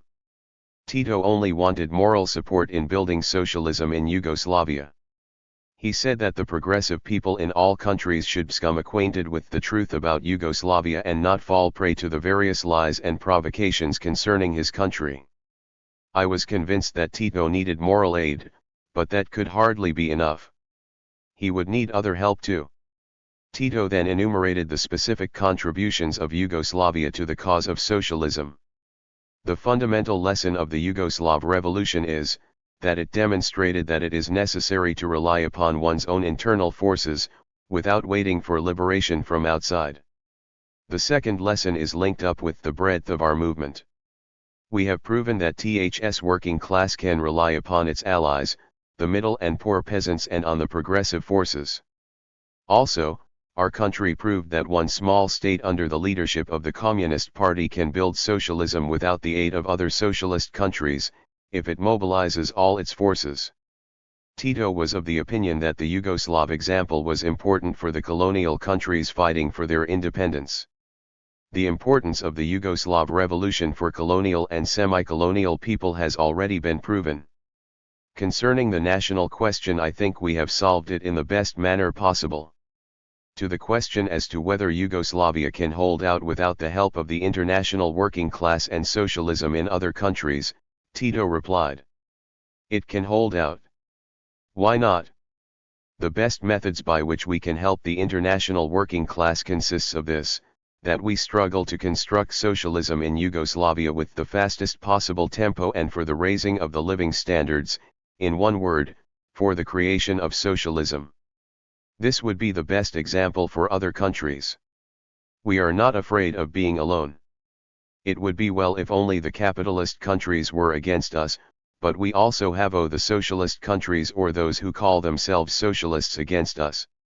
Marshal Tito in his 2-hour talk never faltered for a moment in giving a ready answer to all the problems I raised, many of which were not so simple. He is quick-witted. His intellectual grasp is amazing. He hopped from one question to another, doing justice to everything, although he had not the foggiest notion of the subject matter before the interview started. I was impressed by the Marshal. I came out with the feeling that I had met a great man. Josip Broz Tito. Speech on the occasion of the opening of the Congress of the International Union for Child Welfare. Delivered, Zagreb, August 30, 1954. Source, Tito, Selected Speeches and Articles, 1941 to 1961, pages 134 to 138, originally published in Book 9, p. 214 to 218. Published, Naprij, 1963. Transcription/HTML markup, Mike B. for Missing in Action, 2015. Public domain, Marxists Internet Archive. You may freely copy, distribute, display and perform this work, as well as make derivative and commercial works. Please credit Marxists Internet Archive as your source. Ladies and gentlemen, comrades, allow me to thank you, at the very outset, for your invitation, which I have accepted with great satisfaction, to open this World Congress which is devoted to a really humanitarian aim, the welfare of children, the welfare of the younger generation, and preparing them to lead the lives of useful citizens. I should like to emphasize that I am particularly gratified that the International Union for Child Welfare should have chosen this country to hold its Congress, thus showing, in addition to its preoccupation with the overall problem of child welfare, its appreciation of the efforts being made, and the results achieved, in the field of child welfare in this country. We live at a time when all the nations of the world have come to the conclusion that child welfare, welfare for the younger generation, is a matter for the whole nation, that is, for the whole social community, as a question of vital importance not only for the correct development of the young, but also for the vitality and viability of nations, and so they are making, to the best of their abilities, great efforts to secure conditions for the normal development of children both in a physical and also in a cultural sense. In this field significant and encouraging results have undoubtedly been achieved. In particular, much has been done to reduce mortality among children, which in some countries, particularly the underdeveloped ones, still reaches alarming proportions. But thanks to the humanitarian activity of the United Nations, national organizations, and individual governments, excellent results in this respect have been achieved in some countries. Today we have the comforting circumstance that there are an increasing number of countries which have introduced compulsory health safety measures for the youngest children and compulsory schooling, and are taking pains to ensure that as many opportunities as possible are given for children to be brought up and educated in a proper manner. In some countries large material funds are given for child welfare, but in others, unfortunately, economic possibilities do not permit this because development in certain parts of the world, in certain particular countries, has not flowed uniformly and does not do so today. There is an excessive disparity between the economic bases of certain countries which have developed under historically favorable circumstances and other countries which, through no fault of their own but due to the influence of various circumstances, are still economically undeveloped or underdeveloped, and it is clear that successful and fruitful work in the field of child welfare demands at least a minimum standard of appropriate economic development.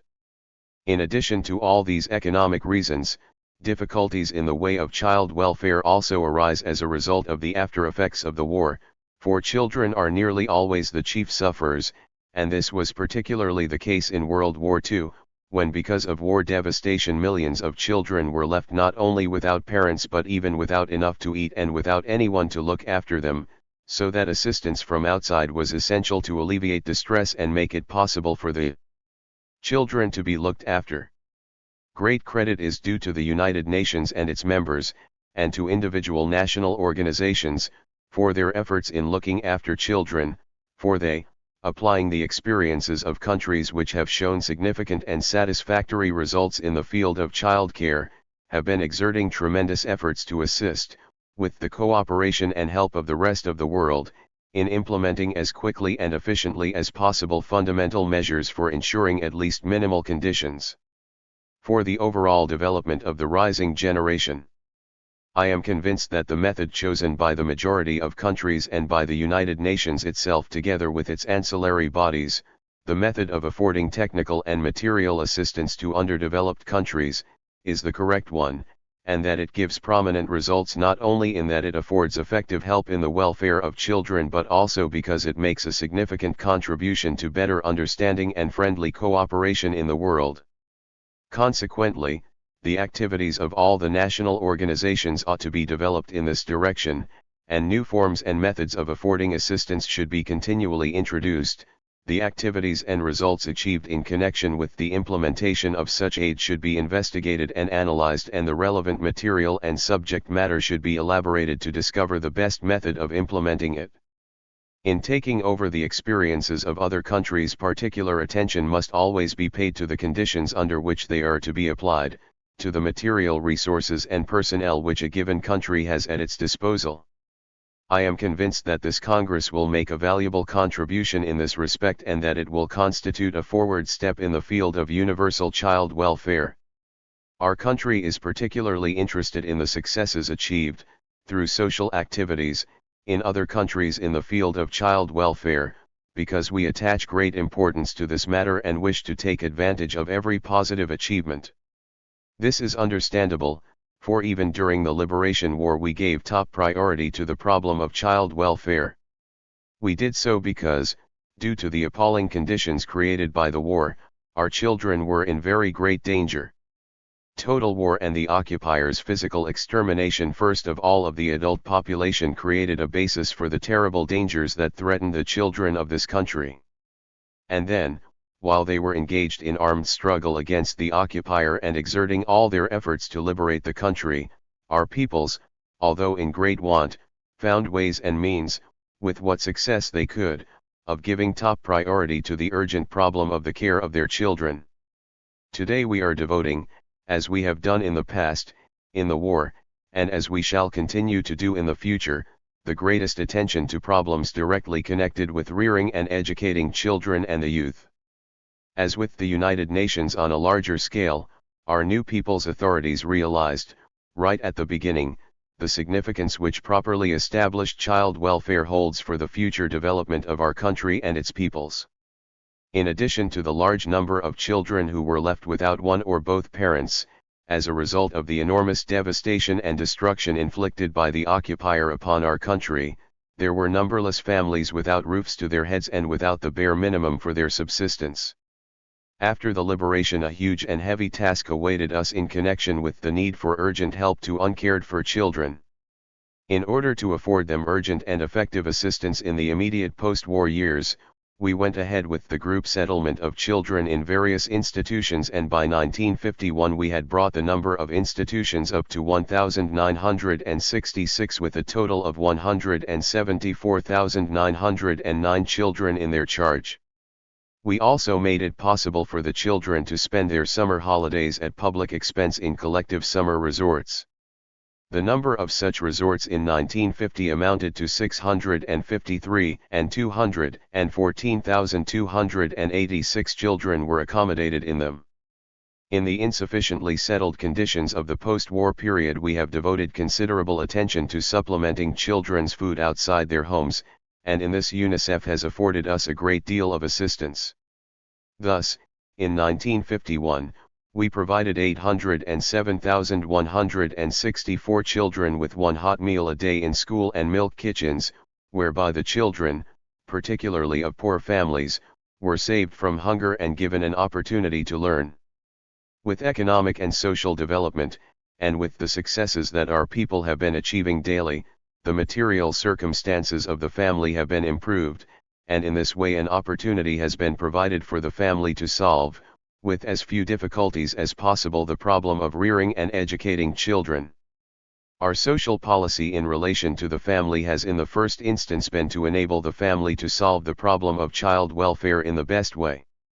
A particularly significant role in this respect has been played by our system of child allowances. This, it goes without saying, has inevitably led to a gradual reduction in the number and capacity of certain child and juvenile institutions, but other forms of child welfare have assumed an increasing significance. In addition to increasing the opportunities for families themselves to rear and educate their children, the sharp increase in the past 2 years in the number of societies for child education and welfare must also be emphasized, as must the successes of these societies in making a start on certain questions relating to the welfare and education of children and the youth. It goes without saying that this is also the aim of the other countries represented at this Congress. It will be very useful for our delegates and all the other participants at the Congress to be acquainted with these experiences. It will also be useful to establish at this conference even firmer ties between the organizations of individual countries for the welfare and upbringing of children. I should like in conclusion to emphasize the following: everything that we are doing today, that is, everything that is being done for children by various organizations and state authorities in the world, is a praiseworthy and humane work of direct benefit to every country individually. However, is this a satisfactory solution in our work to attain the aims towards which we are striving, if mankind fails to remove the dangers threatening children and the young generation generally? Are not the principal causes of all the major ills in the world the wars which assume increasingly catastrophic characteristic and proportions when they do appear?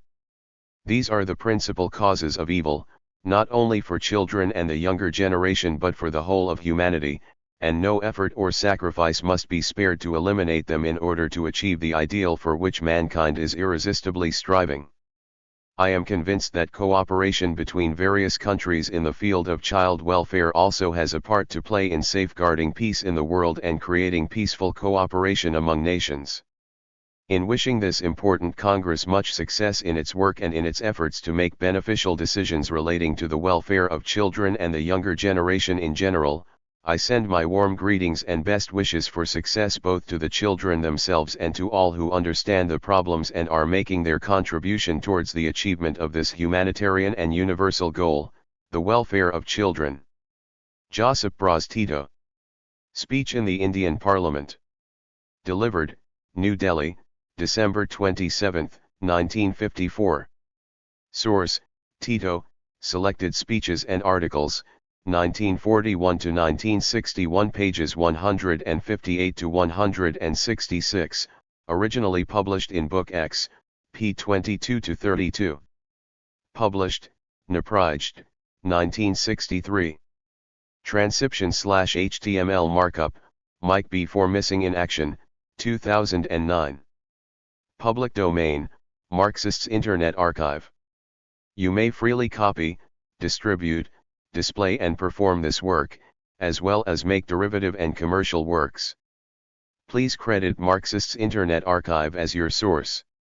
I take this opportunity, before this distinguished House, of greeting the representatives of the Indian people, and through you the whole people, and to express the goodwill which the people of my country harbor for the people of India.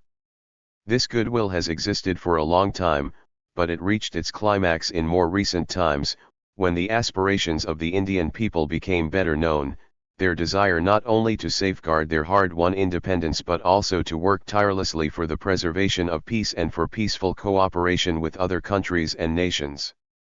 I believe that it is known to you that the aspirations of the Yugoslav peoples are identical, and that it is that which binds and brings our two countries closer together, to an ever-increasing extent, although geographically they are so far apart.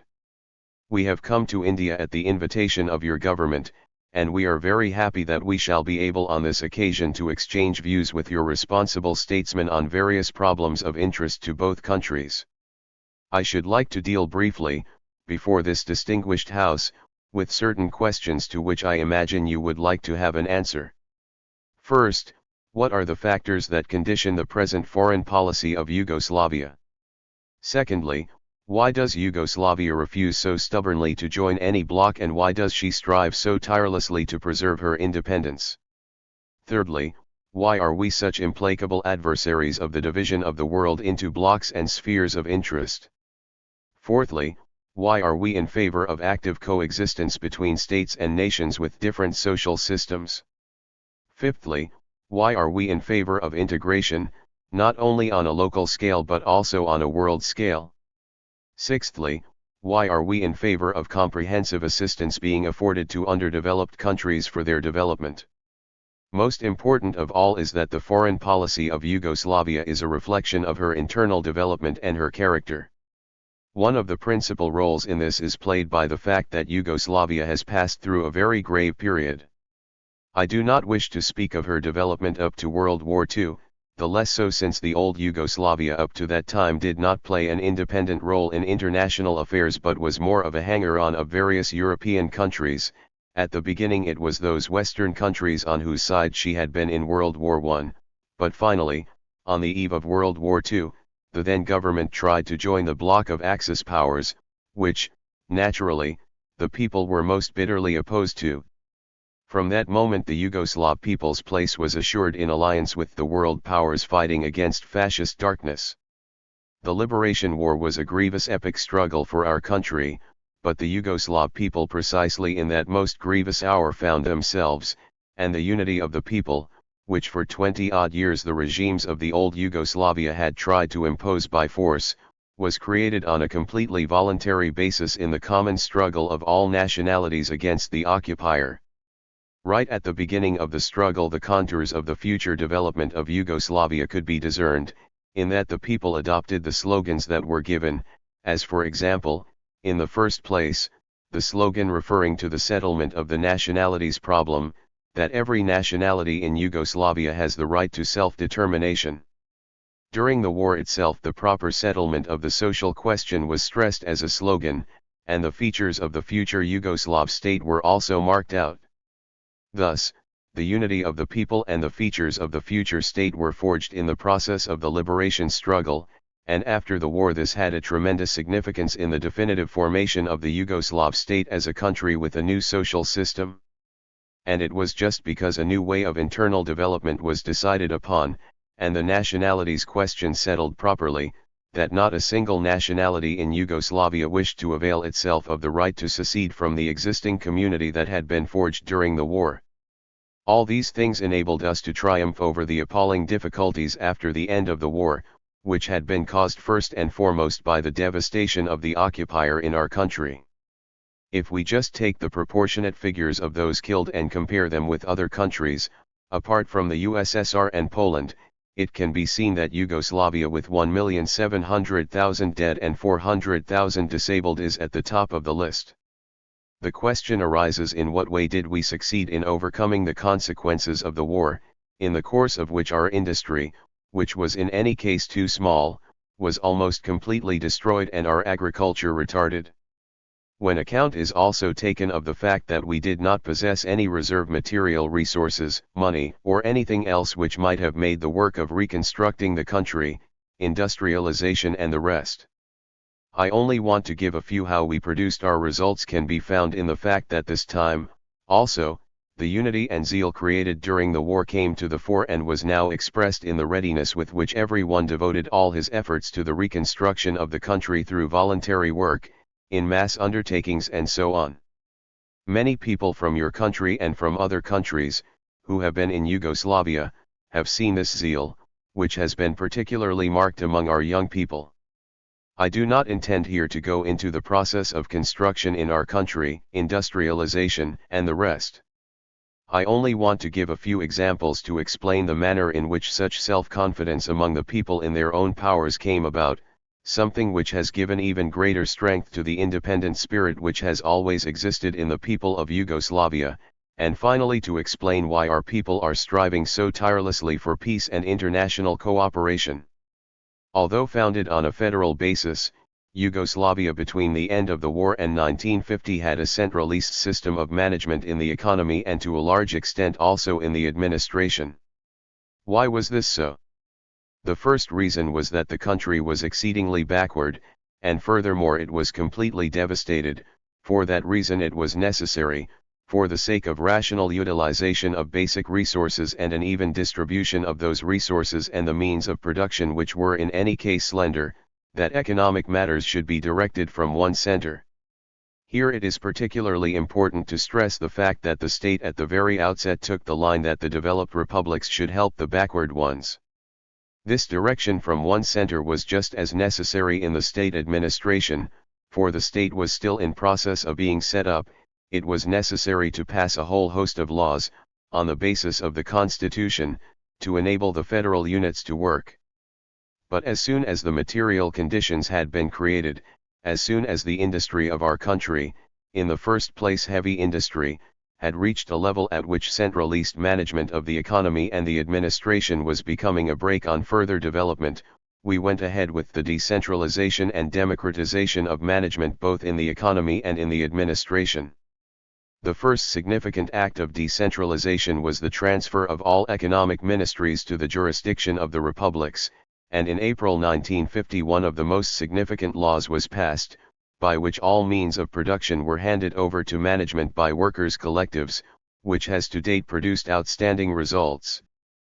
But we did not stop at the transfer of these powers to the republics, but decentralization was developed by transferring the powers further to the administrative districts, so that they became comprehensive economic units. Naturally, the stage is not yet complete, because the day-to-day details of economic development require further modifications, like the local communities and so on. In this connection, I should like now to deal with a number of strictures that have reached us from outside, like, for example, the criticism that we have a one-party system, that there is no democracy in the Western sense, and so on. If anyone cares to examine our social development as a whole and tries to understand it, he will realize that the elements of that development, which I have just been speaking about, constitute the material basis for a democracy of a new kind, differing from the formal, so-called West European democracy. Our democracy rests on material foundations, it is developing inseparably linked to economic development, and it inevitably reaches the level of that development at any given moment. It is understandable that the development of such democracy was not possible while a state capitalist system existed in our country, i.e. until the handing over of economic enterprise to the management of working collectives. Because, although the state capitalist system was essential in that particular period, in the second stage it became a hindrance to the further correct development of our social life on democratic socialist principles. You are very well aware that throughout this period we had various objective difficulties, that we had to overcome extraordinarily difficult obstacles which were imposed on us from outside through the blockade and other means, and undoubtedly prevented our development from proceeding as quickly and smoothly as it would have done if we had only had to contend with internal material difficulties. In her foreign policy, Yugoslavia has been guided, and will continue to be guided, by the principles of the Charter of the United Nations, because she considers that in the tense post-war atmosphere it is only through this organization that tension and danger of conflicts in the world can to some extent be reduced and the number of various international disputes be reduced and settled. In these endeavors the United Nations have already produced marked results. It goes without saying that there would be far greater results if the United Nations had the necessary universality, that is, if all the countries in the world were represented in the organization, for only in such a case could it play the role which mankind expects of it. Up to now the United Nations has failed to settle many questions of international significance, mainly because of organizational faults, such as the right of veto in the Security Council, and so on, and then again because a tendency to divide into blocks has been apparent in the organization from the very beginning, and this has hampered the proper functioning of this international institution. In the immediate post-war years, disappointed at the not at all friendly attitude of the Western powers, particularly over the conclusion of the peace treaties, in regard of which no account was taken of the contribution and sacrifices of our country during the war, Yugoslavia chiefly relied for support on the Soviet Union, whose foreign policy at that time was also one that took little account of the interests of the new Yugoslavia. All these elements had a strong influence in strengthening the conviction with us that first and foremost we had to rely on ourselves alone, that we should not permit ourselves to become a hanger-on of anyone else's foreign policy, and that at the same time we should not allow anyone to interfere in our internal affairs if we wished to preserve our independence and our own way of building up our country and our new social system as a whole. These, then, are the basic motives which in 1948 led, under Stalin's orders, first the Soviet Union, then the other Eastern countries, to break all agreements and associations with our country and to launch a fierce campaign against us, which lasted for more than 5 years.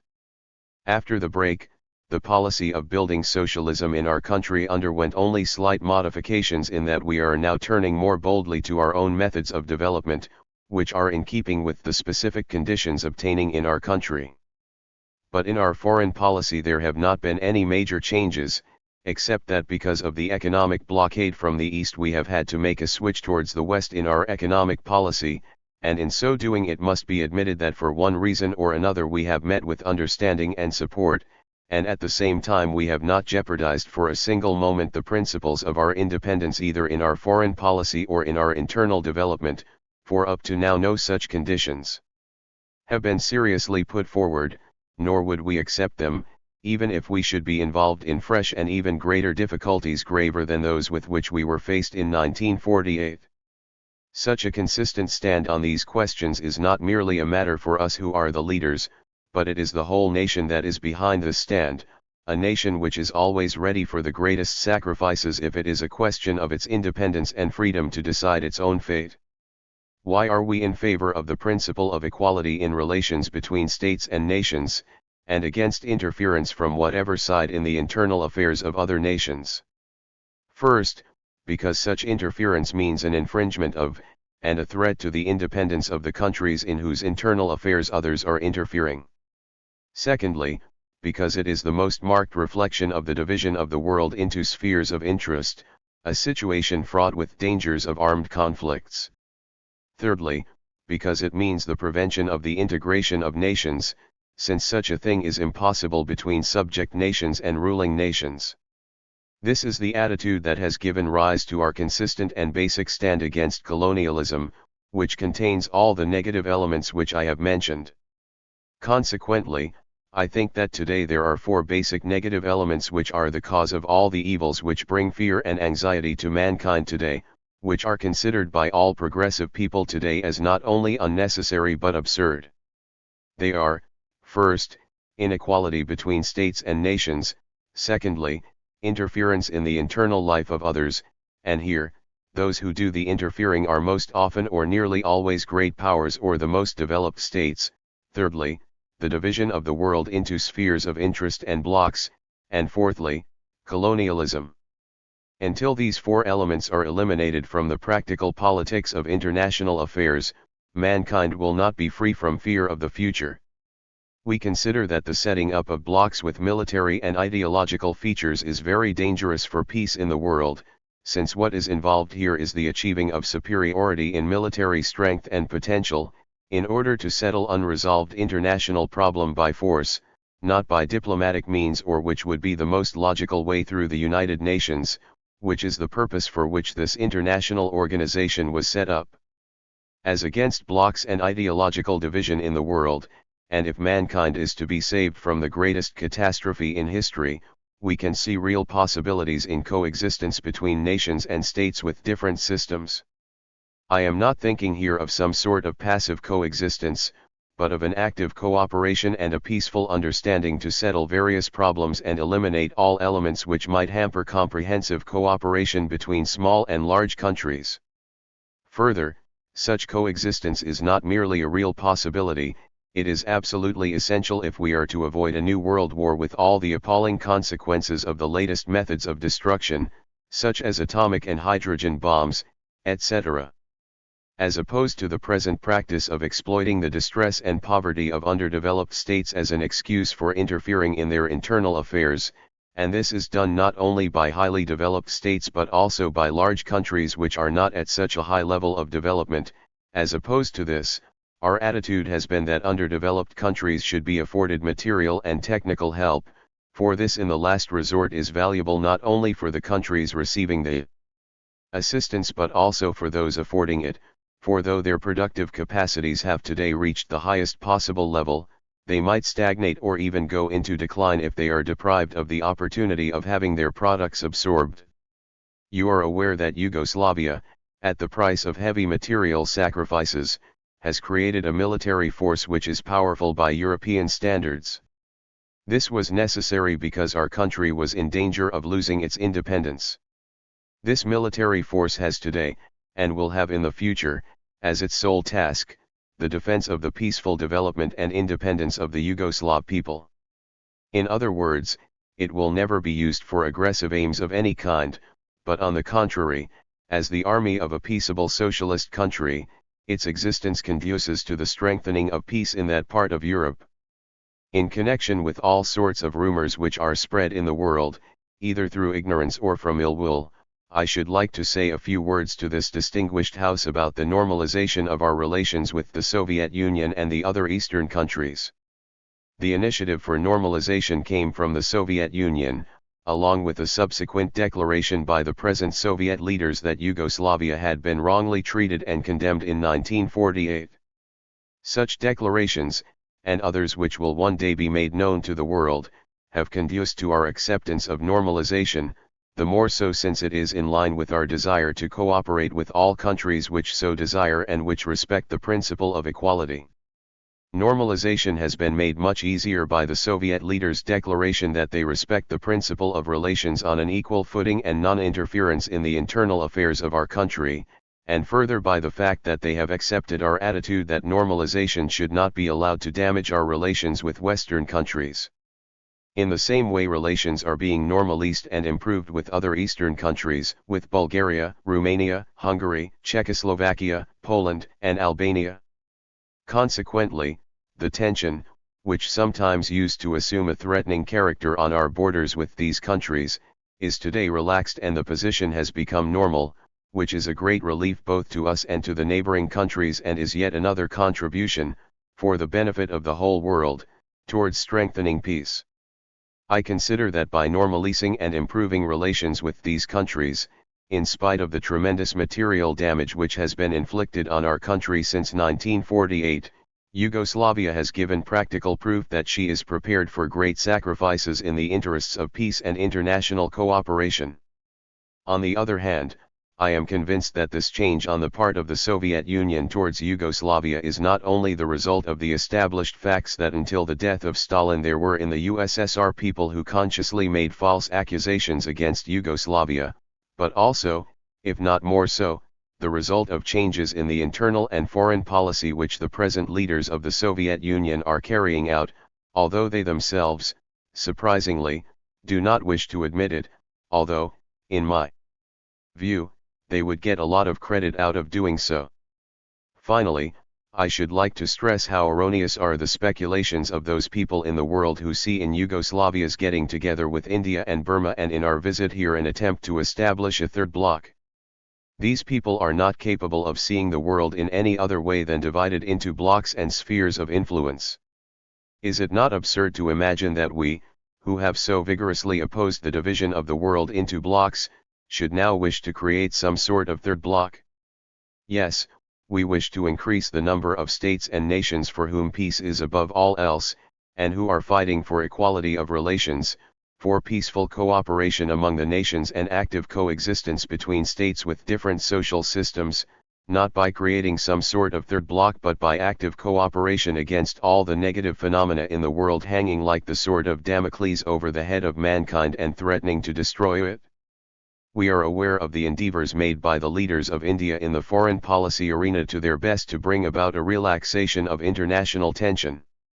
We can see that we have no small number of common, or rather identical, viewpoints on various international problems, and so it is not surprising that we wish to join forces in the struggle for the preservation of peace and peaceful cooperation among nations.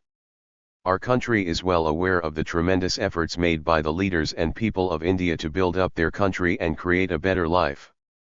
We know the enormous difficulties with which the people of India have to contend, but we believe that they will triumph over everything, for in this wonderful country there are enormous riches which have not yet been uncovered, but which will gradually become available to the people and provide them with a better and happier life. It is not difficult to contemplate such prospects, once one is aware of the patience, tenacity, and creative spirit of the people of India. The magnificent successes scored by the people of India in the short time since their independence, in building up and developing their country show that they are on their way to a happier and great future.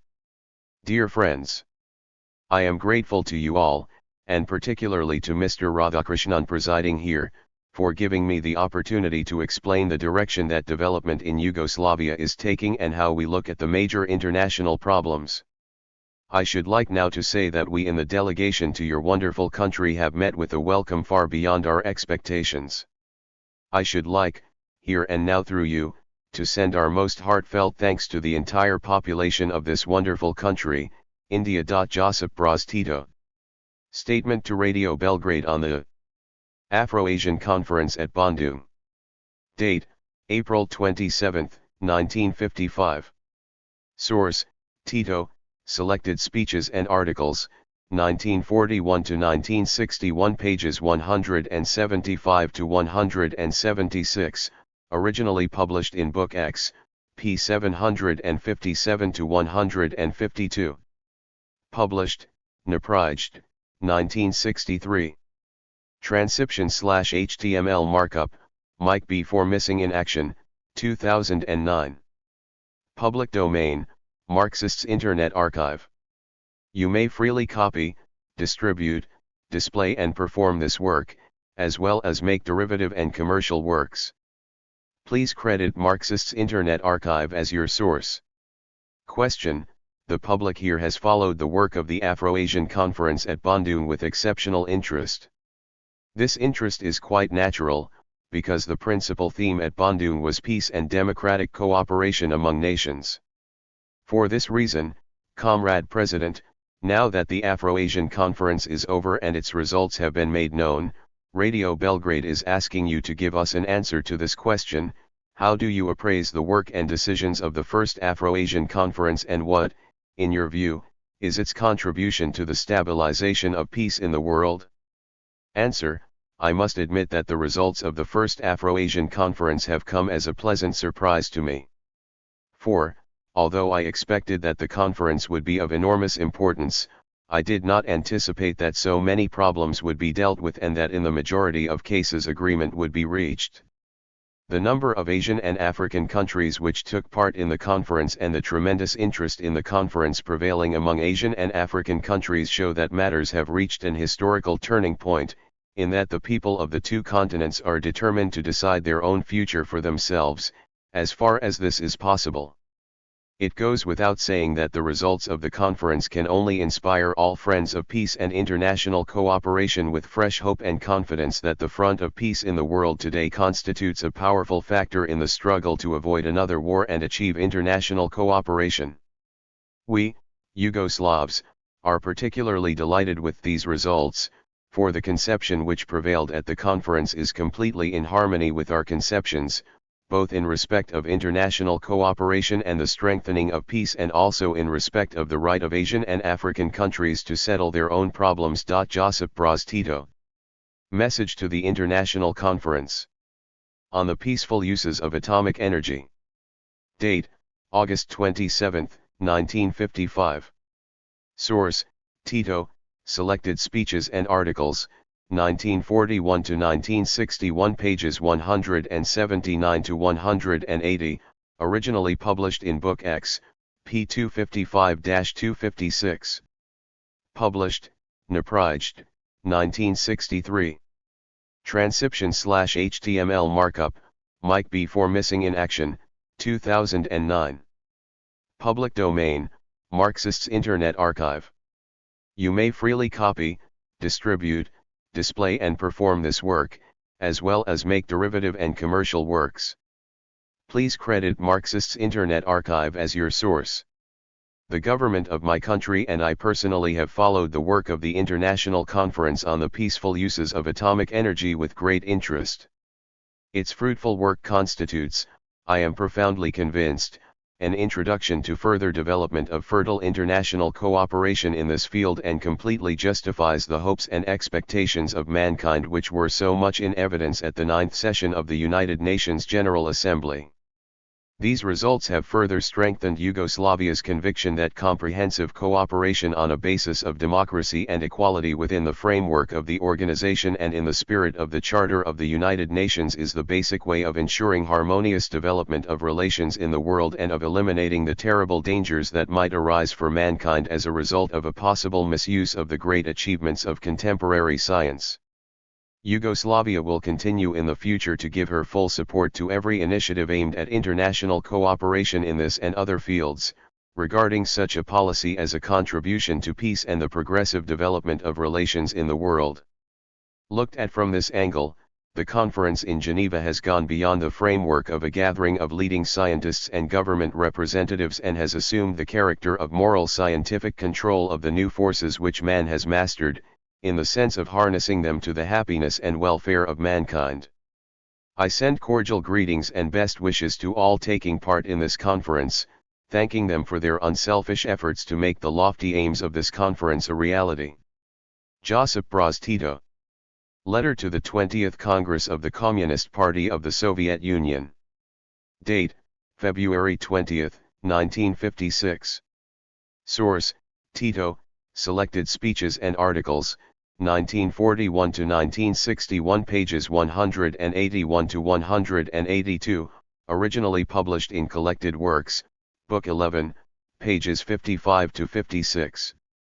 Published, Naproject, 1963. Transcription/HTML markup, Mike B4 Missing in Action, 2010. Public domain, Marxists Internet Archive.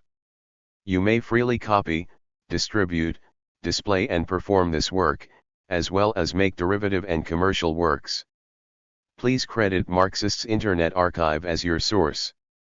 Dear comrades, permit me on behalf of the League of Communists of Yugoslavia and the Socialist Alliance of Working People of Yugoslavia to send to your 20th Congress of the CPSU comradely greetings and sincere wishes for successful and fruitful work for the benefit of your great socialist country and for the benefit of further peaceable development in international relations and cooperation.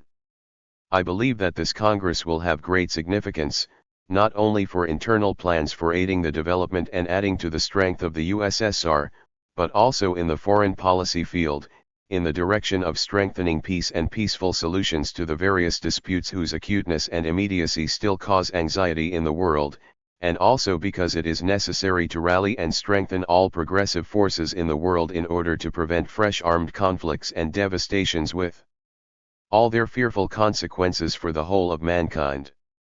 Our country is very well aware of the tremendous triumphs you have achieved in the industrialization of your country, and we who in our time have seen the backwardness of your enormous country can best judge how tremendous were the efforts which the peoples of the USSR had to make, particularly the communists with their Leninist consistency, firmness, and tenacity, before they achieved these great triumphs. Our own experience, our efforts, our difficulties, and every kind of obstacle in the way of our building up socialism, have taught us how to make a correct appraisal of all the difficulties and labors which you had to overcome before reaching your present level of development. The visit of your leaders, comrades Khrushchev, Bulganin, and Mikoyan, to our country last year, in 1955, and the announcement of the so-called Belgrade Declaration, not only ushered in a new period in the development of relations between our two countries and our relations with the other countries of people's democracy, but it also had a powerful, positive influence on the development of international relations, both in respect of giving strength to peaceable forces and also in respect of gradually establishing confidence and mutual understanding among nations and relaxing tensions and the fear of a new war. I consider that we are far from having grounds for complacency about the present international situation, but it can be said with complete conviction that the voice of peace can be heard in increasing volume above the noise of certain appeals for war.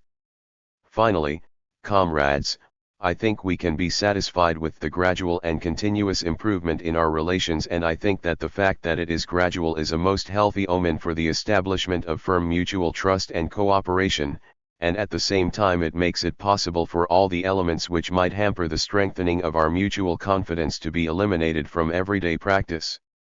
With comradely greetings. Josip Broz Tito. Borba, February 20, 1956. Josip Broz Tito. Speech at the First Congress of Workers' Councils. Date, June 25, 1957.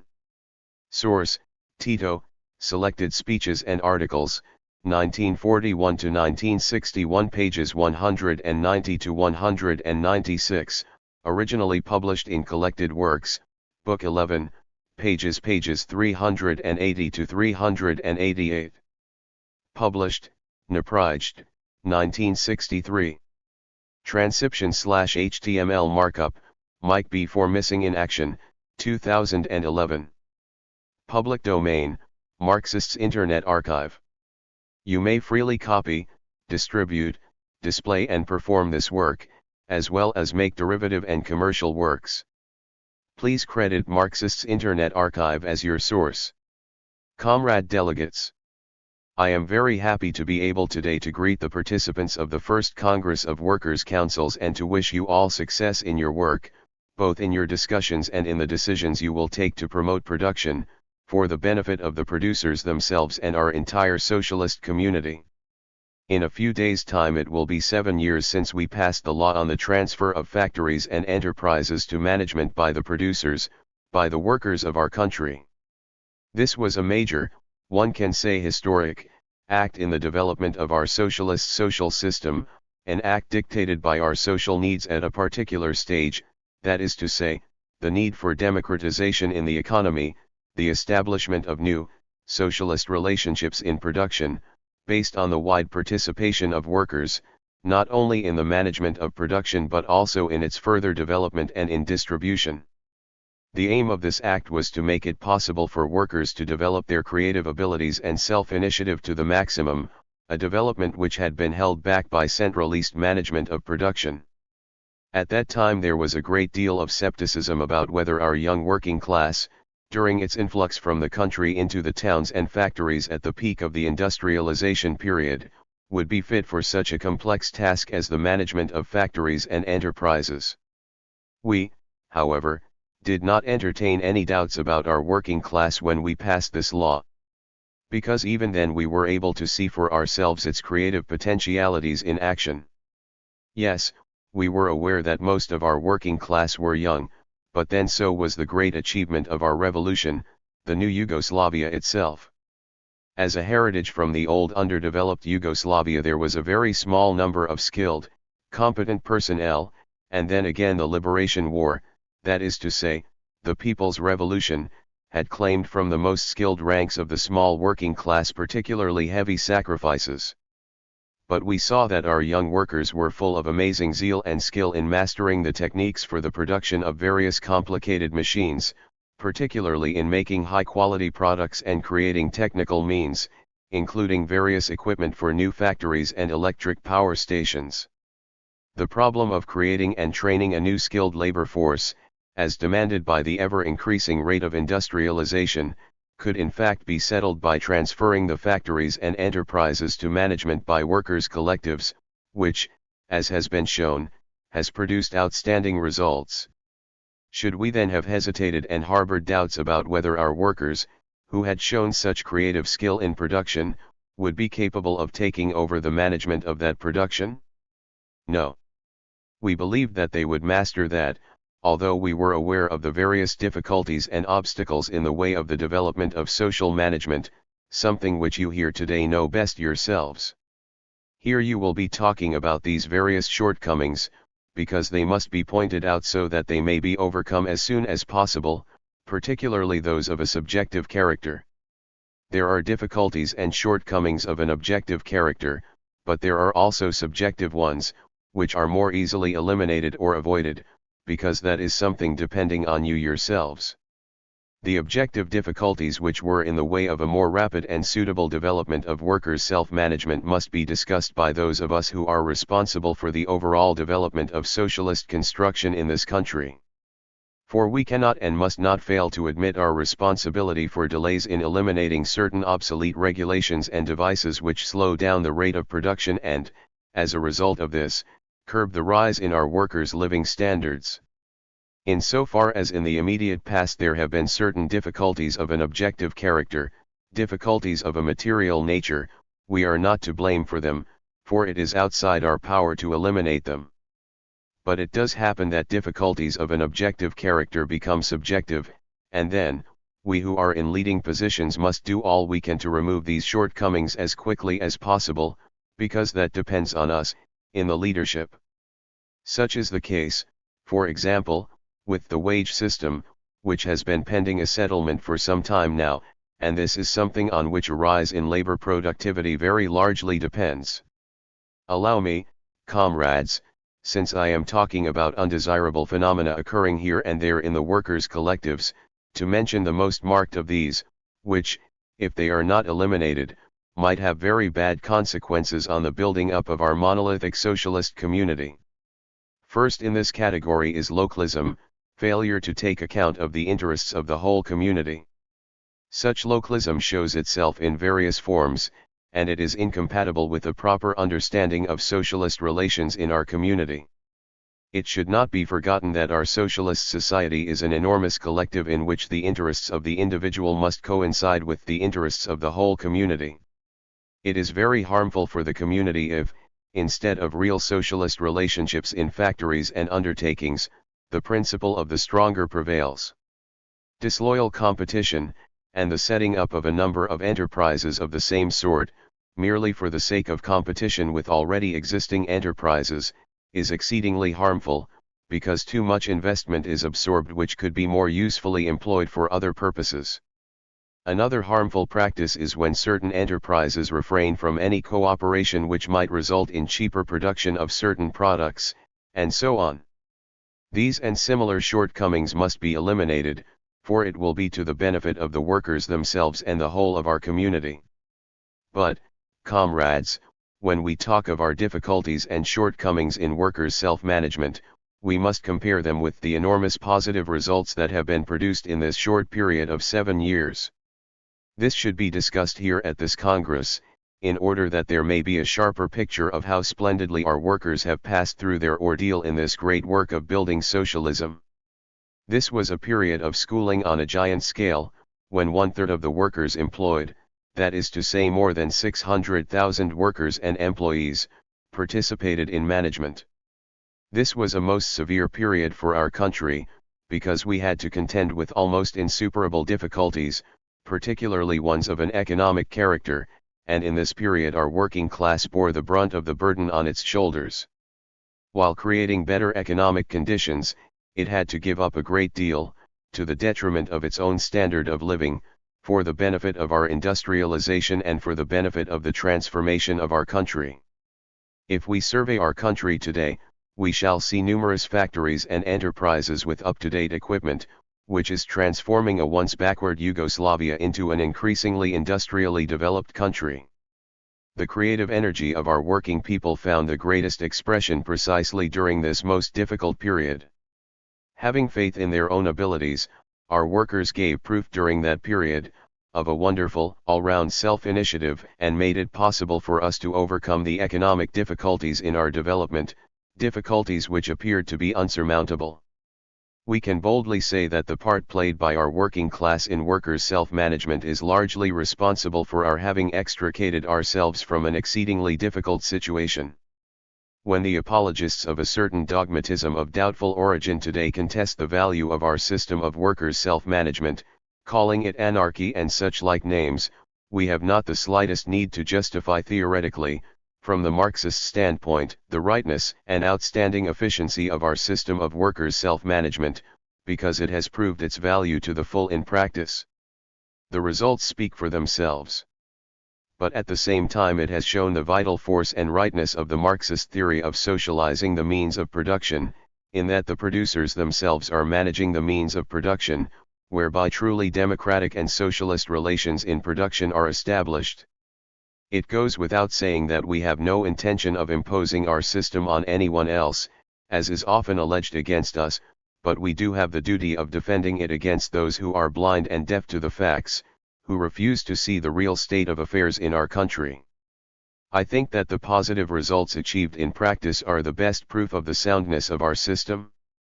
These results are not only seen by the direct participants in production, our workers who are the managers, but they are also seen and felt by the whole population, and indeed they are known far beyond our frontiers. Neither have we any intention of competing to see whose system is better and more democratic, because that is a matter which the producers can best judge for themselves, the wide masses of workers in every socialist country. Our workers have come to the conclusion that their self-management in factories and enterprises is a great achievement which offers them the best prospects for creating a better life and prosperity for themselves.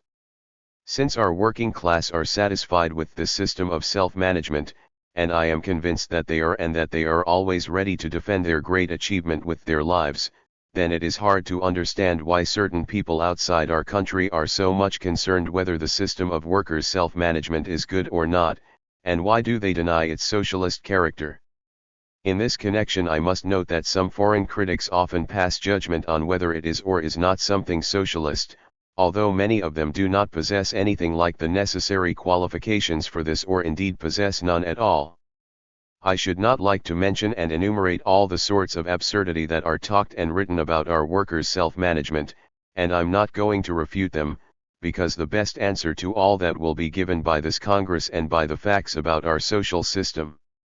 But I would recommend now that all who doubt the achievements of workers' self-management should come here and see for themselves. We shall be very glad to explain everything to them, attempt to explain, if any of the skeptics should be so inclined. Since we are on the subject of foreign criticism of our internal development, we must declare that on the basis of experience so far it cannot be said that such criticism is well-intentioned or objective, it is more like malice.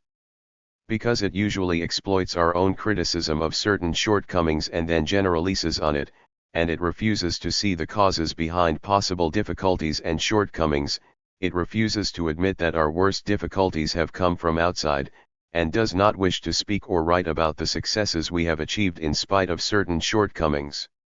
If only these critics would admit that certain shortcomings that have been in evidence in the past 7 years are completely overshadowed by our positive achievements, then it would be harder for them to proclaim as revisionism our way of building socialism. I think that the time has come to drop this and that everyone should first of all mind his own business.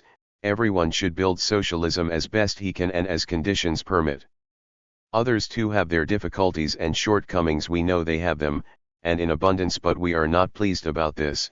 We want them to overcome their difficulties as quickly as possible. There should be mutual support, not destructive criticism, and I am convinced that in such a case it will be very easy for not just normal, but good friendly, relations to be maintained between the countries of socialism. On the other hand, present practices in this respect, in certain countries building socialism, are incompatible with our desire for good relations, a desire also expressed by many leaders of these countries. One cannot talk of sincere and good relations between us and certain Eastern countries, if only lip service is paid to the need of good relations with Yugoslavia, while on the other hand internal directives are issued to party members and the wide masses that Yugoslavia is bristling with revisionism, that it is not a socialist country, that it cooperates with the imperialists to the detriment of the socialist countries, and so on and so forth.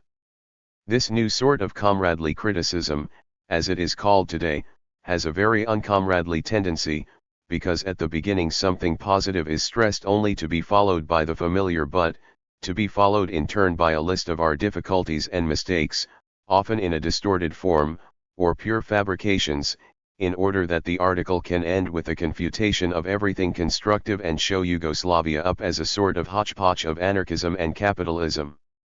Is that comradely criticism? Is that the way to create confidence and friendship? It goes without saying that it isn't. An end must be made of this, because it leads to no good for countries that have the same aim, the achievement of socialism. Good relations must be based on something real, they must be founded on sincerity and trust. It is not possible to hoodwink us with empty words, while the deeds are quite different. Where would it get us, if we were to start listing and criticizing everything that was not as it should be in certain countries, or things which we didn't like? Yes, there are things which ought to be criticized, but it is not difficult to distinguish between constructive criticism and criticism that is unconstructive and ill-intentioned. We can't be indifferent to the light in which Yugoslavia is presented in countries building socialism, that is, in the countries of people's democracy, and in general in the international working class movement. We expect people to write and talk the truth about us. Not to keep silent about the real state of affairs and to bring up only imperfections, and in a distorted form at that. I think that is the least we can expect from comrades in the countries of people's democracy and socialism, and from others.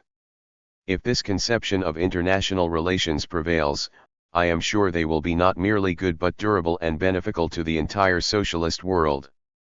I cannot help mentioning here the criticisms of our entire social order made by many Western critics, in which they deny its democratic character.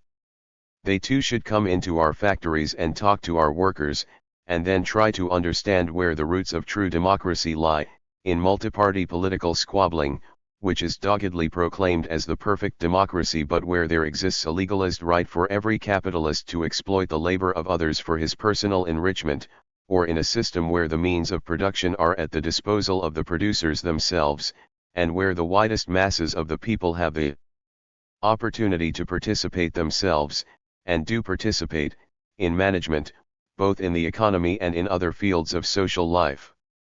For such critics, there is no democracy if individuals are not given the right to botch together some little reactionary party with various demagogic procedures or by fraud. We have nothing against it if the peoples in the West are satisfied with more than one or a number of parties which bicker among themselves, but we have succeeded in creating something new, the Socialist Alliance of Working People, around whose program the vast majority of our people are rallied. The alliance also includes among its members some who were once adherents of various parties, and they have realized that this had never brought any good to our country. These men are today builders of socialism who know what they want. It is an enormous organization, which also includes the League of Communists of Yugoslavia, and in it there are frank discussions and truly democratic procedures leading to the best possible decisions, which are then implemented by the efforts of our entire socialist community. Comrades, I am convinced that it is clear to you all that this Congress has to give a new, even stronger, impetus to further development and improvement of workers' management. One of the basic problems is to increase the productivity of labor and improve the organization of production. It goes without saying that we must eliminate as quickly as possible the elements which do not conduce to the productivity of labor and which still hamper the creative talents and initiative of the workers, preventing them from developing to the full. When we speak of greater productivity of labor, we must at the same time think of increasing the living standard of the workers. We can't go on making appeals to the sense of duty of the workers to get them to produce more, unless they too are to feel the results of their efforts, in the form of increased remuneration and increased living standard that today is possible, for we are now able to invest and to set up new factories and enterprises at a more moderate rate. But here I must emphasize that once again some of these new investments have begun here and there to get out of hand, although we had decided to reduce them in order to give more for the standard of living. I think that here the workers' collectives themselves can and must exercise more influence and control. The workers' councils should deal not only with the technical problems of production but also with the economic problems both of the enterprise itself and of the market, and with other problems. We are aware that here and there certain people in leading positions in the enterprises deny these rights to the workers' councils, and the workers in turn have given in too easily to such improper treatment of the role of the workers' councils. More energy should be spent in eliminating such improper conceptions. That, comrades, is briefly what I wanted to say to you, and with confidence that this first Congress of Workers' Councils will make many important decisions, I once again greet you all and wish you much success in your work. Josip Broz Tito. Speech delivered at the mass meeting of Cairo citizens. Date, February 21, 1959. Source, Tito, Selected Speeches and Articles, 1941 to 1961, pages 240 to 243, originally published in the introduction to Book 14, p. 117 to 120. Published, Naprijed, 1963. Transcription/HTML markup, Mike B. for Missing in Action, 2011. Public domain, Marxists Internet Archive. You may freely copy, distribute, display and perform this work, as well as make derivative and commercial works. Please credit Marxists Internet Archive as your source. Dear friends, I am very happy to be able to avail myself of this opportunity to convey to you, on this great day, the cordial greetings of 18 million Yugoslavs as well as their best wishes on the occasion of your day of unification. While watching this magnificent rally, I recalled those days in my own country when we lived through difficult and critical moments, but when we also had moments of joy. I could say that I have simply forgotten that I am here, in your midst, for I felt as if I were at home. I noticed that you have reacted to the speech of your great president in the same way as our people react on similar occasions. Unfortunately, I could not understand the speech, but, as far as I have grasped it, its basic elements, which constitute a program for you, are very important. You know that you have a great friend in the peoples of Yugoslavia. We followed your fight for independence and our sympathies were on your side. Our peoples continue to follow with interest your efforts to develop your country as well as your endeavors and struggle to safeguard your independence. Last year they were happy to welcome the unification of two countries, Egypt and Syria. The peoples of Yugoslavia are in deep sympathy with you, as they have also had to cope with similar situations as the one with which you are faced today. We have also had to face very difficult moments in our history, both more remote and recent. We are not in an easy situation today either, but we are strong thanks to the unity of our peoples. And here, when we watch you, your United Arab Republic, we realize wherein lies the guarantee of your power, it is in your unity. Your unity, of course, is not to the liking of some people. Because the saying divide and rule has not yet completely lost its sway in the world. There are still people, and even some great powers in the world, who do not like to see people and nations united.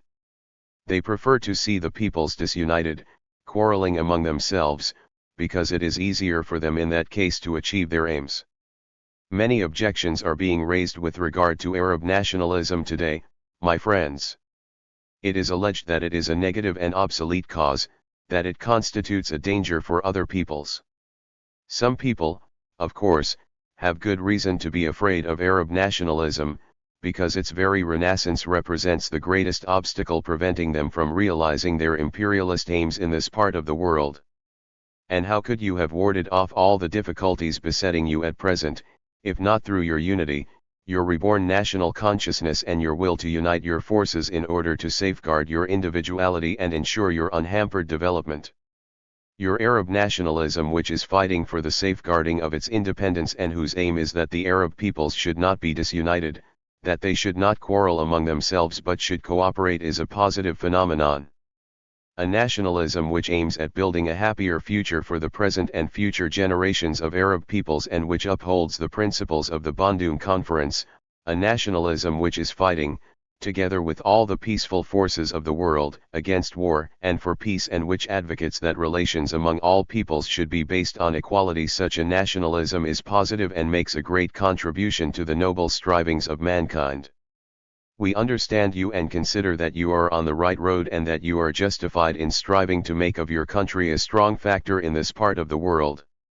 We see in this the best guarantee for the preservation of peace, and this will, at the same time, represent a contribution to peace throughout the world. Dear friends, we have visited several distant lands and have seen millions of people in the various countries of Asia and Africa, and we can say that the spirit we have witnessed here, today, is alive everywhere.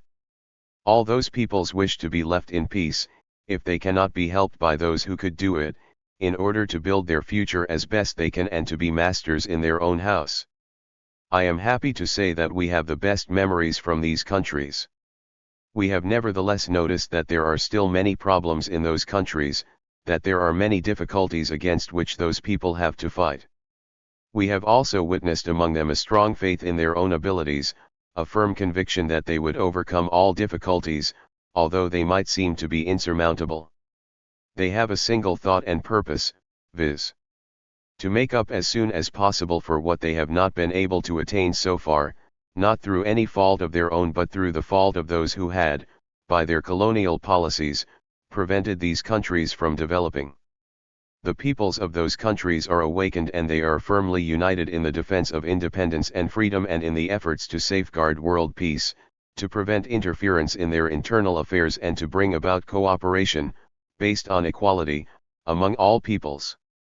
The peoples of Yugoslavia are together with all the peoples of Asia and Africa, they are together with you and will continue to be with you, because they are going through the same difficulties and their road is just as arduous and thorny as yours.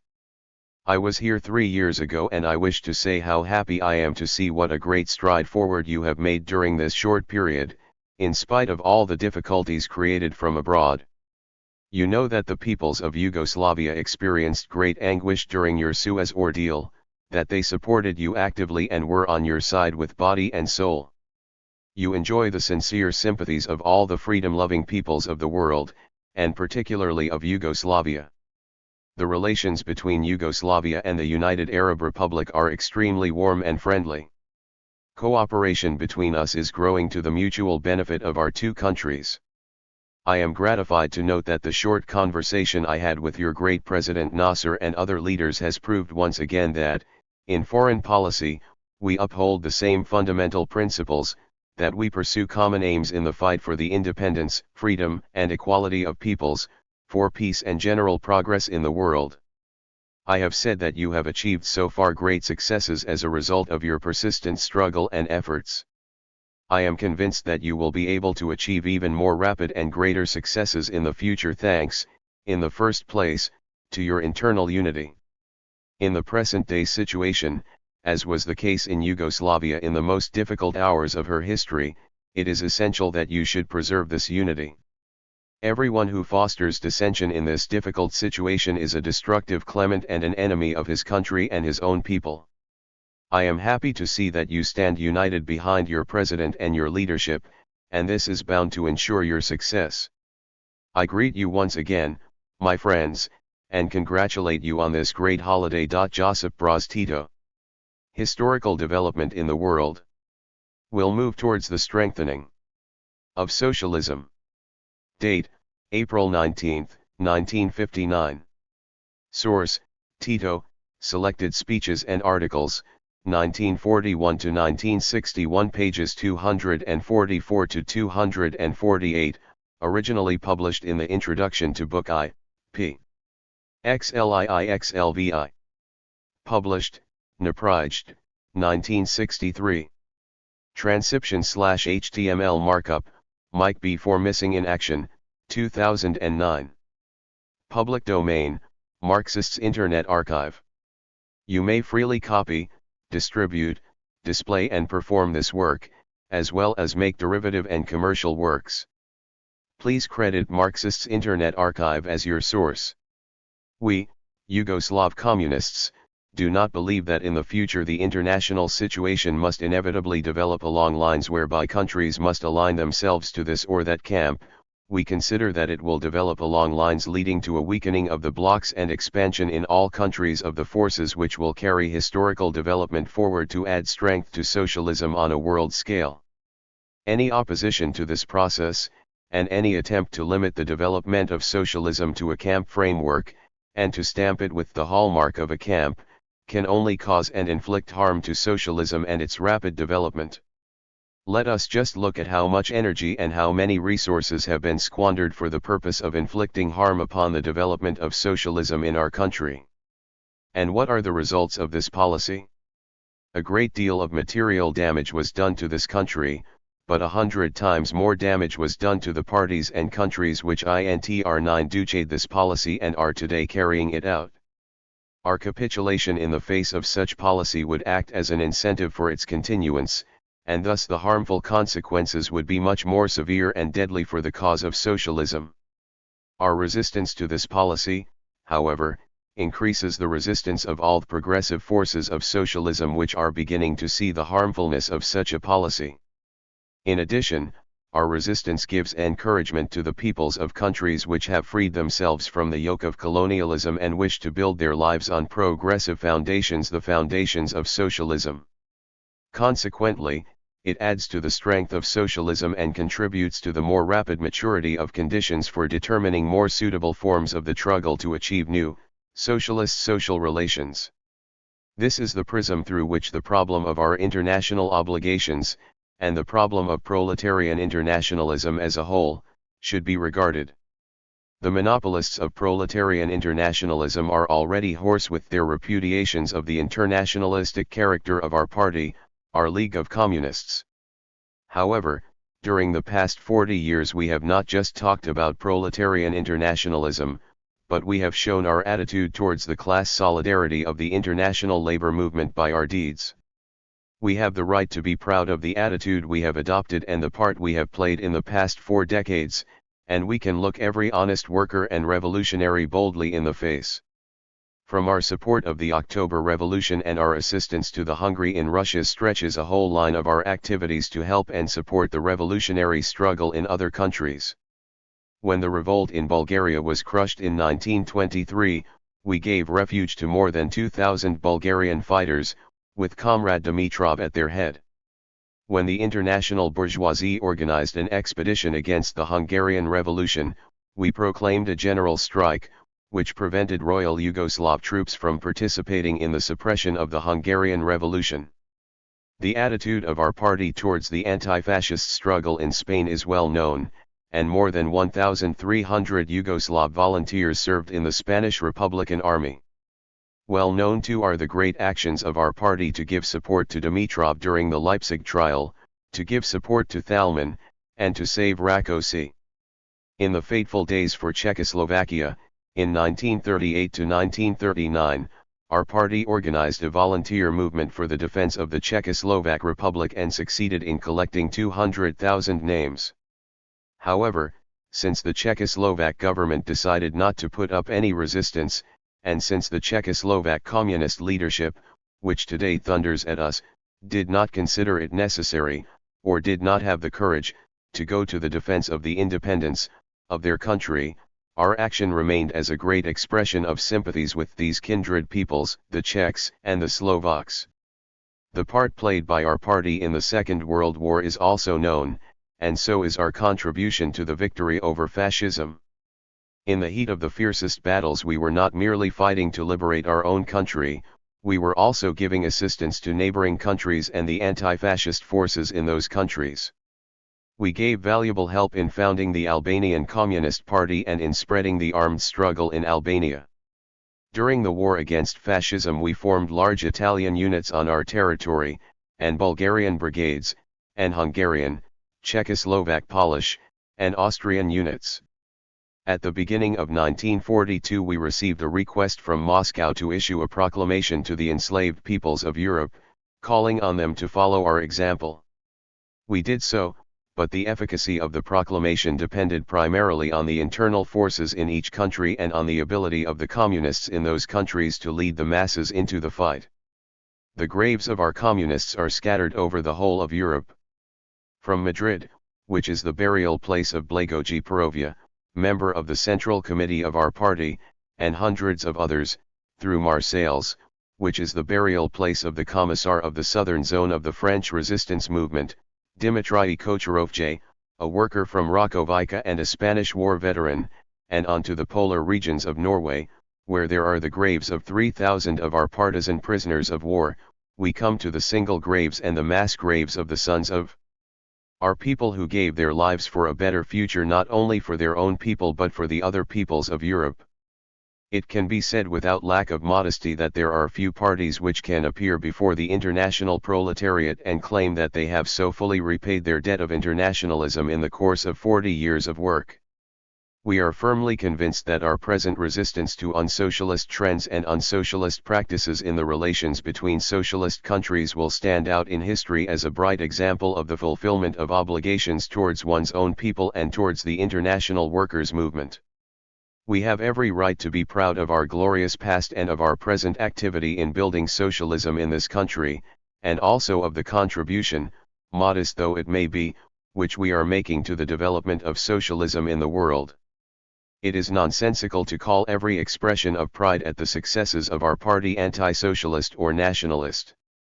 For we really have something to be proud of, and we are only sorry that future generations in some countries, although themselves innocent, will bear the disgrace of today's treatment of us. We are convinced that in spite of all the difficulties the forces of socialism will continue to grow in strength, that socialism will conquer new trophies and will find the strength and means to eliminate what is negative. In the final analysis, life and practical action put things in their place.